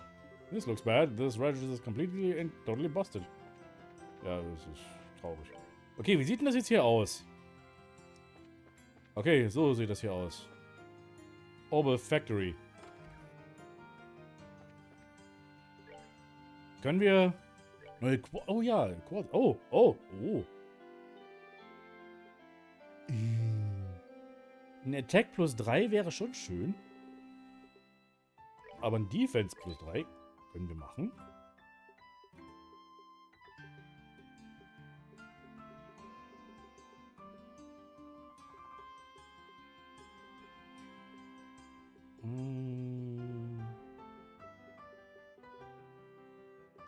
Was hast du denn, Minka? Minka hat das unglaublich schlimme Talent, traurig miauen zu können. Und dann richtig traurig zu klingen, wenn sie miaut. Die ist nicht traurig, die tut aber so.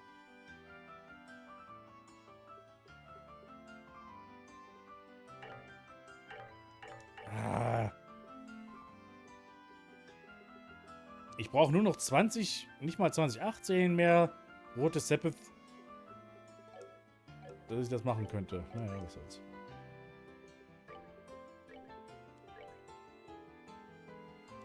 Zumindest haben wir bessere Defense.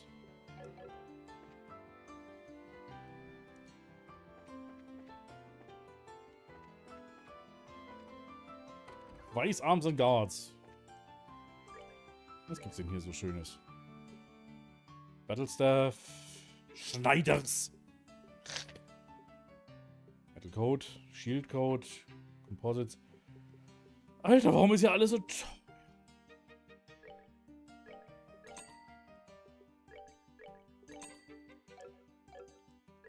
Zumindest habe ich neue Waffen.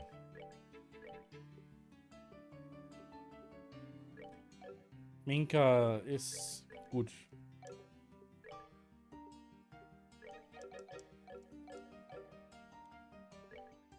Kann ich eigentlich noch irgendwas verkaufen hier?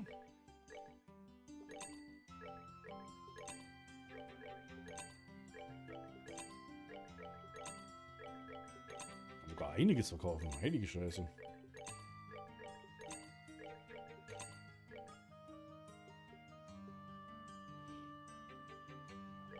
Metal Jackets kommen weg.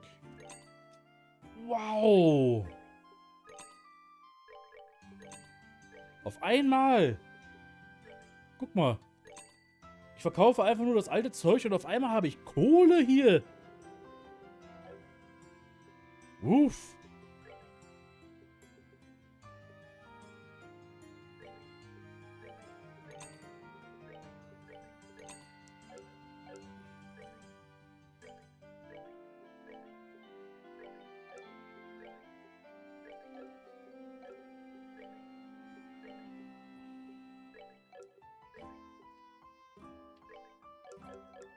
Bam!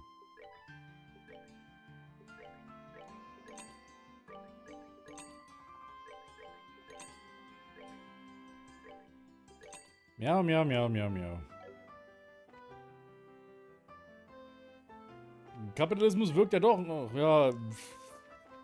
Wenn das mal so funktionieren würde im Kapitalismus, wenn ich einfach mal in den Shop gehen könnte und einfach mal alten Scheiß verkaufen könnte für 5.000 Euro, obwohl es eigentlich gar nicht so viel wert ist.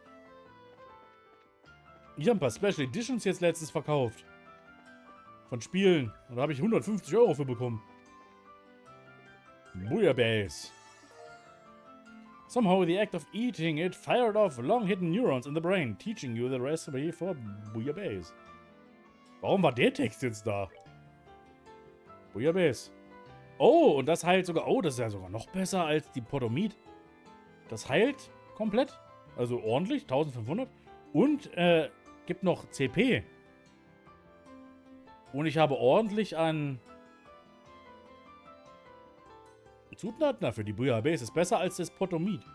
Potomid.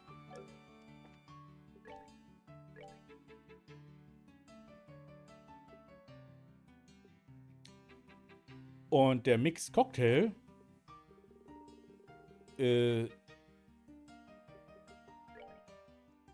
das ist ein bisschen viel. Aber 10 Stück nehmen wir davon auch gleich mal mit.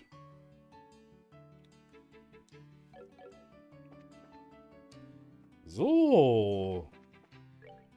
Noch irgendwas? Lass mich raten, ich darf jetzt hier nicht weiter. Doch, darf ich. Krass. Edel Department Store. Ey, wir hatten doch schon mal sowas. In Bose? Was, Bose?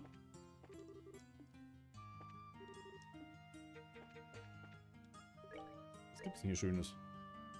Firefly Fungus.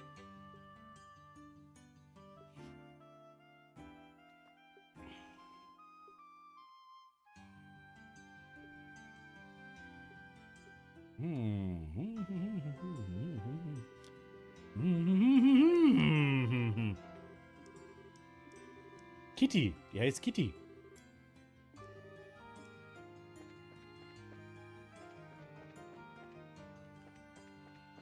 Ich weiß jetzt nicht, ob ich meine Tochter wirklich Kitty nennen wollen würde. Aber jedem seins. Deathblow, Petrify, KO. Ja, okay, hier ist nix.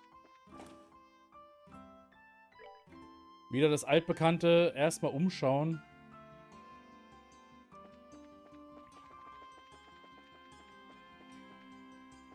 Calvadian Embassy.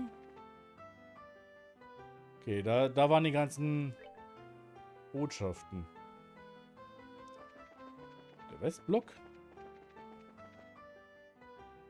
Das ist aber hier.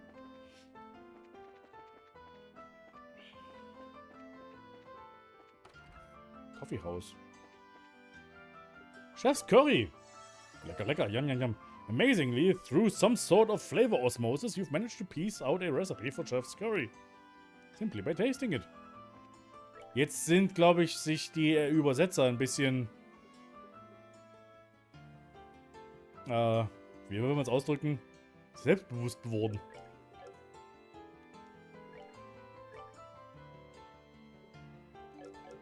Aber warum gibt es überall Curry in Cafeterie oder sowas? In Kaffee-Gedöns.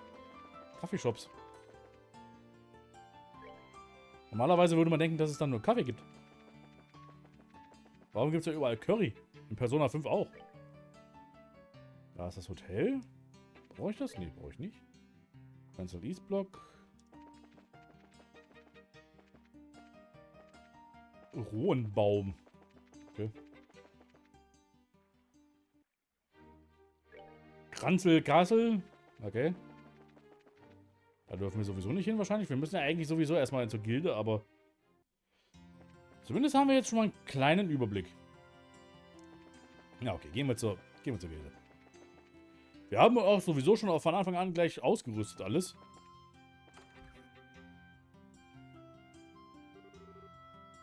May fortune smile upon you. Elnan. Okay. With everyone together, I think we may just succeed. Grant. Hehe. Now you've got it. Hey, Kana.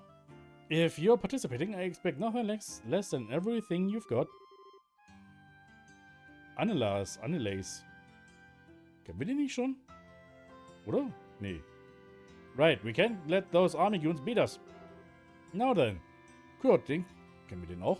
Okay, jetzt habe ich schon wieder vergessen. Japaner lieben Sachen zu mixen und zu experimentieren. Ja, sicher. Ist ja auch in Ordnung. Now then, we ought to get going soon.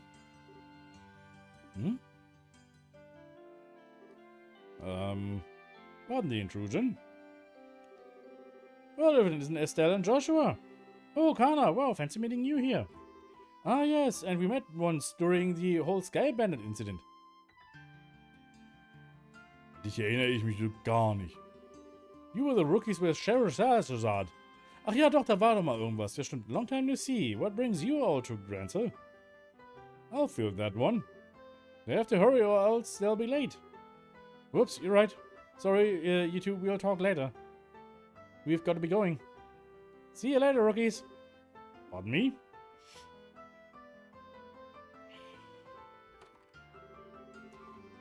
It must be so awesome to be a full-fledged bracer. Indeed, they all look pretty tough. But you were talking about something when we came in. What was that? Was that I would think it was? Indeed so. They're all leaving to participate in the big fighting tournament. The martial arts competition. Rate mal, wo wir dann auch noch mitmachen werden. Wow. Sorry. I'm Estelle Bright, currently of the Zeiss branch.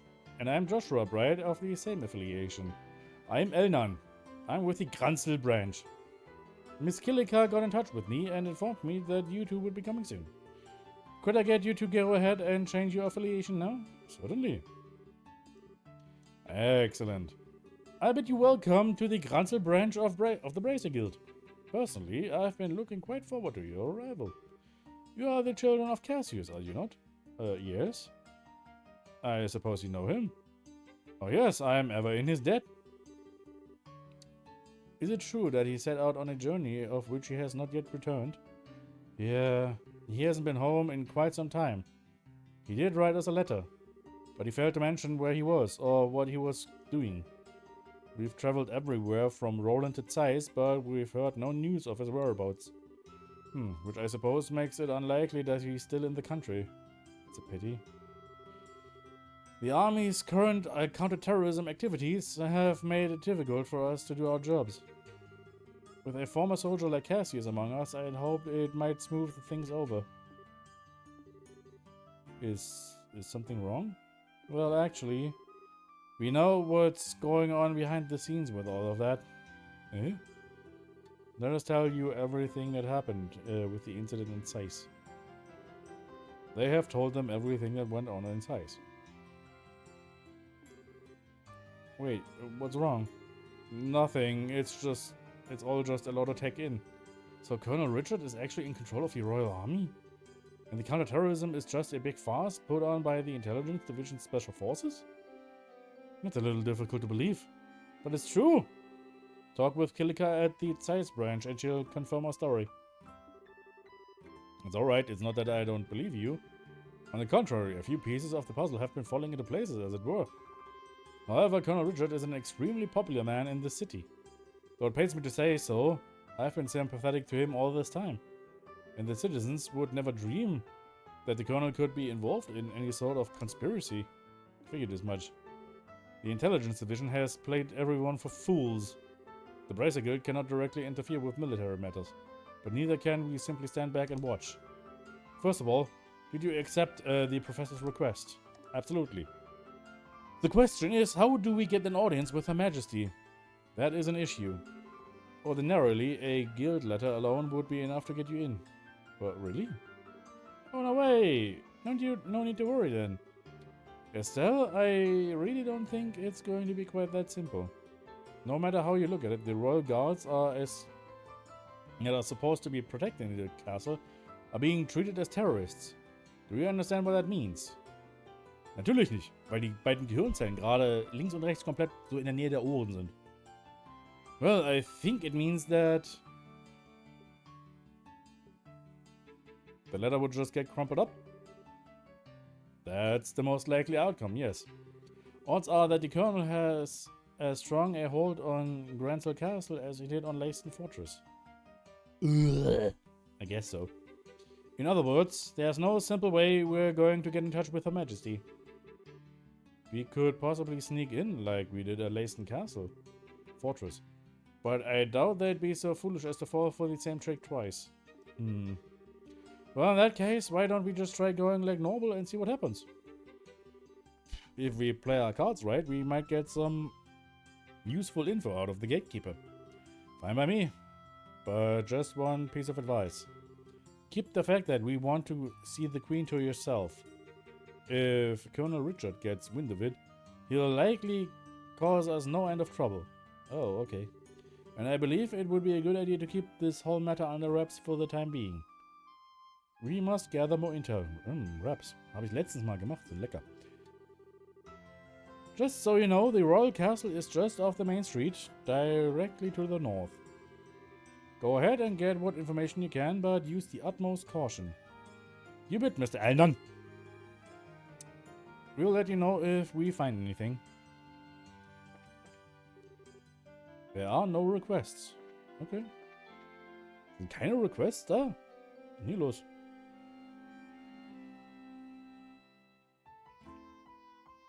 Jetzt dreht sich wieder die Kamera. Ja, ich sehe es schon.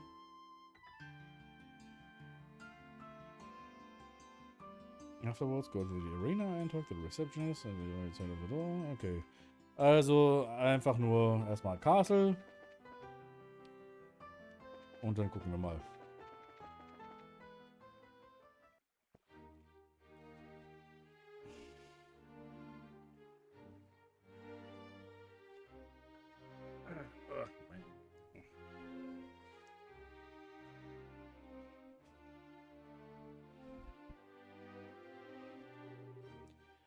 Wow, so that's Grancel Castle? It's gorgeous. I guess it really is fit for a queen. It's not just pretty, it's also really solidly built. For instance, look at the main gate. Yeah, I don't think getting through there would be an easy task. Which means I guess we'll have to talk to those soldiers there. Well, steel your nerves and let's give it a shot. Okay, we're just country folk here on vacation and checking out the castle. And we just thought we'd try to catch a glimpse of Her Majesty since we're here. Does that sound okay to you? You know you're disturbingly good at coming up with that kind of stuff. Not that it doesn't come in handy, but still. I'll take that as a compliment. Okay, now smile and act natural.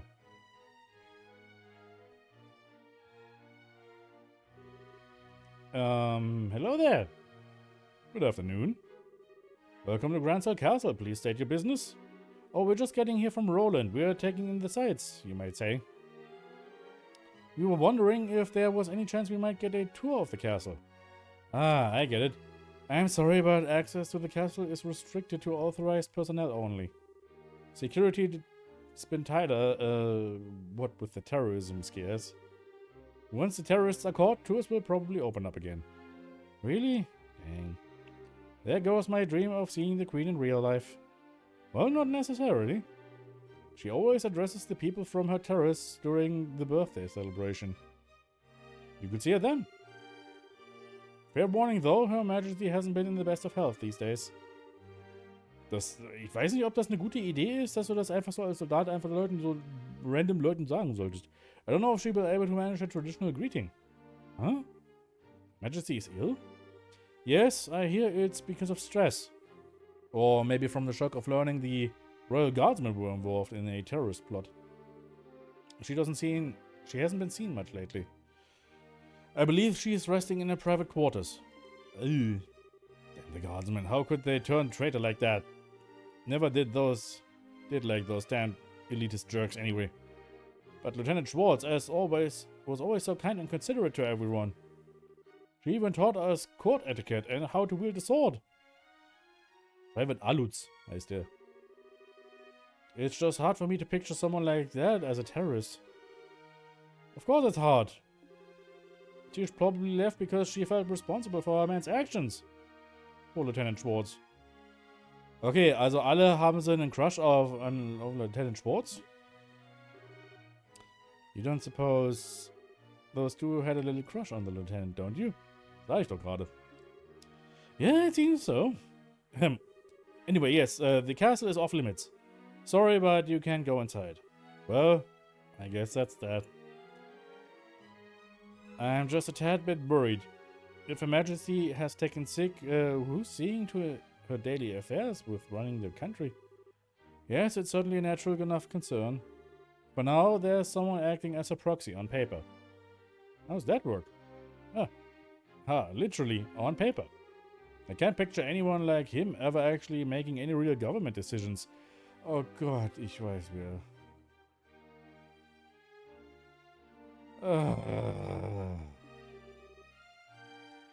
Hey, watch what you say. Though I'll admit, I would have thought that the duty would fall to the princess. And you tell me to watch what I say. Das sind aber wirklich ein paar Quatschblasen hier, die beiden. What's that? Whoops, speak of the devil.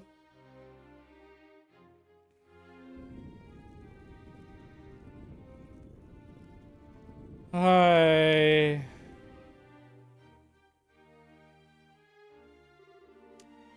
Bah! I have never been so insulted. The tournament should have already begun and I'm not there. Philip, why didn't you wake me up sooner? This is all your fault. I am terribly sorry, Your Grace, but I was merely trying to look after your mental well-being. For the last few days you have been in the banquet hall drinking and singing, consuming exclusively beer and donuts while reading your morning comics. I feel that it should come as no surprise that you overslept. Silence, Philip! Philip, I am not in the mood to listen to your chastisements. Chastisements. As the future king, I can do what I want whenever I want. Time is short. Come on, we must hurry to the grand arena.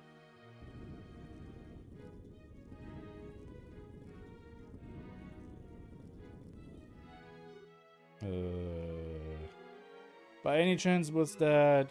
we know. Don't even say it. That was His Grace the Duke acting proxy to Her Majesty. Oh, suddenly I fear for the entire country. Well, don't worry too much. He has a very reliable assistant. And it's thanks to him that we haven't had any major incidents lately. Do tell. Colonel Richard of the Royal Army Intelligence Division. Since the Duke is more of the Playboy sort, the Colonel handles all the government affairs. Ich glaube, ich weiß, was hier los ist. Ich glaube, ich weiß, was hier langsam los ist. Der Colonel will wirklich den Duke als König einsetzen, als irgendwie so Marionette quasi, dass dann er selber das Land führen kann. Der Colonel Dick. I knew it. They're pushing harder into the core of the kingdom than I expected. So try not to let this whole thing get you down. Gransel's got plenty of other famous places you can check out. Yeah, you're in the royal city after all. Just go at your own pace. You're right, we will. Thank you both for your kindness. Das waren zwei, aber trotzdem, die sind ein paar Waschweiber, ja. Aber die waren nett zumindest. Well, that was informative. I can't believe that the Duke is supposed to be acting on behalf of the Queen, though. The real power is probably in the hands of Colonel Richard. What's more, no one around him has any clue that he's the one pulling all the strings. Being able to control the flow of information must be an extremely useful tool.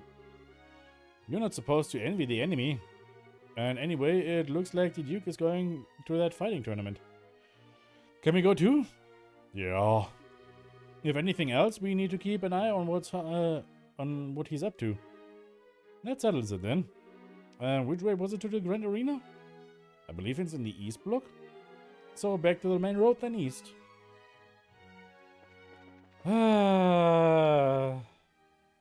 Warum müssen wir ständig uns mit diesem Duke Dunen rumärgern? Das verstehe ich immer noch nicht. Gibt's Quests? Gibt's keine. Gibt es jetzt hier im letzten Kapitel keine Nebenquests? Das wäre seltsam. Ja, ich glaube, das ist auch genau das, was sie damit andeuten wollen, ne? Der ist einfach zu inkompetent, um wirklich selber richtig dieses Land zu führen. Oh, hier ist das History Museum. Tetracyclic Tower Outer Wall Segment. Preceptium. The wall segment was cut and carried from the Tetracyclic Tower, a structure built shortly after the Great Collapse. Depicted upon it are staff-wielding priests and a winged godlike being, typical of period frescoes. Scholars continue to examine the design of any connection to ideos. Ah. Luftschiffe. The Orbital Post-Revolutionary World. Weiß nicht. Hier kann man ein bisschen Lore, glaube ich, ein bisschen rausfinden, oder? Ancient Artifacts. Age unknown. Artifact noun. A relic of any shape or size found in ancient ruin and generally of unknown and uncertain purpose. The church believes these artifacts have some sort of connection with the Septyrions. Gifts from Adios. And their recovery is one of the duties that the church fulfills. Artifacts are said to have supernatural powers, but those on display are all ones that have since lost said powers and are no longer functional.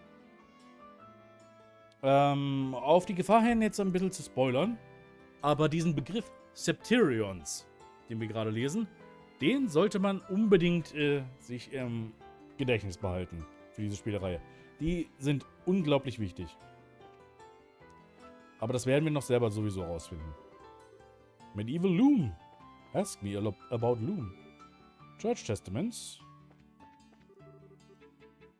Church Ritual Items. Okay. The Septine era. The first appearance of the Septine Church occurred around the year 500 and marked the end of the Dark Ages. Ja. Lässt sich alles im... Meine Güte, hier ist ja viel los. Hier ist ja wirklich... Da kann man wirklich ein bisschen Lore von der Welt einfach so mitkriegen, ne? Cool. Ich meine, es macht ja auch Sinn, die Lore quasi, die Hintergrundgeschichte der Welt in einem Museum zu sehen. Also eigentlich... Da sollten mehr Spiele machen. So. Das ist eigentlich eine übel coole Idee. Legend of Dragoon haben das auch gemacht.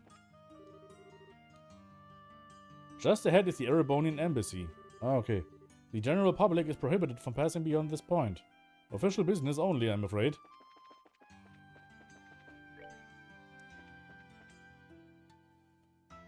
Zocken die alle hier in der... Ach so, das ist die Grand Arena. Okay, ich verstehe.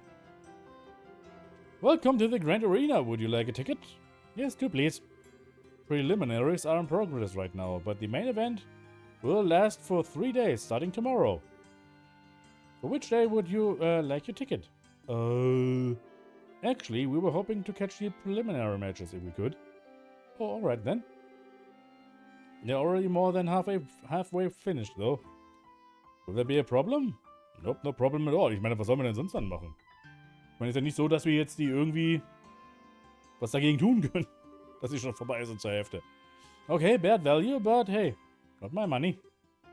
It'll be 1000 Mira. Wow, that's a lot. I had heard that there was some kind of discount for the birthday celebration. I'm sorry, sir. This year there have been some complications. Yeah, they've made it impossible for us to offer discounts.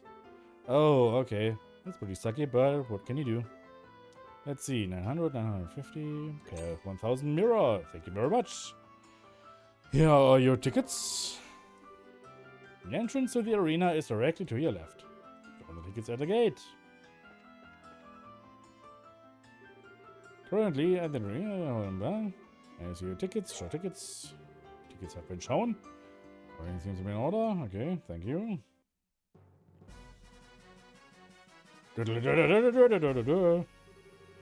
Oh wow, this room is gorgeous. This is the entrance hall. Audience seats are on the second floor apparently. Let's take a look. Let's look a take. Hello. Sunja. Welcome to the Grand Arena. Spectators may use the stairwell through either door to reach audience seating. Okay. Clark.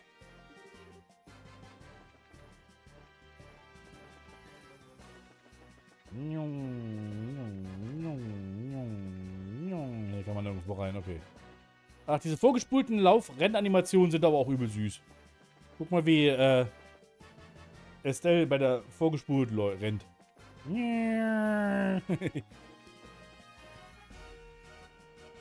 Die Sprites sind schon echt süß. Was ist denn das für eine Pokémon-Arena hier? Was ist denn hier los? Wow, look at all these people. Yeah, there's some serious enthusiasm in the air. Judging by the number of spectators, this must be a major event. I wonder how far the prelim rounds go. Thank you for your patience. The seventh round is now starting. Oh, looks like they're starting up. Well, let's go find ourselves a place to sit down. South side, blue team. Border Patrol, 2nd Regiment team. Captain is 2nd Lieutenant Sammy.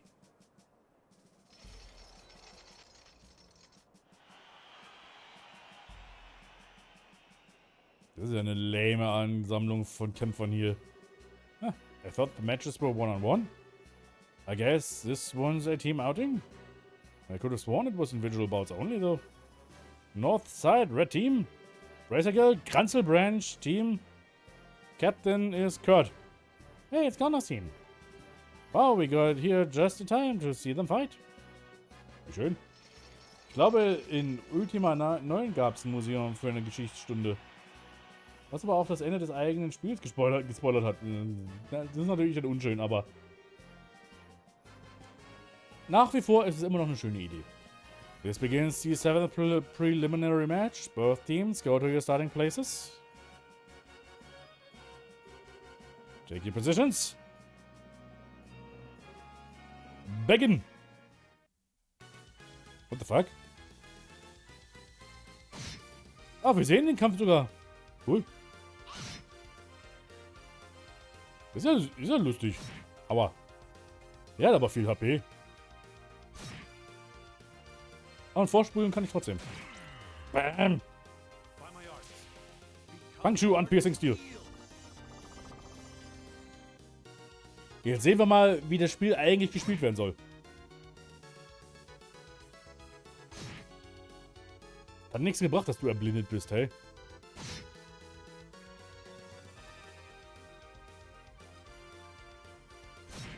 Aber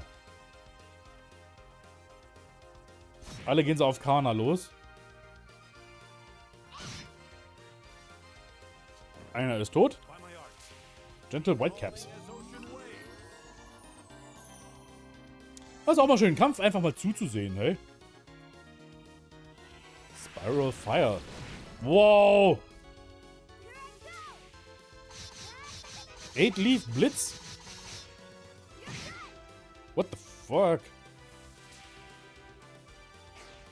Wie? Alter, die machen aber Schaden. Aber 8 Leaf Blitz? 8 Leaves? Also 8 Leaf, One Blade? Hat die den Stil von Reen? Den Kampfstil von Reen?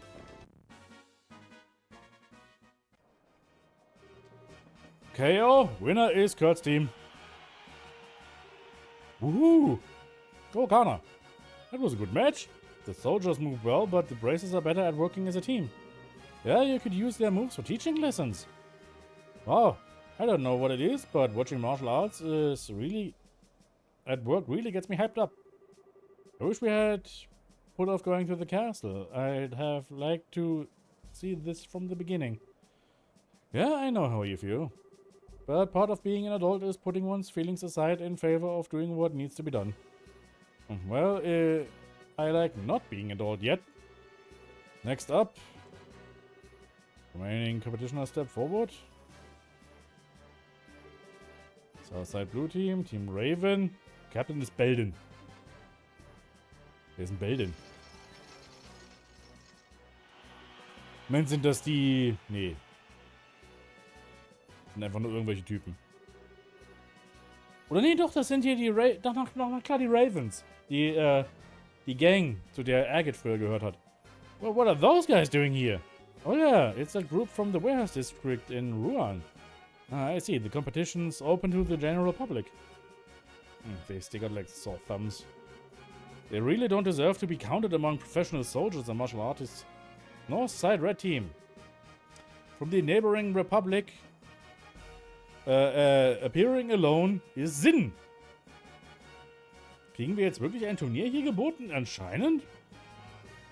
Sinn? Another familiar face, huh? Small world. But fighting alone is going to be a real handicap for him. No kidding. He may be fighting a bunch of punks, but if they surround him, he's in real trouble. Ja, ich habe das Gefühl, ich weiß, wer hier gewinnt.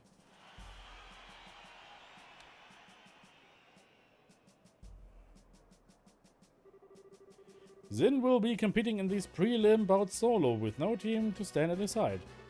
He fights at a considerable disadvantage, but his prodigious skill will make this match a sight to behold. We all asked in attendance to understand the arrangement. This begins the 8th preliminary match. Both teams go to your starting places.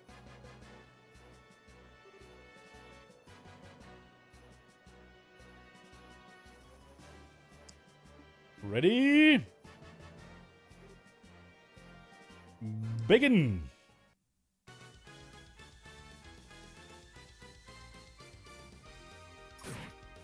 Ja, ja. Ich glaube, ich weiß, wie das ausgehen wird. Ich hab's schon gesagt.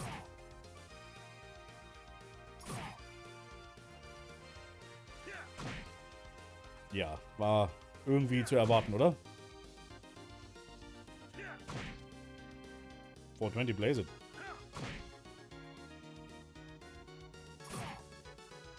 Könnt ihr auch was anderes außer angreifen?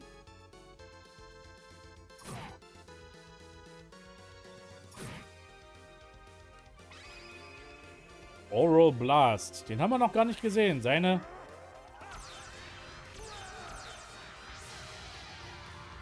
Kamehameha Hadouken.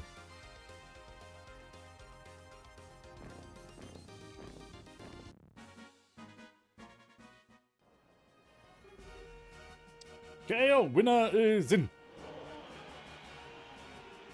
Yahoo! Go Zin! That'll show him what braces are made of. Looks like I was worrying over nothing. His build, speed, and technique make him a real force to be reckoned with. For anyone else, though, I'd say 4-on-1 is insane. Yeah, seriously. The current match will mark the end of the preliminaries. 8 teams will be competing in the no-holds-barred matches. The competition opens tomorrow, and over 3 days, the Ultimate Champions will be decided. Now, we will hear some words from the tournament sponsor, Duke Dunan.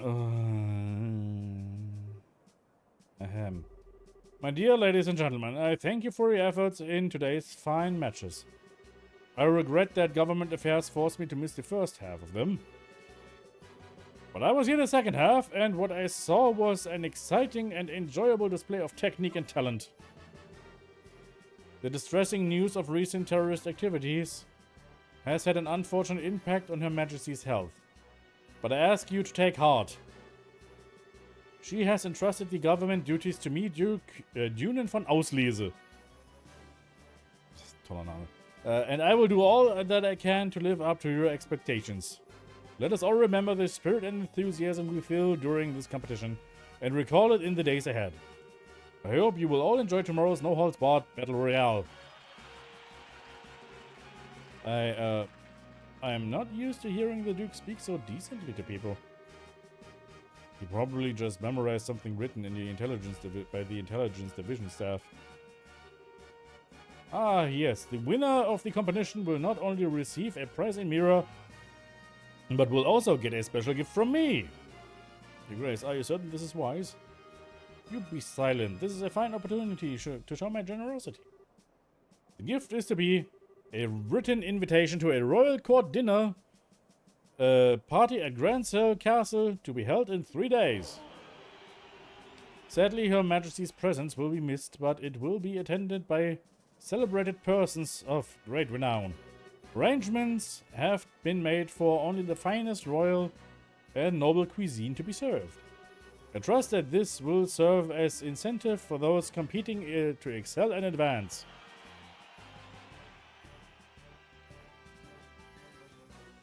Ich meine, das ist auf jeden Fall eine Motivation. Hey Joshua, are you thinking what I'm thinking? Yes, it would be ideal if Kana got that invitation. If they win the championship, they'll be allowed into the castle. It'll all be above board. That could give her the chance to get that message to Her Majesty. Were you thinking something else? No, that's it, but I hate the idea of leaving someone else to deliver the professor's message. Beggars can't be choosers, I guess. I'd have no objections. Shall we try and catch them in the waiting room before they leave the arena? Sure! Let's see, Kana's team came out the north gate, right? Right, if they're still there, that's probably where we'll find them. Okay. Gen Norden.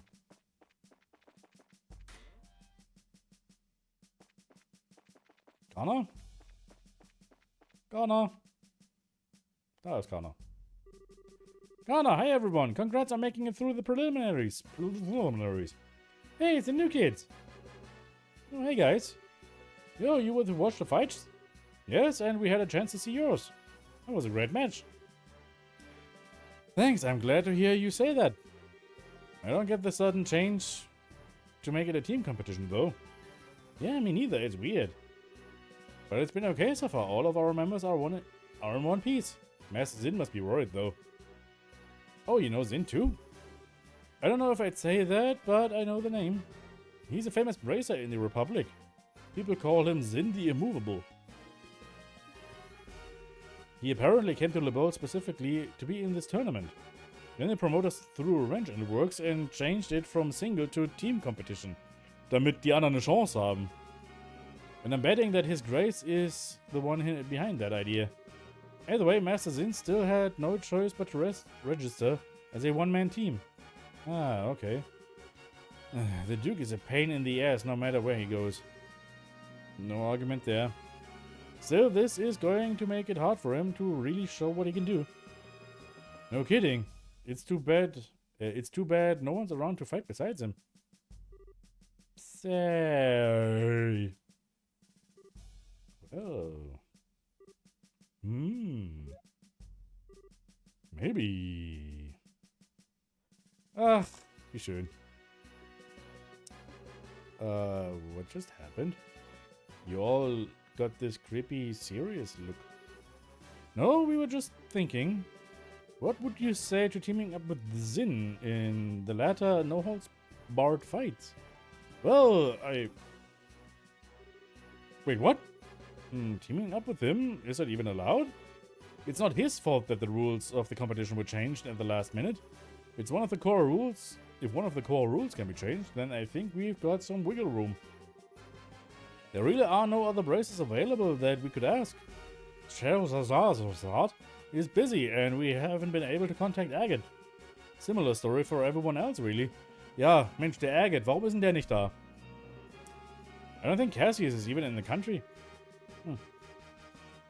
If those two joined up, they'd probably be accused of cheating on general principle. Our chances of beating that team would be something like 10,000 to 1. Anyway, we should focus on what's ahead rather than what ifs. Find Zin before the day's out, and if he agrees to let you join him, we should still have plenty of time to register. Oh, okay. Oops, listen to us again. I hope you give him some serious thought. But for now, we have to go. Bye bye, newbies. Here's hoping we see you in the ring.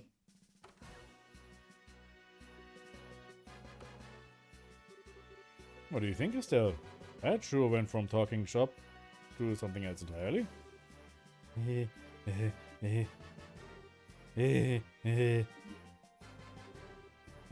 you okay?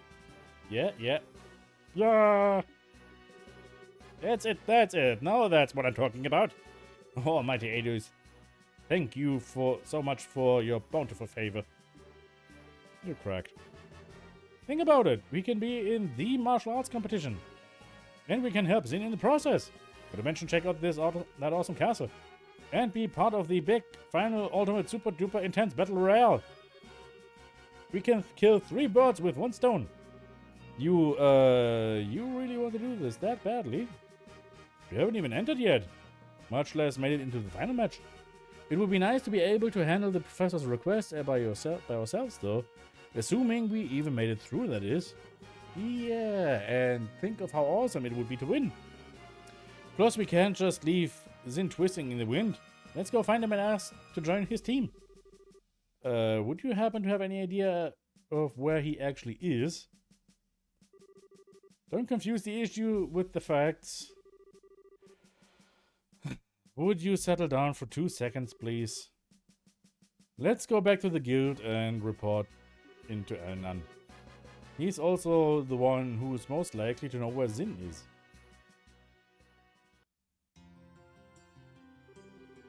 I see, yes, Zin's requested the bracers sent him some helping hands. I hadn't said anything to you guys since you're working on the request from the professor, but thanks to the whim of his grace, we can handle both tasks at once. Nice to see his selfishness work out in favor for once.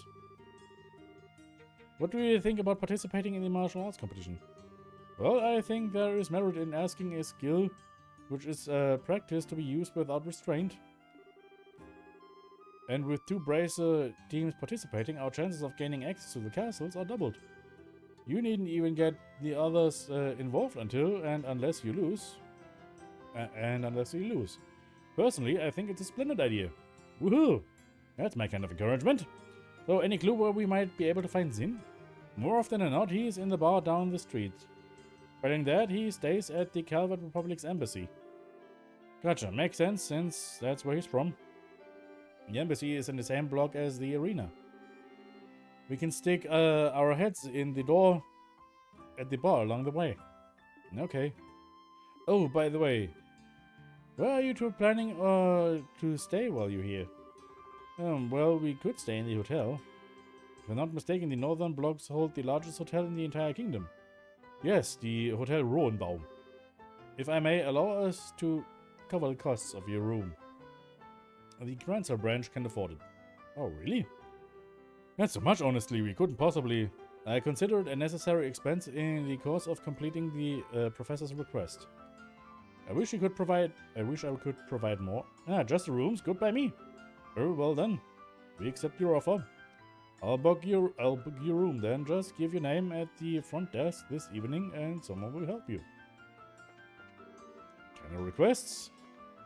Ich glaube aber, es werden noch irgendwann Nebenquests kommen. Also, ich habe jetzt schon gemerkt, das wird, ich dachte, vielleicht potenziell, kriegen wir das Spiel heute durch, aber nee.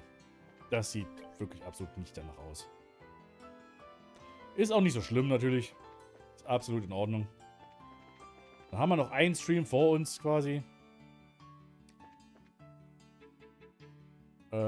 Eastblock, ne? Gucken wir mal in der Calvert Embassy. It won't open. This is the embassy of the Calvert Republic. What's your business here? We were looking for a person named Zin. May we see him, please? Oh, you're here to see Zin, are you? Have you actually met the man? First time I did, I almost peed myself. I was like, holy crap, he ain't a man, he's a grizzly. He's a pretty big fella, that's for sure. But he's a real friendly once you start talking with him. He even gave me a meat bun when I told him I was hungry during my shift one day. Yeah, he's the kind of guy that you can count on, like a big brother. Indeed. So, may we see him? Oh, yes, sorry. He actually stepped out again shortly after returning. Said he had some business to take care of. Looking for a place to meditate and prepare for the tournament or some such thing. Meditate, huh? Man, he is not kidding around. Where do you think such a place might be found? Well, when he left here, he was headed to the ihre scenic route. That old forest path has a feeling to it, not unlike a park. And it being monster infested makes it a good training ground. Super. The ihre scenic route. Okay, got it. Come on, Estelle. Let's go find him. Roger that.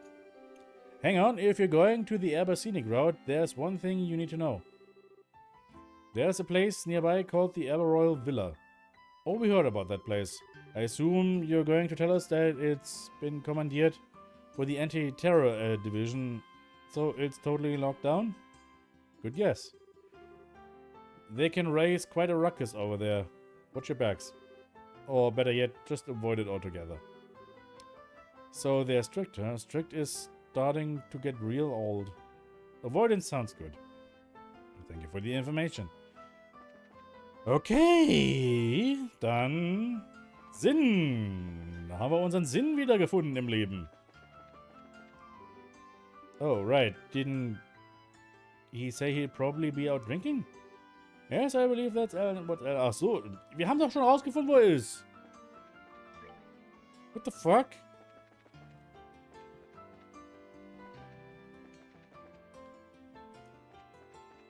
Okay, wo ist jetzt hier eine fucking Bar?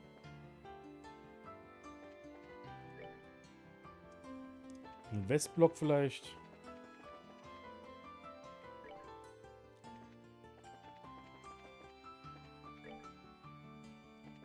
Hier direkt bei der Kirche? Nicht im Coffeehouse, bestimmt nicht. Nee.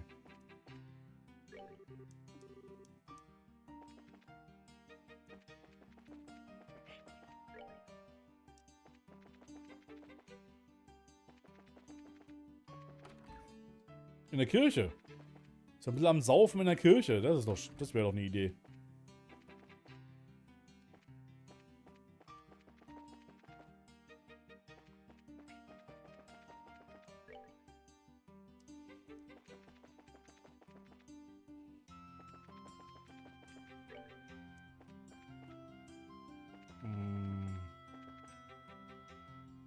Fisherman's Guild? Welcome, friends, to the Fisherman's Guild. Oh, wow.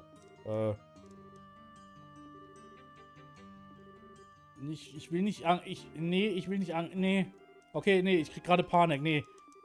Kein Angel-Minigame. Bitte nicht. Bitte nicht. Oh Gott. Oh.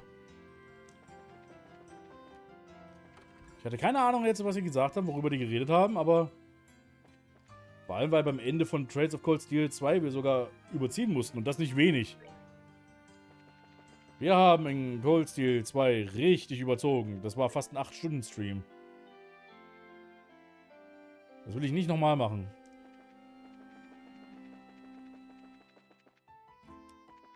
Okay, wo muss ich jetzt hier hin? Ist die Embassy?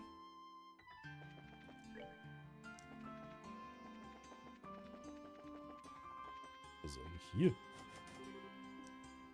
Hier geht's in die Kanalisation, glaube ich. So zumindest sieht das aus. Das ist die Grand Arena. Hier im General Store wird es nicht sein. Wo ist hier die Kneipe? Wo kann man hier nicht volllaufen lassen?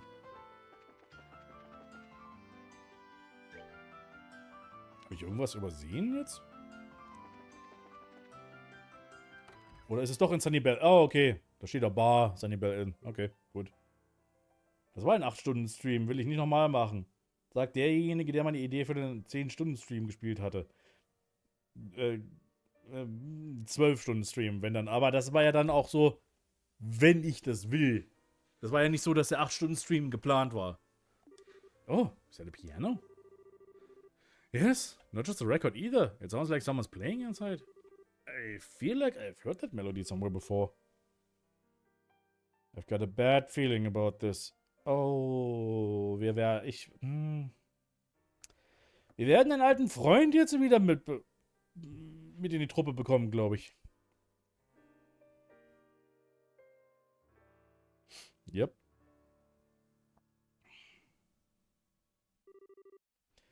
Oh, joy. It's Olivier.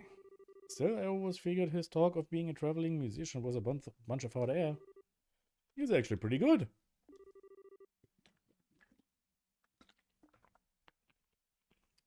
Das sind riesige Klaviertasten gerade an dem Klavier. Seht ihr das? Diese Tasten sind riesig. I guess he really wasn't kidding, eh? Yeah, I'm kind of in shock.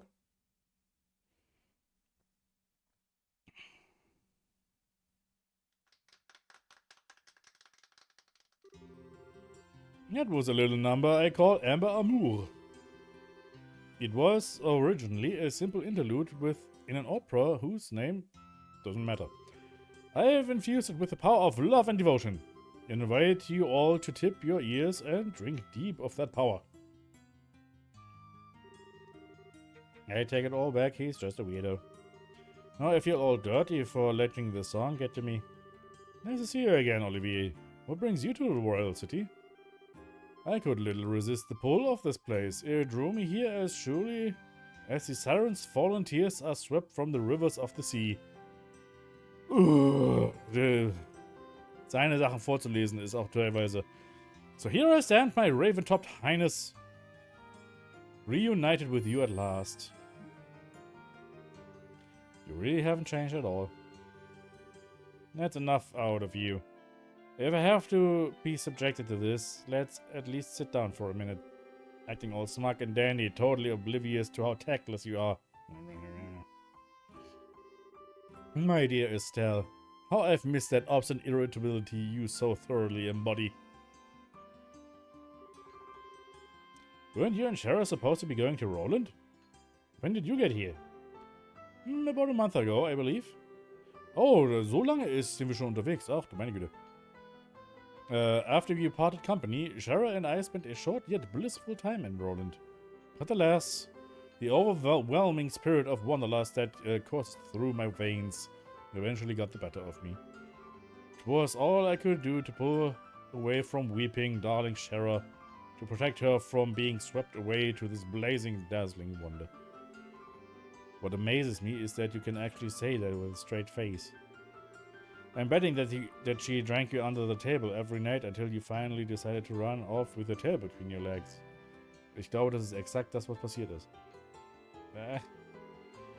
And then you figured you'd try your luck at drinking with Aina, right? But you didn't know about Aina, did you, Olivier? She's one of Shara's closest friends, works the information desk at the Roland branch. And as far as drinking goes, she's the only person I've ever seen who could outdo Shara. Come on now, dear Estelle. I've never met this person you speak of, this Aina, absolutely not. You might want to try that again, only this time without your voice cracking. Okay, Estelle, enough teasing. Dass ihn aber auch so komplett durchschaut hat. I'm sure it's very trying time. It was a very trying time for him. An affinity for spirits greater than even Shara. Hateful inebriation. Why dost thou arm thy darkest agents with smiles so alluring? Flashback much? And so begins the tale of Aina, Olivier's most tragic ballad. Indeed. Anyway, you've come after completing your tour of the surrounding regions, I presume? Mayhap you've been something of interest? You've seen something of interest? Well, we've seen a lot of stuff, but it's not easy to just sum up in a few words. Besides, we're kind of looking for someone who... So maybe we can catch up another time. Oh, might I inquire as to whom it is you wish to find? His name is Zin. He's here from the Calvert Republic to participate in the martial arts competition. We know he spends a good amount of time in the local bars, so maybe you've met him? Ah yes, I recall him. Large as a bear, with a disposition not to match, thankfully. I have borne witness to his countenance on several occasions, but alas, today has yet to bear any sign of him. So in other words, he hasn't been to the bar yet. He could have gone to the ihre scenic route. Ah, then shall we proceed there at once? Warum kommst du jetzt mit?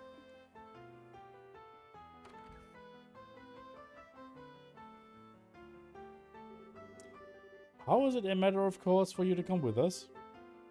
Please, don't be cruel. Beyond my uses as a traveling companion, I also wish to assist in the manhunt. Unless, of course, you two want to be alone. Huh?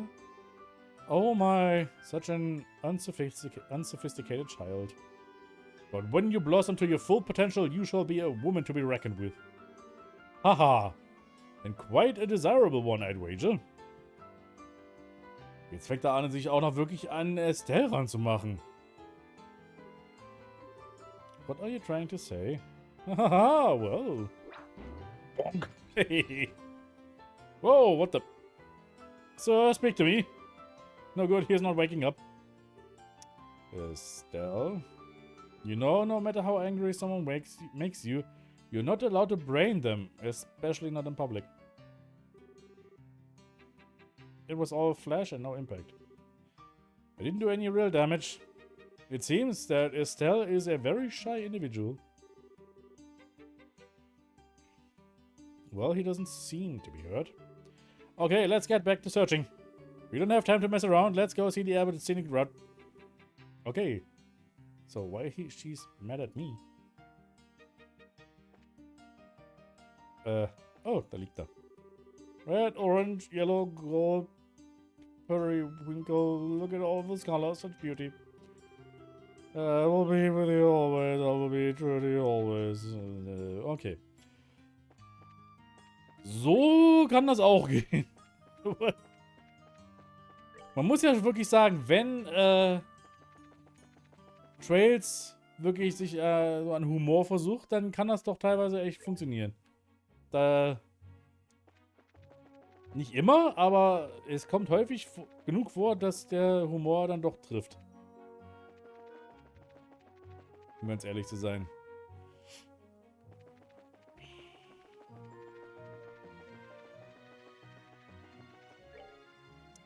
Ja. Oh, Monster.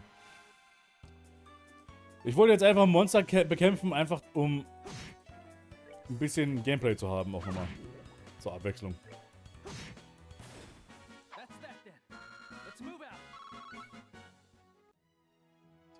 Estelle ist wirklich knuffig manchmal, das stimmt wohl. Ich habe immer noch nicht genug rote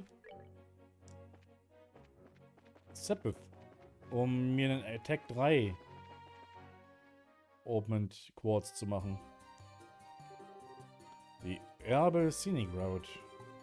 I like to pave the road through the forest. Neat stuff. I imagine that grandselites have come here to stretch out and relax for a long time. Besonders super, wenn da auch die ganzen Monster noch dabei sind. I wonder just how long it's been here. Well, I guess it should come as no surprise that the Queen's land is so gorgeous. Still, I can't help feeling like we've got monsters lurking around. Nicely done. The monsters here seem to be stronger than those we fought on the way here. We are here to look for Zin, but don't let your guard down. Okay, wie sieht Erbe Royal Villa und einmal da oben und einmal da unten. Okay.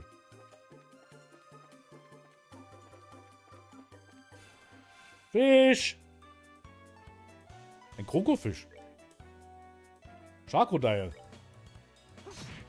Ist ja süß.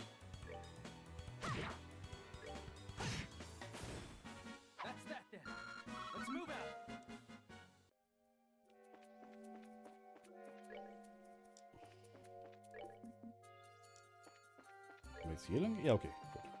Gucken wir hier oben.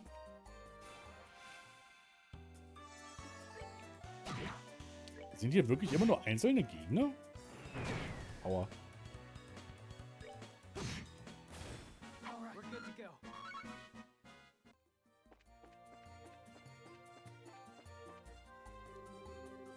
There's an old Cerulean stone monument.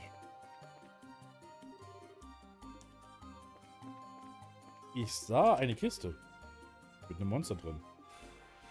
By the way, die Idee, dass das Militär nach dem Krieg von vor 10 Jahren in Korruption verfiel und dadurch unfähig war, Richards Grenzen zu setzen, finde ich eigentlich ein interessanter Storypunkt, der mich neugierig macht. Ja. Wisst ihr was? Ich habe keinen Bock auf euren Scheiß. Vor allem, es klingt auch so real, ne? Das klingt so, als ob das genauso passieren könnte im echten Leben.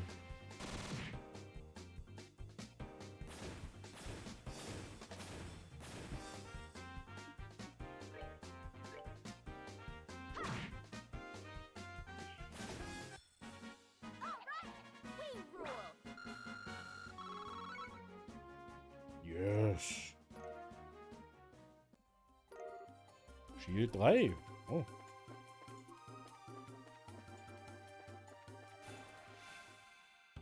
Vor allem, weil wir ja im realen Leben ja das mit Russland erlebt haben, wie inkompetent die ja waren. Und bisweilen auch immer noch sind, glaube ich. Das Einzige, was jetzt irgendwie...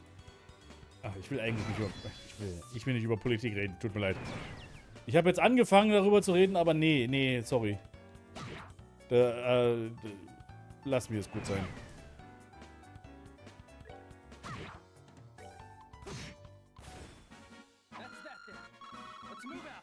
Die geben echt übel viel Erfahrungspunkte hier, die Gegner. Eigentlich eine gute Idee, die mitzunehmen, alle.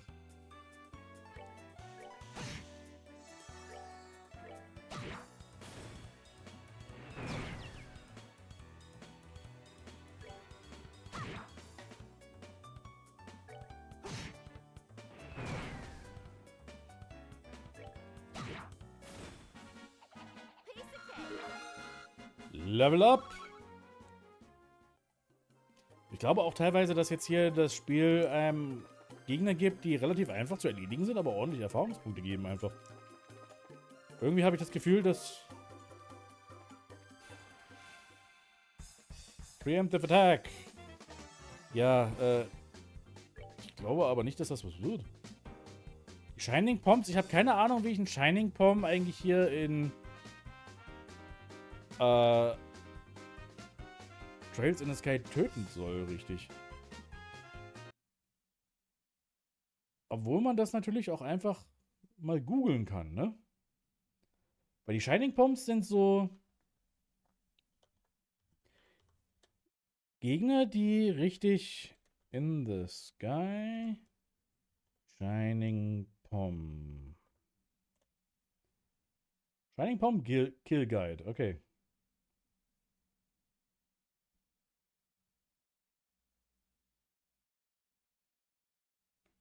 Action cast blind. These on a single line on all available characters. You need to have a shadow spear on as many characters as possible. Okay. Halt, diese Shining Poms sind extrem nützlich, weil die geben richtig viel Erfahrungspunkte und so weiter. Teilweise, dass man einfach so direkt auch einfach ein Level-Up mit denen bekommt. Aber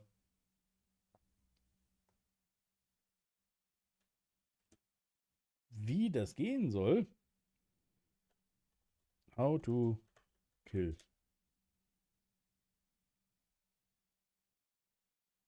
A one-shot Shining Poms along with most other items. You find one of these and the recipe for it in the sewers during the prologue, and they're relatively cheap and easy to make with some monster drops and store-bought ingredients. Okay, Surprise Cookies muss man irgendwie nutzen dafür. So wie ich das jetzt hier verstehe.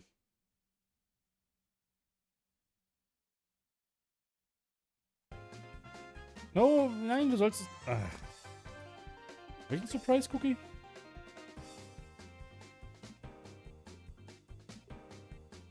Nee, ne? Nee, hab ich nicht. Ja, okay, also das wird nix. Ja. Kannst du vergessen.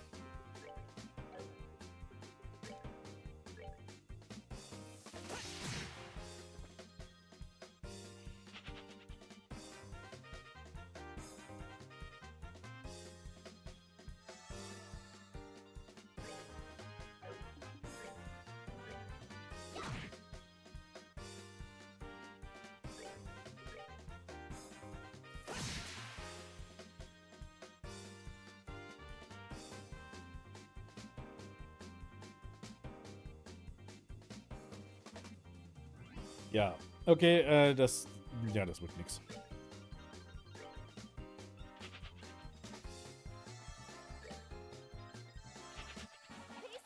Ja.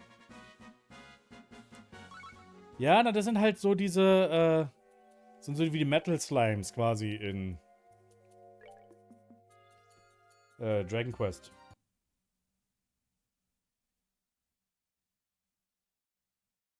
Daher wird das so einfach nix. Moment. So. Nein.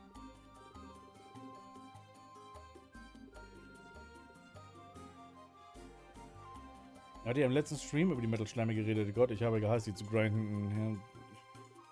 Wie gesagt, Dragon Quest hat da teilweise auch so... Habe ich diese Cookies nie gegessen? Moment. Es hieß was von Surprise Cookies, aber ich habe keine Ahnung. Vegetable Sandwich? Nee.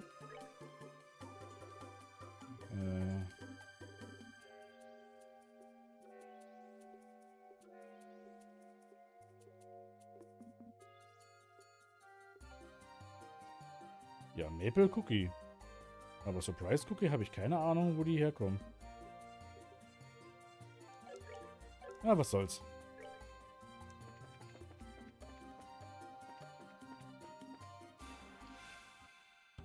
Kriegen wir auch so hin, würde ich sagen.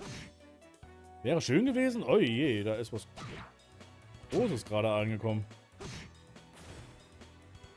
Was sehr Großes. Innedeil.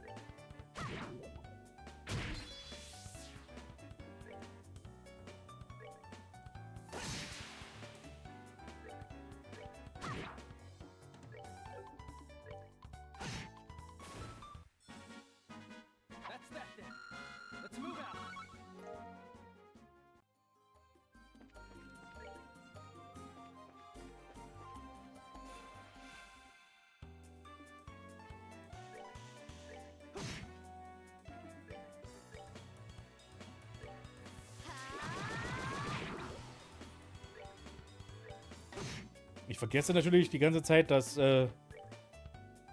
Estelle natürlich Poison ausgerüstet hat.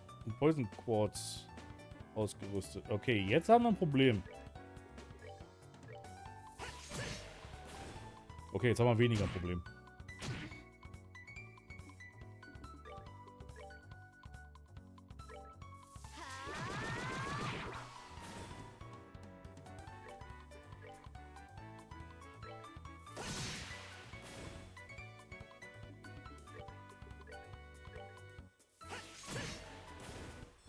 Das hat gleich zweimal funktioniert. Das war richtig XP gerade. Heidewitzka.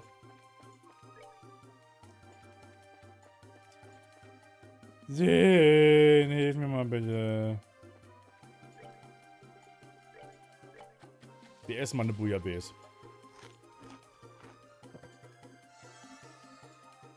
Und 30 CP dabei noch geheilt. Das ist wirklich unglaublich nützlich, das Ding.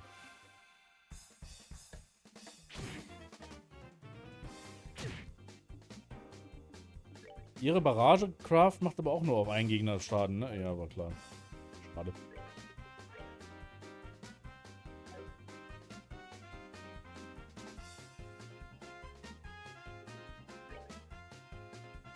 Die Monster-Designs, finde ich, sind okay. Also, ich habe schon wesentlich schlechtere gesehen.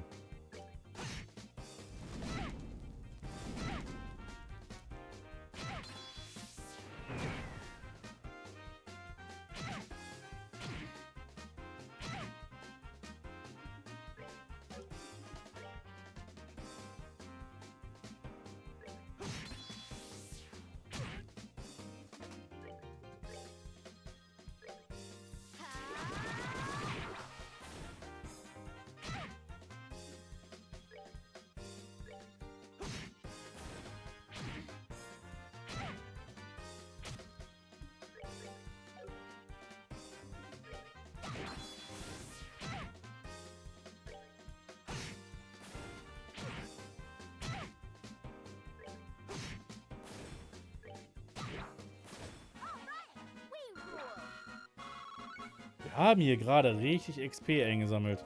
Meine Herren. Defense 3. Davon hatten wir eigentlich schon eins. Aber wo ist jetzt bitte der Sinn? Also, nicht der Sinn, sondern Sinn. Den wir die ganze Zeit schon gerade suchen.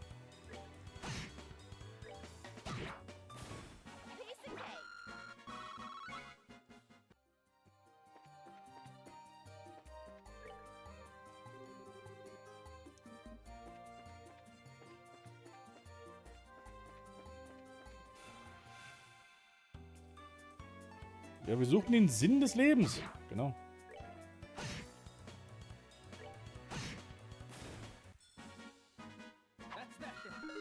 Haha, Level up.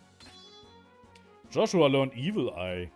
Ein böses Ei. Hat er gelernt. Keine Ahnung, was das bringt, was das ist. Okay, meine Vermutung ist ja, dass wir doch zur Villa müssen, hey.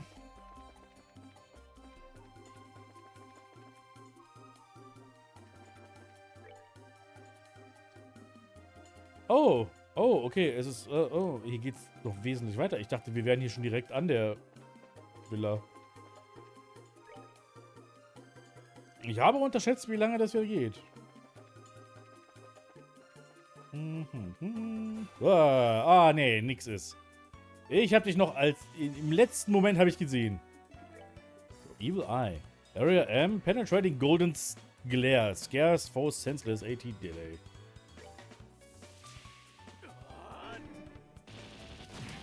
Oh. Oh my.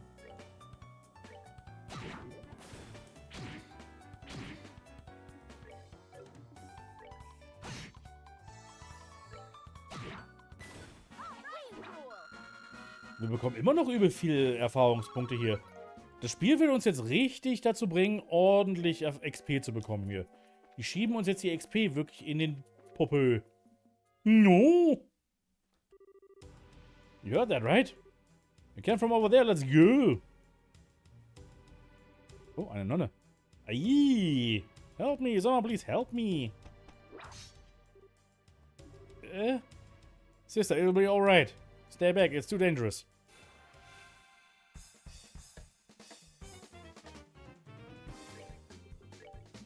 Böses Auge! Wow!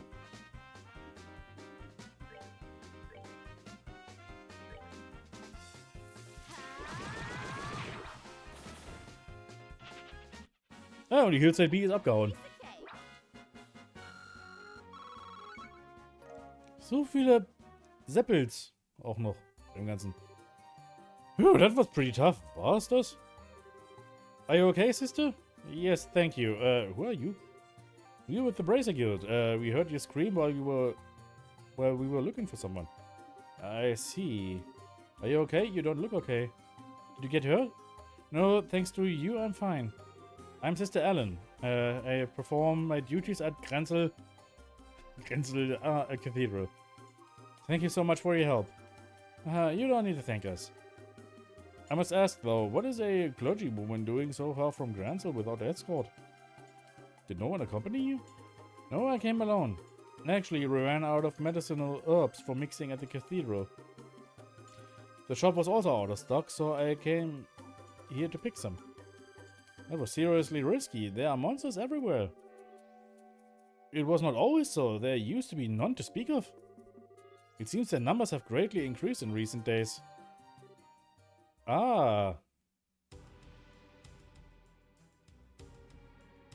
Grenzel ist definitiv ein umständlicher Name. Ich würde ihn eher als lustig einschätzen, so. What the heck are these things? Wir haben die doch gerade eben bekämpft. Die Frage ist nicht, was die sind, sondern warum die so viele sind. They must have been attracted by the noise. Dealing with this many might be a problem. Yeah, I need to at least get the sisters to safety. Yo, need a hand? Bonk. Der hat gerade eine Biene tot geboxt. Von hinten auch noch. Sinn! Thank Adios you're here.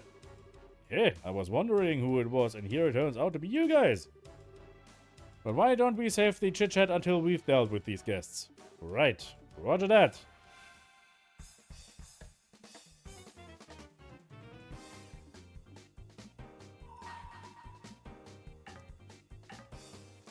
Nein, ich wollte ein... Scheiße. Warum kann ich das nicht abbrechen? Ich wollte das Disable eigentlich nicht machen.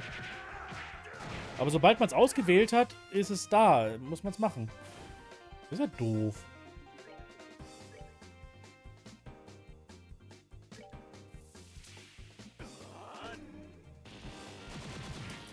Das ist eine übel nützliche Fähigkeit hier. Au.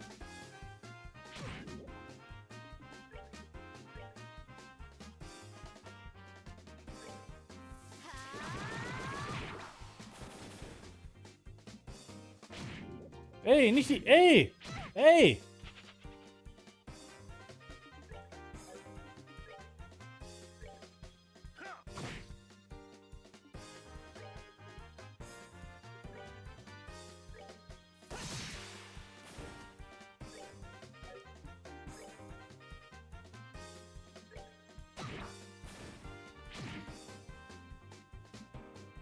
Die Nonne ist vergiftet.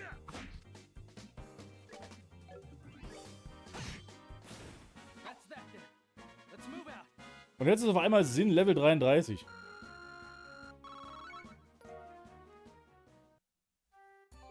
Wenn ich eine Biene boxe, werde ich gestochen. Wie unfair. Ja, es ist schlimm, ne? Man, oh man, worked up quite a sweat on that one. But honestly, I wasn't expecting to see you guys here. Didn't you have business in Zeiss? Oh, we handled that ages ago. Actually, we transferred from the Zeiss branch to Grandson. Ah, I see. Which would mean that you managed to solve that kidnapping case? Well done! How's the redhead who got poisoned? Oh, he's fine now. Oh, pardon my rudeness. Oh. Hey, who's the pretty lady? She with you? She single? What? I don't know. We only just met her. Your mouths are open, you guys. Und vor allem, das ist eine Nonne. Do you want me to tell Killiker about this? Just making an objective observation. And what does Killiker have to do with this anyway? I truly appreciate you coming to my assistance. You've saved my life. No, please think nothing of it. Just doing what comes naturally to a chivalrous man. Entschuldigung. Oh my. Please. He's a total sucker for a pretty face, isn't he? So it appears. You there, what are you doing? Beanboxen. You're 4 people in an otherwise deserted area, discussing what appears to be a confidential topic. Highly suspicious behavior. I think you're terrorists. Töten wir sie. Whoa, who are you calling a terrorist? If anyone's acting suspicious here. We were the Bracer Guild, Grancel branch. We came to the aid of the sister here, who was under attack by some monsters. What? Bracers? This gentleman speaks the truth. I came here to gather herbs. Herbs. When those creatures attacked me. And on a related note, I'm also a bracer. I'll be facing you buddies in the ring later. Calvadian martial arts. Ah, you're the guy in the martial arts competition that fights solo, right? You definitely got the muscles of a prize fighter. I'll leave you be just this once. But the Erbe Royal Villa is close by. Wanderers and sightseers are not welcome. Also, sister, I think we should escort you back to Grandcell now. You've already been enough trouble as it is, from what I can see. Oh, but oh, for the love of... You've been nothing but obnoxious from the moment you started talking. Estelle, shush. We'll take care to avoid the Royal Villa, sirs. You have our apologies for any inconvenience we've caused. Very well. In the future, however, I would advise you to know your place. Mouthing off to the wrong people can be hazardous. Alter, ey, den krieg ich... Ach du meine Güte. Da ist eigentlich... Mein Fuß in deinem Arsch ist da eigentlich eine gute Idee hier. Come on, sister, let's go. Alright. Thank you again for your help.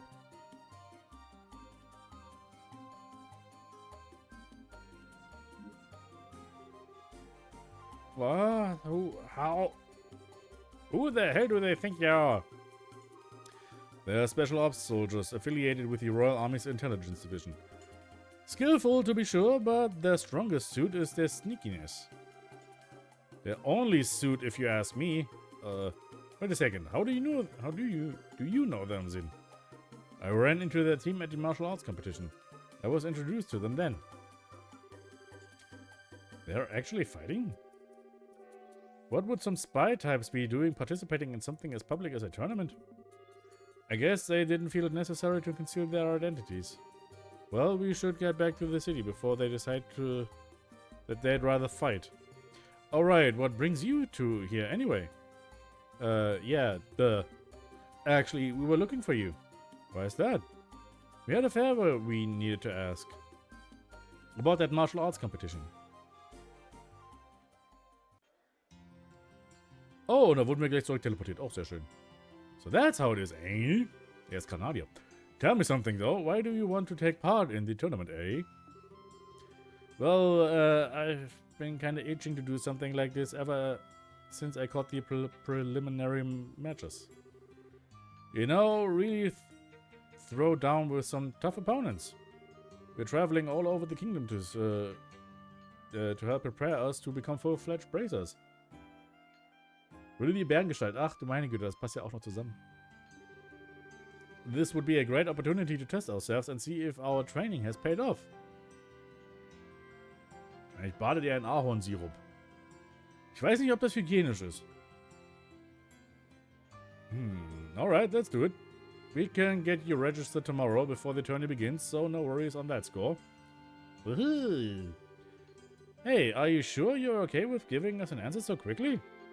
Hey, it'll give me a chance to see how skilled you are. You just watch my back. Roger that, thank you, Zin. I'm gonna give it everything I've got. Zin ist ein netter. Ich mag ihn. Ich mag Zin. We appreciate it. It's no bother. I had been planning to enter as a solo competitor, but I suppose that having some help could improve my chances of overall victory. Naturally. Once I'm in the ring, that championship is in the bag. We are still one person short of the requirement, though. Since we have to face 4-person teams, one more would give us the best possible odds. Alright. I'll bet we could beat them without a 4th. No, if you really want to come out on top, you have to be prepared. The battle is waged well before the first blow is struck. Well, yeah, I guess. I sure wish Shara were with us. That'd keep my spirits up. Hey, do you suppose we could ask Elnan to try getting in touch with her and Roland? I think she's kind of busy at the moment. Since Dad's not there and we're not there, that brunch is pretty short-handed. Yeah, that's true. Isn't there someone who can partner up with us? Dreimal dürft ihr raten, mit wem wir jetzt noch zusammenkommen. And here I was thinking you might never see your way clear to asking.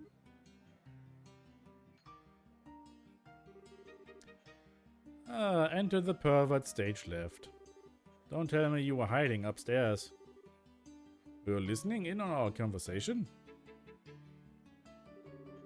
Indeed, I heard every tragic syllable. Therefore, it seemed the appropriate time to make an appearance. Hey, who asked you to sit down? He was the one who was playing the piano before, wasn't he? You know him? Replace no with can't get rid of, and that about covers it. And we haven't even known him for that long either. Many call me Olivier Lenheim, and the wandering minstrel from Erebonia. It was Estelle and Joshua's pleasure to make my acquaintance on an earlier case. Ach du meine Güte, das ist... Ugh. And ever since, we seem to keep running into each other. Quit trying to trick him, Zin. Don't listen to him. I'm not entirely sure what's going on, but there's no harm in introductions, I suppose. Zin Bathik, Bracer von Calvert and perpetual traveler of the path of Wushu. I've enjoyed your piano playing. Oh, you do me a great honor, sir. I have also heard tales of your prowess in the preliminary matches. Tell me, did you really defeat a team of 4 entirely on your own? All I can say is that I had a good fortune of them all being rank amateurs. So what does a wandering minstrel, as you say, want with us? Wait, hold it. Olivier, I'd like for you to verify something for me. By any chance, do you have a lot of spare time on your hands? Can you say that I haven't changed? Good, Joshua. You were ever one for the pointed questions. It has been nearly a month since I came to Granso. I have traveled the lengths and breadth of the city, enjoying all the sights except the castle. Those boorish soldiers would not allow me to pass.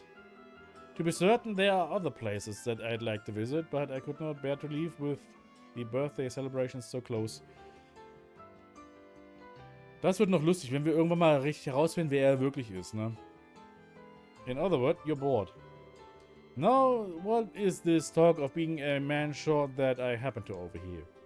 I have heard that the winner of this competition will be invited to an extravagant dinner party.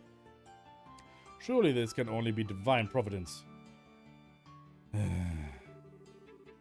Yeah, pretty much what we figured you were thinking. I had in fact wondered if you might invite me to join you in this tournament. You okay with that? Wait, Zin, it's not that simple. I mean, you don't even know if he's any good in a fight. His specialty is orbital firearms, right? Was? Ist irgendwas an Olivier zweifelhaft? Der wirkt doch wie eine ehrliche Haut. Ja, genau. Was hat er jetzt einfach rausgefunden? I think the team would be pretty well served by a broad range of tactics. What? Oh my, this is a surprise. I presume you could tell from my walk and the musculature of my shoulder? That and in the way your eyes move. A martial artist and swordsman each have distinct ways that they track their surroundings. You track for a specific point on any possible target. It's characteristic for someone who's familiar with small arms. Whoa, that's awesome. I see. It certainly makes sense. I'll have to be more careful in the future then. And in your eyes, do I pass muster of participating in the tournament with you? Yeah, I think so. Welcome aboard. Not sure I like this. Thank you for your assistance, Olivier. Hey, wir haben ein Meat Shield. Sehr schön.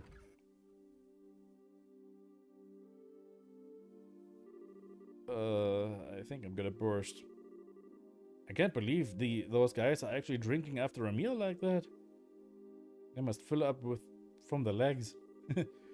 Well, Zin's got the constitution for it, and Olivier is just kind of a glutton. As long as it doesn't interfere with Zin's performance in the tournament tomorrow, I think it will be fine. It will be fine. Yeah, I guess worrying about it won't do any good. Irgendwie fühle ich mich gerade, als ob ich Englisch gerade gut vorlesen kann irgendwie. Weiß auch nicht. Es läuft gerade. You want to go to the hotel on the North Block? Our room should be ready by now. Hotel Rohenbaum, yep. Good evening, welcome to the Hotel Rohenbaum. Were you looking to stay for the night? Yes, we're with the Bracer Guild.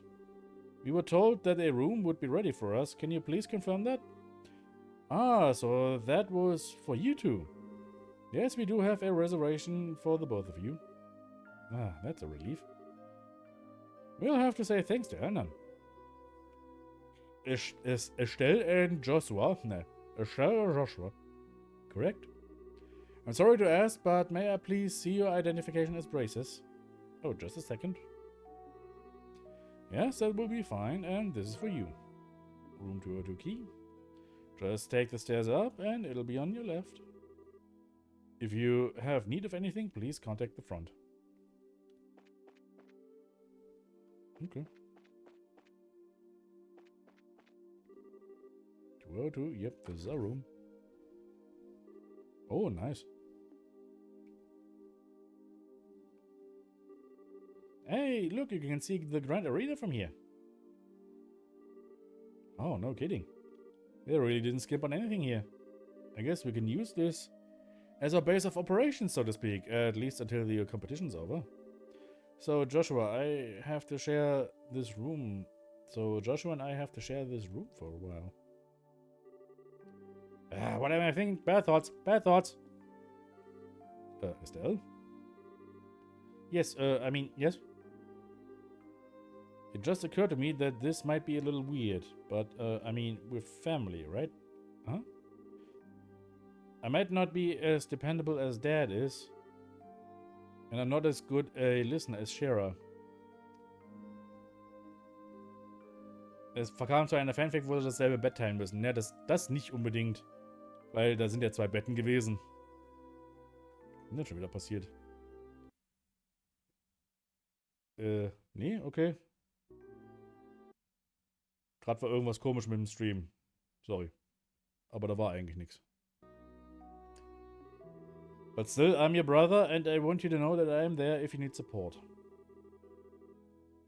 If there's ever anything bothering you, I just want you to know that that you can always come to me. Oh, she wants to come. She sure does. Oh. I've been getting kind of a weird feeling from you lately. If I have got this all wrong, I'm sorry. Und als nächstes wird es eine Fanfic, wo einer bei Starbucks arbeitet und der andere Kunde und lernen sich so kennen und werden dadurch zum Pärchen.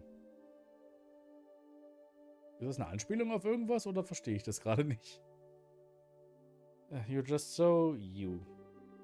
As smart as you are, sometimes you can be so clueless. What? Thank you, but you don't need to worry. I know I've probably been acting kind of strange lately. It's not all that serious or painful. I'm just trying to sort my feelings out, so I'll be okay. Just as long as you watch out for me. I see. Okay, then I'll keep my worry in check. And in return, you let me know when you've taken care of whatever's bothering you. I won't ask you to tell me anything you're not ready to yet. Okay, once I have everything straight, I'll be glad to tell you what's on my mind. Ach, Coffeeshops Fanfics sind beliebtes Klischee bei Fanfics. Ach so. Dass es als ein eigenes Genre gilt. Oder auch Alternate Universe. Da habe ich noch nie von gehört. Aber ich bin auch nicht jetzt in der Fanfiction-Szene, ganz ehrlich. Das war ich nie und das hat mich nie interessiert. Huh? Nothing. Nothing. No. It's still kind of early, but do you want to turn in? Everything that's been going on has worn me out. Yeah, we do have that match tomorrow. Let's get our stuff put away and get some shut-eye.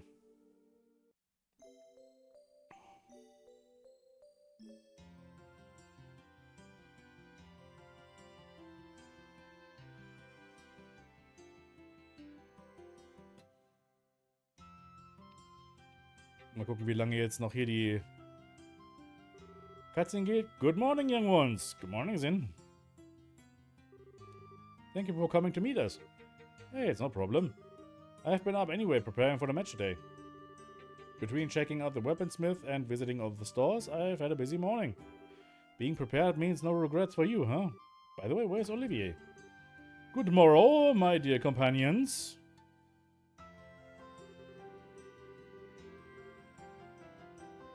36.385 Fanfics mit Café Alternate Universe als Tag. Ja, okay. Sollen sie machen. Habt Spaß mit euren Fanfictions. Ganz ehrlich. Es ist kein Problem. Alles gut. Moment, ich muss hier gerade mal was schauen. Irgendwas ist hier gerade komisch. Hm.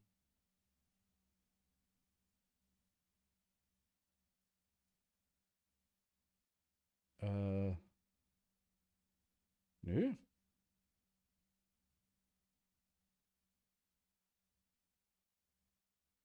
Okay. Sekunde. So.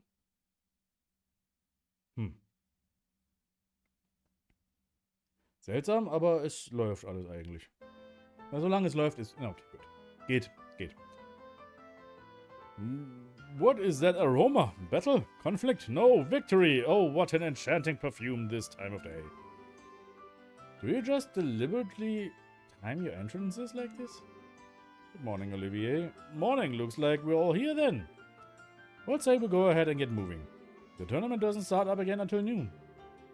It's still early, so what are we going to do to kill time? For starters, I think we should go to the equipment shop And get all of our gear in order. Auch gerade nachgeguckt. 56.543 Fanfics haben das Sharing a Single Bad Tag. Je. Then perhaps do a bit of monster hunting to keep us focused. I see. Little warm up then. Some practice at working as a team might do some good. After all, we've never all fought at each other's side before. I'm afraid, let's go! Once we're ready, we can head straight to the Grand Arena.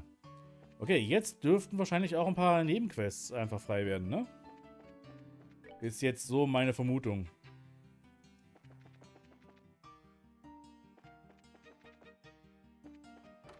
Gucken wir mal der Bracer-Gilde nach. No requests! Was ist denn hier los? Komisch.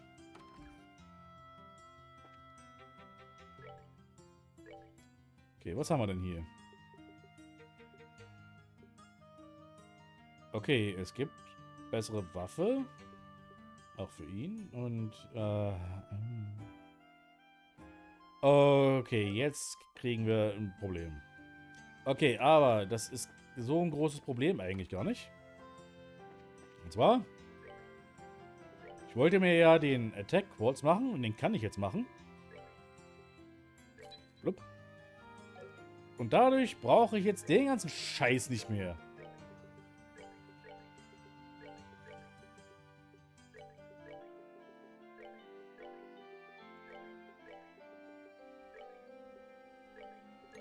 Zack.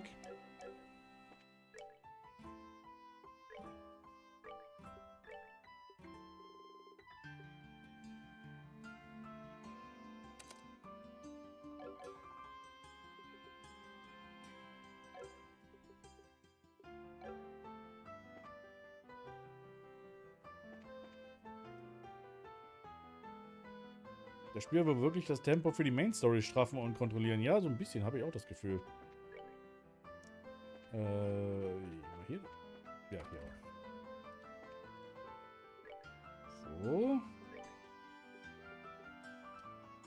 Steel Gauntlet. Nehmen wir einen. Und Silver Star nehmen wir einen. Davon nehmen wir zwei. Und davon nehmen wir auch zwei. Und jetzt heißt es wieder die gute alte Geschichte mit Ausrüstung.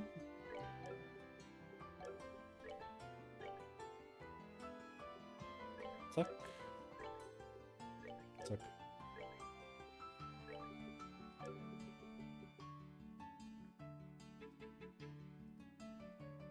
Das müsste bei Tactics da wahrscheinlich sein. Ich nehme einfach mal die Maus jetzt hier für das Ganze, weil das einfach irgendwie besser ist. Oh, der Long Barrel, den habe ich jetzt, der wurde... Ja, nee, das ist genau das Richtige für dich. Zack.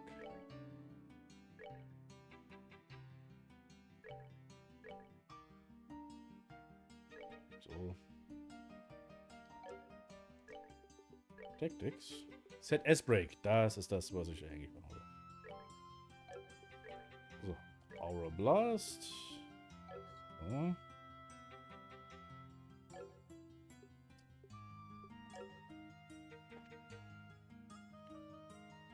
Okay, und jetzt?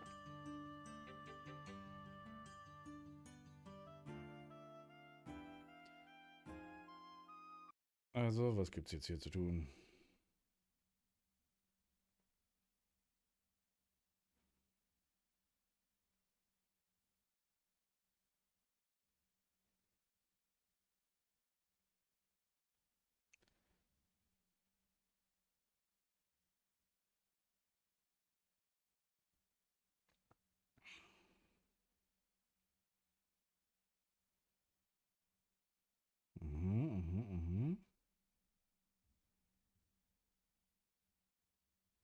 Okay, also das Einzige, was wir eigentlich jetzt machen können, ist wirklich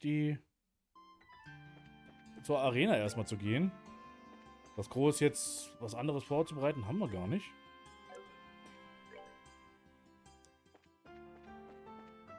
erst beim nächsten. Also wir haben jetzt unseren ersten Kampf quasi vor uns. Ach, halt, Moment mal. Moment mal. Da hat der Sinn doch eigentlich was genau Richtiges trotzdem gesagt. Und zwar... Ich glaube, der Wink mit dem Zaunspfahl, den er da gerade gemacht hat, dass wir doch mal ein bisschen kämpfen gehen sollen, um ein bisschen unsere Taktiken zu lernen oder sowas. Was sie damit gemeint haben ist, lade deine CP auf, Bitch.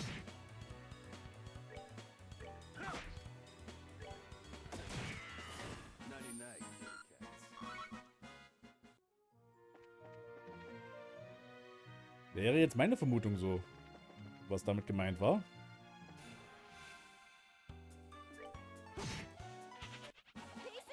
Toll, danke. Da würde ich sagen, machen wir das doch mal tatsächlich, hä?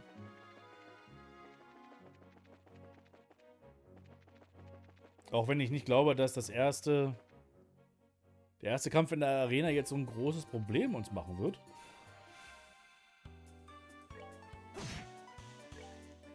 Aber er hat schon richtig gesagt, vorzubereiten.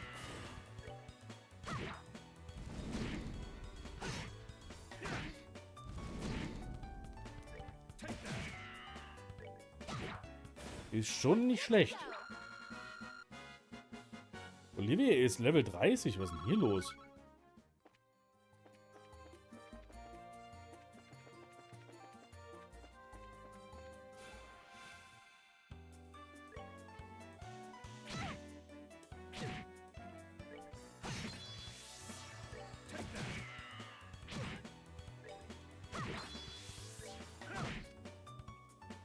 Warum fehlt es Sinn eigentlich? Achso, weil ich ja die Superattacke gemacht habe aus Versehen.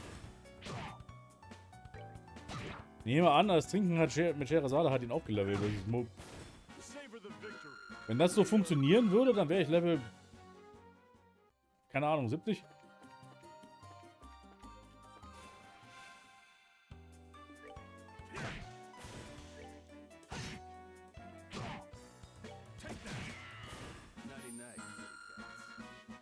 Oh, ich bin kurz vorm Level-Up auch für Estelle und Joshua. Das ist vielleicht wirklich keine so schlechte Idee, hier nochmal ein bisschen rumzulaufen und ein bisschen aufzuladen quasi.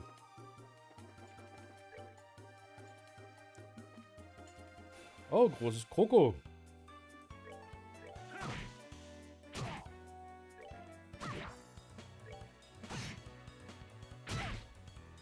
Wow.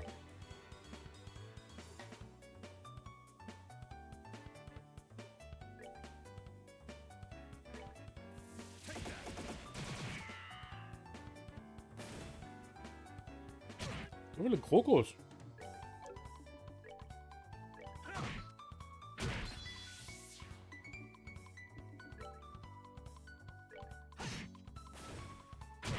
Au.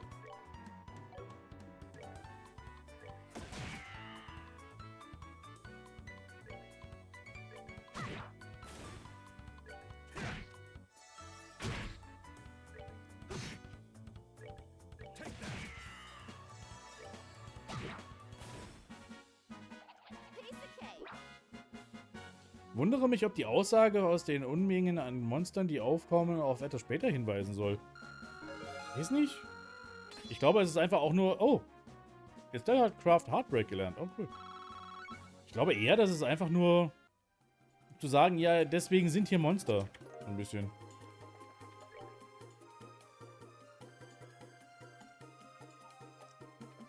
Moment, ich war auch eigentlich hier noch in der Ecke, ne? Also hier war ja nur die Cutscene, die wir gesehen haben. Hier könnte ja noch ein Item irgendwo rumstehen.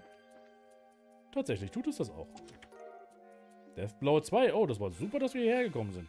Diese Deathblow-Dinger können sich noch später als sehr, sehr nützlich herausstellen. Ah, so hätte ich ja auch einen Shining Pom erledigen können, glaube ich.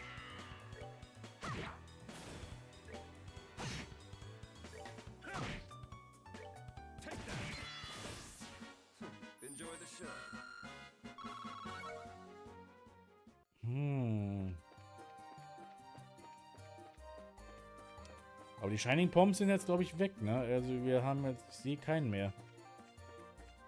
Der war mal da. Und dann war er auch schon wieder weg.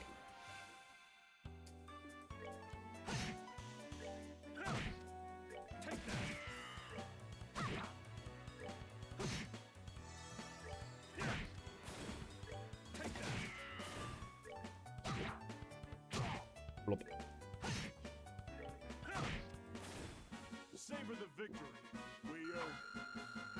Die Stimme kenne ich doch. Von Sinn. Ich habe aber vergessen...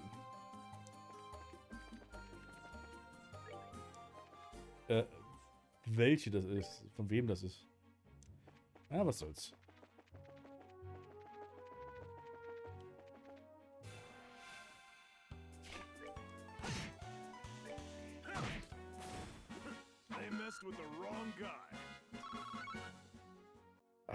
Na was, ja. Nicht so wichtig.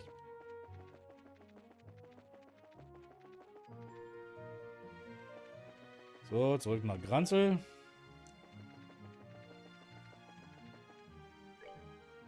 Hab ich richtig, ja.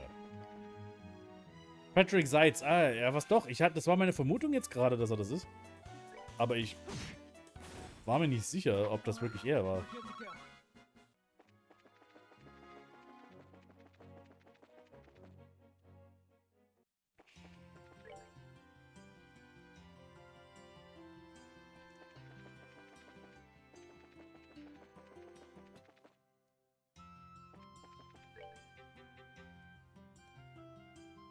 Wo war das Hotel? Ich will nochmal ausruhen im Hotel, um HP aufzuladen, quasi.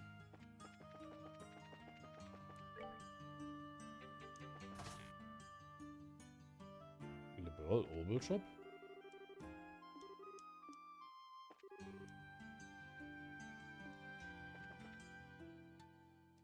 Er springt auch Vandam Müller in den anderen Track. Ah, okay. Hier war ich vorher noch gar nicht. Ich bin einfach jetzt nach Norden gelaufen, weil ich wieder in den Nordblock wollte. Aber das war der Landing Port, okay.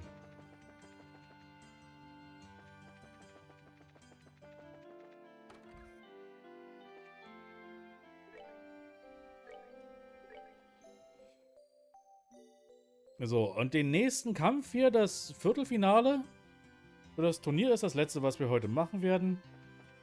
Da wird es wahrscheinlich auch noch ein bisschen an Cutscene und sowas kommen. Nee, das war Granzel Castle. Wir müssen in den Ostblock. Und dann würde ich mal vermuten, ist es beim nächsten Mal tatsächlich die letzte Folge für Trails in the Sky. Denke ich doch mal zumindest. Er spricht auch Dio Brando in Stone Ocean. Okay. Currently at the arena we're holding the Royal Martial Arts competition. If you would like to participate, you'll need to register first. Registration is being handled at the ticket counter on the right side. Good morning. Oh, Zin, good morning. Do you feel ready for the next match at noon? I do, and I'd like to finish my registration, if I may. Can you help me with that? Absolutely, I can. When I first heard the news, I thought to myself, how is he going to fight all by himself? Hey, wait a minute, aren't you the ones from yesterday? How is it going? We'd like to register for the tournament as auxiliary members of Zin's team. And Frankie aus One Piece, okay. Would you now? Then we'll need you to fill out these forms, please. Okay, yeah. So we two are members of the Bracer Guild, but according to your profile, sir, wandering lyric troubadour extraordinaire, ambassador of peace and hearts most fair, and there's a note under this, trill the extra E and don't spare the spittle. Ah, my fair, you need not bother with that postscript. Your diction sings. If you wish to know more, however, I'd be happy to teach you the proper reading, perhaps over tea. Yeah, that's enough of that, thanks. You can just burn that application with fire. Not literally, of course. Thank you for your help. You're very welcome. I finalized your team register for the tournament. I list Zin as team captain with 3 auxiliary members Please remember there can be only one chance, no changes or substitutions. Understood? Feels like it's all about to break loose, doesn't it? Oh yeah, do we know who our opponent is going to be? We have already determined the pairings, but to discourage wagering, we do not announce them until just before the match is to begin. You can guess your opponents just prior to the match, though, by taking note of who else is sharing your ready room. Oh, so opposing teams are kept in opposing rooms, I take it. That's correct. Here, this is for you and your teammates. Registry card, please show that there, okay? Blah, blah, blah.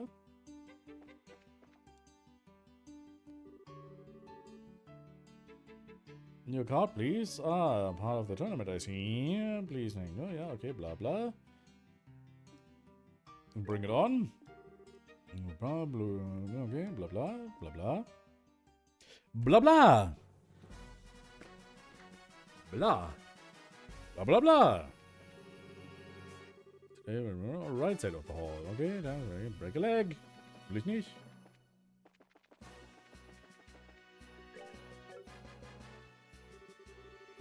The blue team is alright, so this must be the waiting room. Yeah, have 3.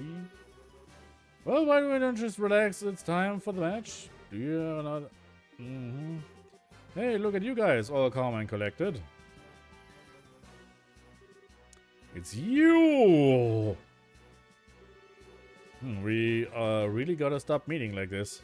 Haha! Too bad for you, huh? What are you guys again? We are the Ravens. We had all the Rowan pissing their collective pants in fear of us. Don't tell us you forgot. Guys, I was kidding. I knew you guys were in Gransel yesterday to watch your buddies fight in the preliminaries. That's aber auch ein Wort. And you're back again today to pick a fight with us? Didn't you learn your lesson last time? Hey, ha, yee. Oh, that's just creepy. Are you planning to participate in the no-holds-barred matches? Huh? Hey, what's with the shocked look? We won the prelims and made it here, fair and square. I don't remember you guys showing your faces before. We made it halfway through either. Well, how do you like that? Not bad for amateurs. Must have been some special training, huh? Gah, what the hell? I had you figured for just another bunch of punks, but you've got some real spirits to you. Nice going. Well, it was nothing, really. Don't be taken by that act. Anyway, you beat us before. We ain't gonna miss our chance to get back at you. Haha, anytime you're ready. Though I guess not today, if you guys are in the blue team room with us. Well, we were supposed to be on the other side, but you couldn't wait to confront your opponents, could you? Well, best of luck, may the better team win. Huh? Hey, let's get out of here. Yeah, the mood's all off now. Die wollten eigentlich ein bisschen Trash-talken, aber das hat einfach nicht funktioniert, weil Estelle in der Nähe ist.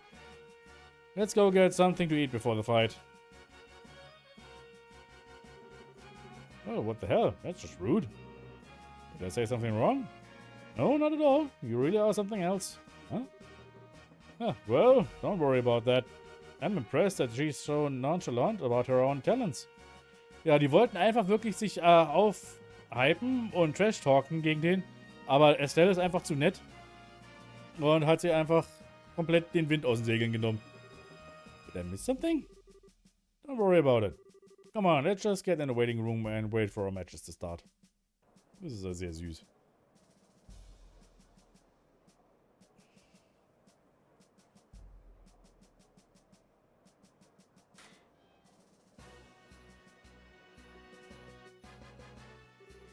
Almost time to start.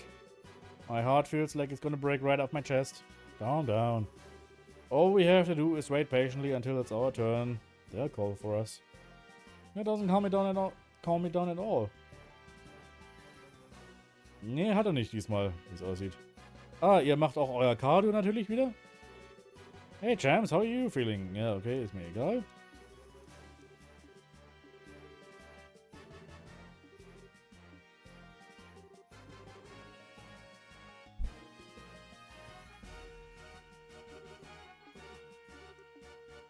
Ich glaube, gegen die muss ich dann später auch noch kämpfen.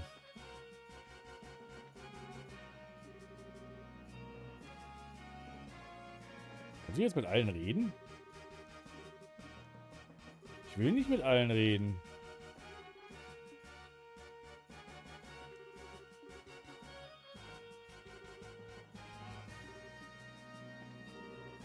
Bla bla bla. Was hast du eigentlich zu sagen? Von dir weiß ich noch gar nichts. Hey, Newbies. Hi, Annelies. Looks like you got onto Zin's team. Not too shabby. I'm looking forward to seeing what you've got. Okay. War Mika im Hintergrund? Achso, sie ist wieder auf den Fernseher geklettert quasi. Looks like you're in. Ja, wie sure. Muss ich jetzt ehrlich mit jedem reden hier?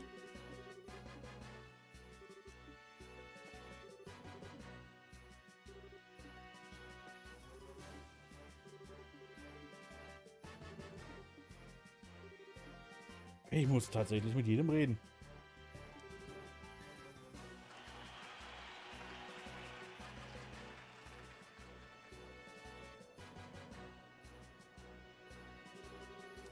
Without further ado, let's announce the fight card.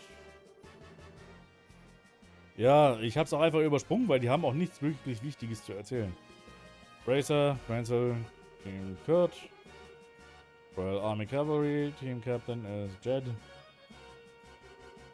Okay, we're up. In uniform, they won't be easy to beat.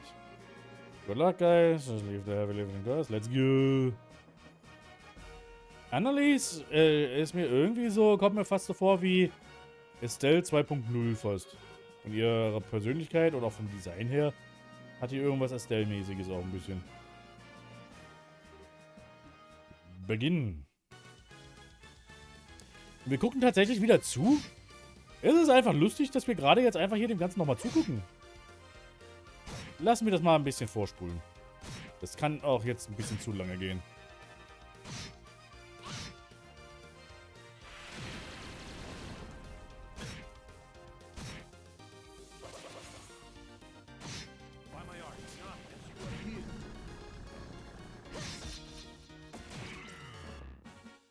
Ja, schön, sehr schön. Kurt-Team hat gewonnen. Gegen die werde ich wahrscheinlich als nächstes dann antreten müssen.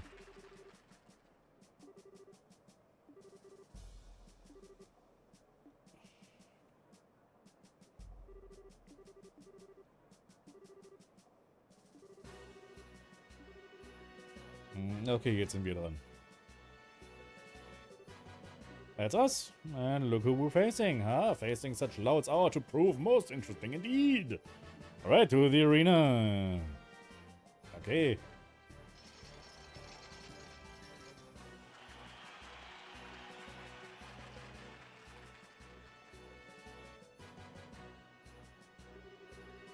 Never thought we'd get a chance to at revenge so soon, so I guess the goddess smiles on everyone at least. Once. Ja, ich glaube nicht, dass es eine gute Idee ist, was ihr gerade hier macht. You may have found our weaknesses before, but we've been through some insane training since then. Time to let you see the results. Oh, you've got the spirit at least. I hope you're not expecting us to take it easy on you. Is it just me or is Estelle a little livelier than usual? I'd almost call her attitude manly. If she hears you saying that, I'm not helping you. Alright, it's about time. All spot match. Begin. Ready. Beginn. Auch ihr steht aber auch sehr schön in einer Reihe gerade. Jetzt nicht mehr.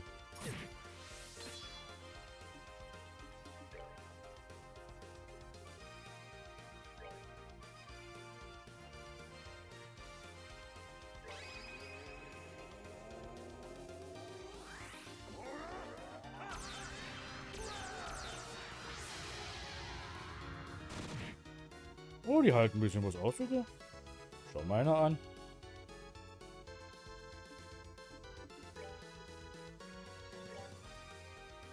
Hadouken. Genauso.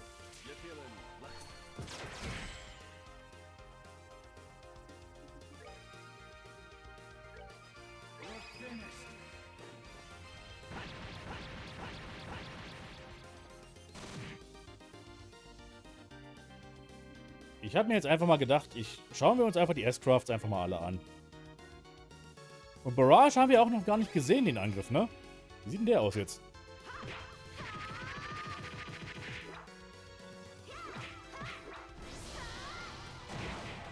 Blam.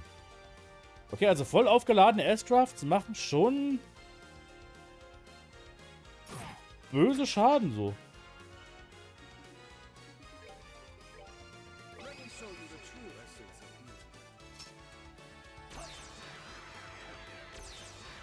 Piu. Tot.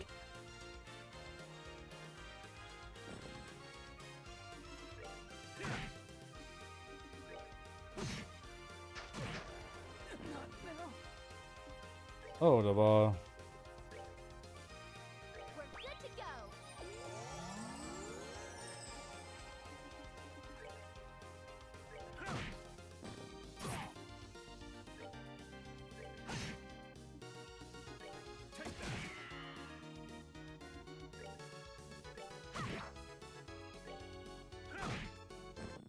Okay.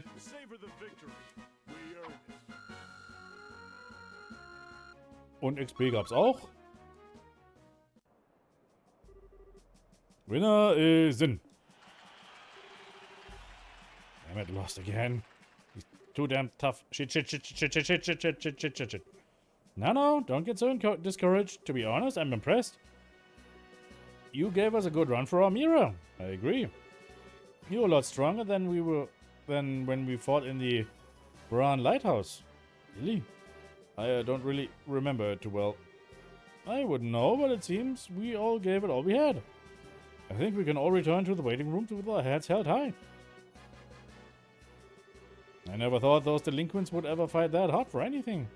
Just goes to show that change is the only constant in life. I watched the fight closely. It wasn't bad. Not bad at all. Thank you. I like to think that their change of heart is born of a desire to follow my shining moral example. Olivier. Hier, Annelies, irgendwie hat die was Estelle-mäßiges. Oh, you really think so? Would you quit with your bullshit? You don't even know their situation. You don't even really who we are talking about. The moment one falls in love is as quick as infinity itself. You're not normal, are you? Here's the lineup for the third match. Blue team, blah blah blah, yeah. That's so cute, blah blah blah blah. Ich glaube nicht, dass wir diesen Kampf jetzt uns ansehen müssen, oder? Outside Red Team, aka die Sky Bandits. Die Sky Bandits sind auch da? Die wurden freigelassen? Huh? The Carpus? That name rings a few bells. Okay, wir müssen uns die doch anschauen. Okay, wir werden ein kleines bisschen überziehen müssen anscheinend. Ladies and gentlemen, we have a unique match for up next. Somewhat notorious, always in the news. They are the Carpua family, the Sky Bandits who terrorized the Boza region. Today they represent themselves to you in a physical display of contrition, eager to fight in a fair and honest manner. In doing so, they hope to atone for all the problems they've caused the kingdom's citizens. This wish to make amends is foremost in their hearts as they take the field. And thanks to the sponsorship of Duke Dunan, they are here to show that remorse. We hope you enjoy this shocking matchup and first ever public apology in tournament history. Wow. You know, I somehow get the feeling that this new team play rule was enacted so that those criminals could participate. The Duke is certainly a generous man. This is no laughing matter. I kind of expected something crazy, but this is just... Can I have your attention, please? Nö.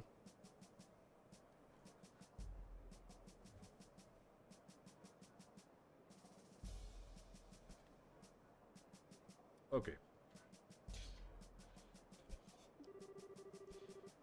We now begin the third match of the no-holds-barred tournament. Both teams go to your starting positions. Take your positions.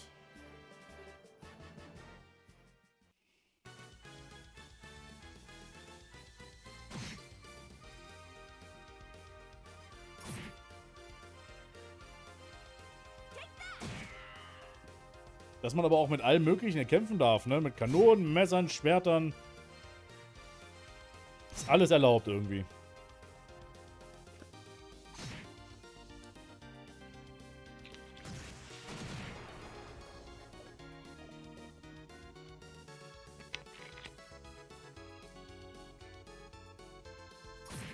macht ihr denn da eigentlich?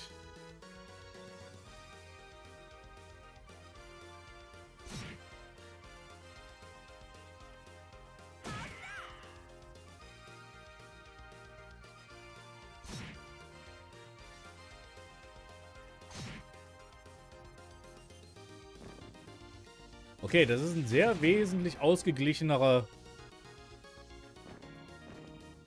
Kampf, wollte ich eigentlich sagen, aber dann doch nicht. Ob diese Kämpfe vollständig geskriptet sind? Also der gesamte Ablauf? Also ich habe das so das Gefühl. KO, winner is a Dawn's team. They won. Well, they are pretty strong, but if worst comes to worst and they actually win the championship, then what? Would they actually invite pirates into the castle for a dinner party? Oh, to be on the wall for that little soiree. We need to make sure that it doesn't come to that. Regardless, this means that we have a tough opponent to deal with. Damn it, I can't believe that those thugs got the better of us. Well, don't get so depressed. They're used to fighting as a group, that's all. It's not their strength so much as our weakness. Which means we need to do some more training when we get back to our unit. So then up for the fourth match, Blue Team, Garrison. Dass wir tatsächlich uns jeden einzelnen Kampf hier anschauen müssen? Ich will schon annehmen, dass es alles geskriptet ist, alleine schon für die Storyline. Wenn zum Beispiel irgendwie sein Team dauernd verpassen würde zu treffen und dadurch verliert, wäre der Eintritt von Estelle und Joshua zum Beispiel nicht möglich. Ja, das stimmt. Also ich meine, es ist ja auch so, der einzige der Capua-Familie, der gerade K.O. gegangen ist, war das unwichtige andere Mitglied, das keiner kennt sonst. Captain by Second Lieutenant Lawrence. Ey, den kennen wir doch. Hey, it's them. Lieutenant Lawrence, wasn't he the one? Ja, der Agate immer so Probleme gemacht hat. Now we begin the fourth match. Both teams go to your starting places. Und so weiter und so fort. Take your positions. Beginn. Da bin ich jetzt einmal neugierig. Wie?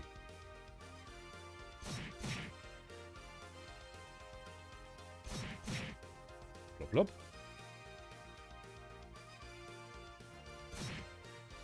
Okay, die halten, also das ist wirklich sehr einseitig. Und wie das Ganze sich gerade hier aufteilt, ist sehr offensichtlich. Wir benutzen Katar als Waffen, ja, das ist mir auch aufgefallen. Ei! Ja, nee, die sind, ja, okay, komplett geskriptet. Komplett vollständig geskriptet. Was hat denn der für ein Schwert?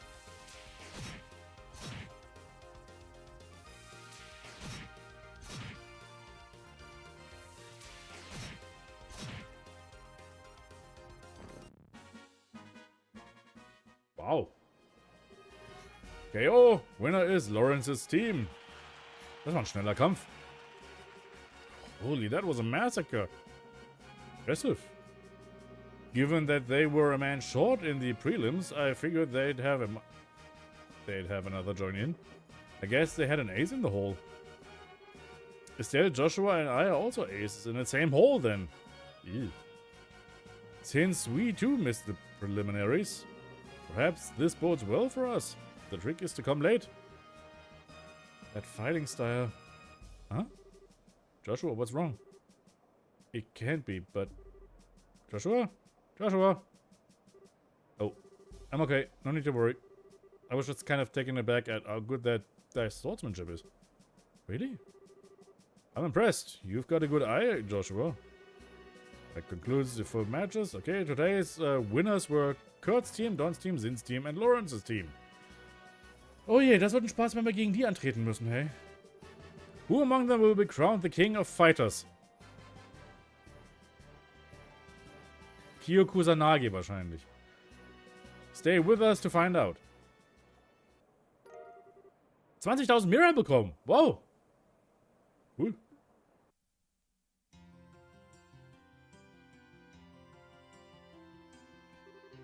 Alright then. 2 days down, 2 days to go. I don't know what'll happen tomorrow, but we're moving on to the next round. Of course. Seriously, though, we've got some really tough opponents left to face. Our fellow guild members plus the Sky Bandits. True, we can't afford to let our guard down. Oh, come now. What truly is there for us to be concerned over? We have built this dream together. We stand strong together. Nothing is going to stop us now. Ist das nicht ein Textzeile aus dem Song? My fist is going to stop you if you don't stop spouting nonsense and take this seriously. Well, positive thinking isn't a bad thing. We've got to keep each other's spirits up from today, so that we'll be ready for tomorrow. So, in interest of that, I'm going to the bar. What about you guys? For my part, I would most graciously join you. We should go report at the guild. They might have some new info on our assignment. Yeah, maybe. Sorry, Zen. We'll have to take a rain check. Alright, goodbye for now then. We'll meet up again tomorrow morning in the hotel lobby. Au revoir, my dear pussycats.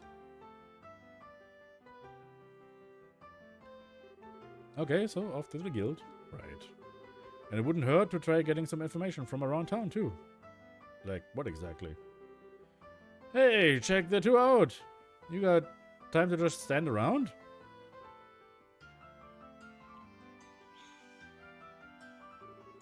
Oh, hi there, you guys must be tired from today. Don't start acting all cocky on us. This last time we didn't have a whole lot of time to train properly. Next time though, we'll win. Huh? You want to do this again? It's fine. If we have another chance, we will be happy to have a rematch. Hey, Estelle, don't you think you're being a little hasty? Hey, what's the big deal? If we keep up with our own training, we'll be fine. Aren't you the optimistic little twerp? Well, there, take this. What? Ransel Sewer Key A? What's this? Looks like an extremely old key. It'll open up that barred off passage in the west block. It leads to a huge underground sewer system. We got that key by pure chance, so we go down there every day to explore. There's a ton of really tough monsters in there, so you'd better make sure you're absolutely ready. Well, Hey, don't get us wrong. Losing to you just pissed us off is all. Listen, you'd better win that tournament. We won't accept anything less. We've said what we came to say, so we'll see you later. Die mögen uns doch eigentlich, oder? Okay, what was that about? I think they're trying to show us that they're rooting for us. Ja, ich glaube auch, die mögen uns eigentlich. Maybe they're telling us to use the sewers to train ourselves before the big match. I guess that makes sense. Maybe they really have turned over a new leaf? Maybe they just like your manly nature. Die haben alle einen Crush auf Estelle, ja. After all, you are the most violent person they've ever met. Manly? Violent? What are you trying to say, Joshua? Well, whatever. I will say we should accept whatever good will be offered. It's late though. I think we should wait before we go underground. We can give it a try before tomorrow match. Okay. Let's stop in at the guild then and report into Elnan. Ja, jetzt nicht mehr. Würde ich doch mal sagen, oder? Das machen wir beim nächsten Mal. Und dann, so wie das jetzt klang, bekommen wir tatsächlich noch ein paar Nebenquests.